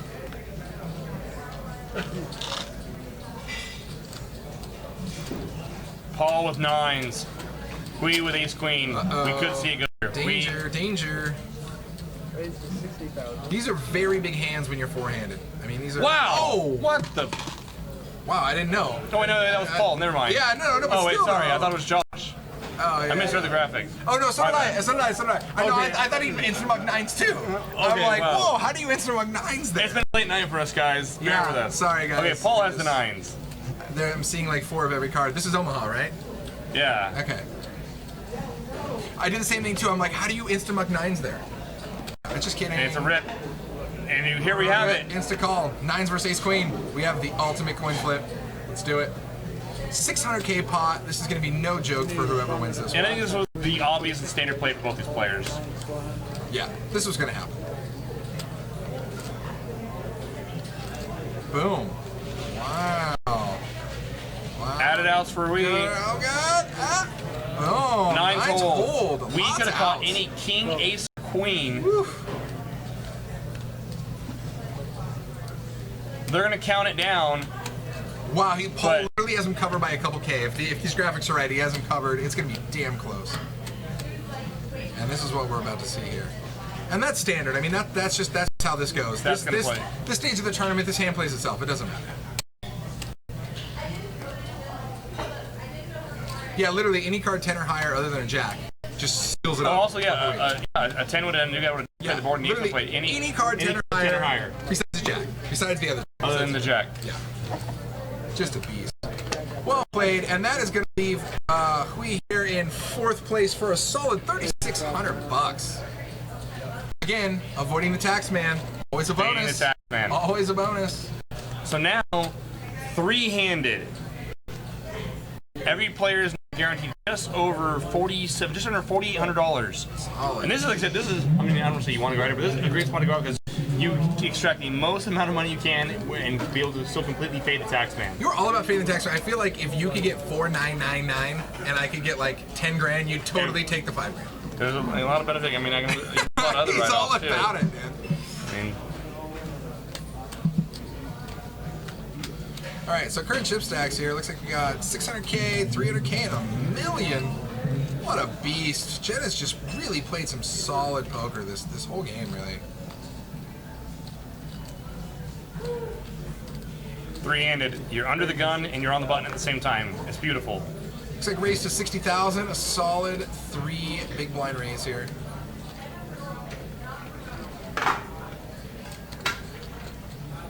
Queen 10 definitely stands to be a favorite ahead of 2 random cards. Especially 3-handed. I mean, Paul gonna let go of the 10-7 of diamonds. done. The rich get richer. Even that giant stack of black and like a couple pinks is just the freaking big blind. Mm-hmm. You're like, here you go, just move this big stack over here.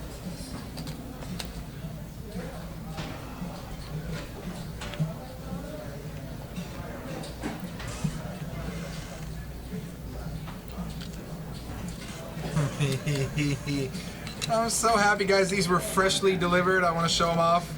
Stones plaques. Here they are. Here they are. They're so pretty.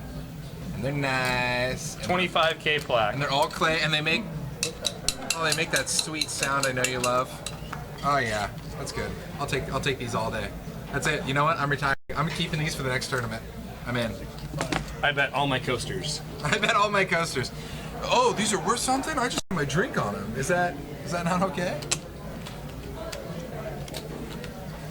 Josh makes it 45K to go out of the small blind.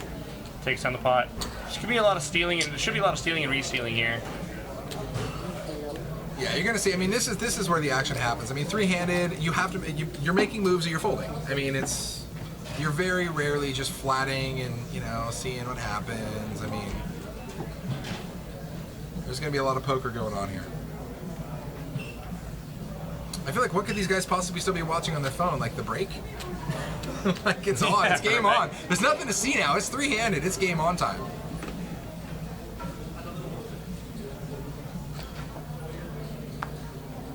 Jan's gonna complete. Paul checks his auction. He's got her dominated. Boom. Octocrab versus Ace 8-6. Bink. Oh, the 6 was already ahead. Now it's super ahead. Jen does have the only club in the hand. Jen's like, I got runner. I'm kidding. Shows a 6. And that's going to make A-Corps actually just wince that anybody's showing anything, for sure.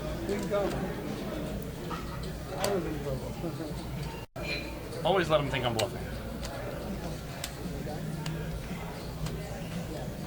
Phil at home says that people must look at their phones once every 10 minutes.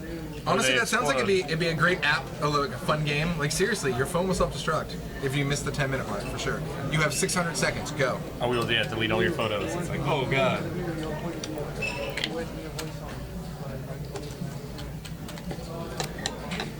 Just gonna play with these coasters. Jen with an ace on the button. Three-handed. Josh, otherwise known as Dr. Drew. 40K to call. He's already in for 20 in the big. Josh does not look like he wants to fold. Jen made a big open there. 60K. You just don't need to open up that large. 3x the big? No? No, not 3x, not ever. Hey, look, there's me. Look, hey, not ever. So, guys, you were wondering what we do on our break, and you would think we're just drinking in the parking lot, but really, all we do is what you see Jake doing there. He walks over on his break and just watches the same action live. So that's, now you have it. That's what happens. You guys wonder what you do on your break? We just go over and we stand at the table live. I think you'll see me doing it too here shortly. Angry Pollock is still alive. What are you doing? You should be sleeping. Don't you have to sleep? Just avoid the text, man. Bernie would do that. You're the worst. I gotta come in first tonight and no worse than third, like next Saturday. Paul picking up jacks. Paul limps in. Veronica needs to start drinking some more of that mom juice she was toting about, otherwise known as wine. Boxed, bottled, canned, doesn't matter.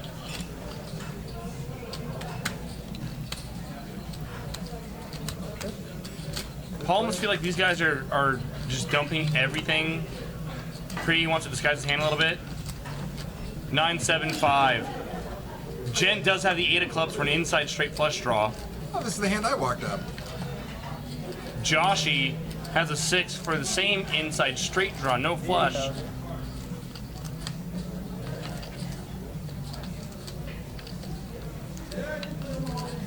Paul can call down. That is 80,000. 6 of clubs, please. God, we're all such gluttons for punishment. It's like, do it. Oh, doesn't matter. There's no action there anymore.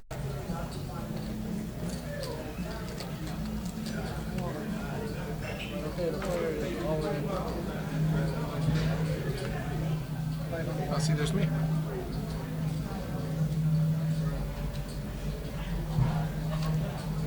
Paul shoved. Oh yeah, no, he was taking it. Wow. Paul shoved all in with jacks, no club. See, now you can needle me for doing the same exact thing you were doing. Hey, look at me getting in the way of everybody. Hey, look at me, hey. No big deal. We go watch people play poker on our break from watching people play poker. Super sick. Where is Stones? Wow, if Veronica only knew where she's ever been. Oh, Veronica.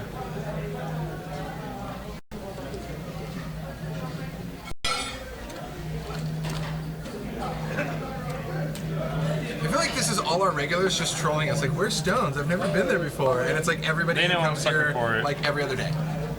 Josh shoves an ace. Ships it. With 5. Easy money. Take it down.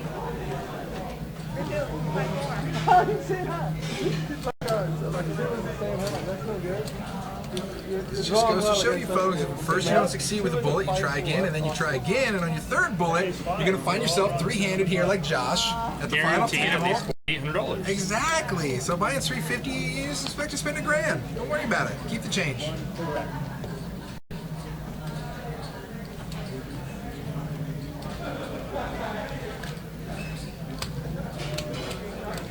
Josh, 8 queen, Paul's got deuces. This could be it. Oh no. Are deuces gonna hold it? We're gonna find out. This could get funky. Paul in the small blind here. 10K more to call with deuces. We might be eyeing some stack size over there. Josh has 15 bigs. I think he definitely announced a raise here. Oh yeah, boom. Paul moves All in on all and a call. Done. Ducky duckies. Deuces never Here we go. Deuces never loses, that's what they say. A big flip.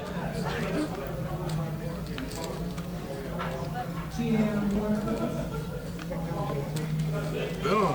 8-9-6 on the flop. No help with ace queen. Another 6. Added outs. That's a lot of outs. Oh, Brick City. Deuces are gonna hold. Ducks will hold. Josh, solid tournament here. Josh is gonna be leaving us with a solid amount of cash here. $4,800 for third place. And 3 bullets later. Fading the Taxman. Fading the Taxman. Jake's ultimate win. Whee! Yes, they got it all in, Veronica. Stones is located in Sacramento, Greater Sacramento area. Diener224. Welcome to our live stream. Look at that, that puts them almost even, about $1,900,000. It's pretty smooth right now. Blinds are still at 10K, 20K with a 3K ante. Ace 6, ace 8, ace 9. I feel like every time there's been an all-in with 2 overs versus the pocket pair, there's always been at least one board pair to make them sweat that they get double board pair and get counterfeited. Like every time. Oh, we might be getting a GA in on this. They might be talking about There might be discussing shop. Once it heads up, There's Colin, our tournament director. Does a great job here at Stones. Colin and Justin both, I'm pretty sure, never sleep. They're like, there's Dracula, they're just here all the time. I don't have the cost of that, but I can turn you to 8,000. So they're being told it's $8,889 for an even chop. That way, when Driver's license, Social Security. Hopefully they say that out loud on camera. if you have your Social Security, that'd be great. And now they're both paying taxes.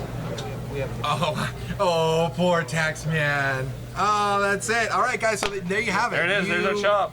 You witnessed the whole thing. Unfortunately, we never got to bust out the tiles, but still solid game, solid poker. A lot of fun. A lot of fun. Not too bad, but I mean, I want to bang my head against the wall a couple times, but I mean, that happens after you've been talking poker for 4 hours. Yeah, well, you've actually been talking it for like 40 years, and you're not even 40 yet, so that's impressive. Yeah, right. Yeah, solid. Gotta do what you gotta do. But all in all, guys, thanks for joining us. Seriously, come down for the last Sunday tournament anytime. Always a riot. You don't actually have to fire 3 bullets to get all the way to the final table. Although it does help. It helps. You can fire 2 like us and then not make it to the final table. Maybe you find yourself in the commentary booth. How does he crack my aces again? Same, Oh my God. Same guy, same spot, same thing. The other. It's okay. You'll have nightmares. Everybody, it's been a blast. Thanks for joining us. Super congrats to the chopping winners there. They played some great cards. They got almost 10 grand. It's rad. Wednesday. No. Wednesday's more poker. 5-10? Sure. All right. I love it. Either way, it's going to be us two. Bring it. We'll see you.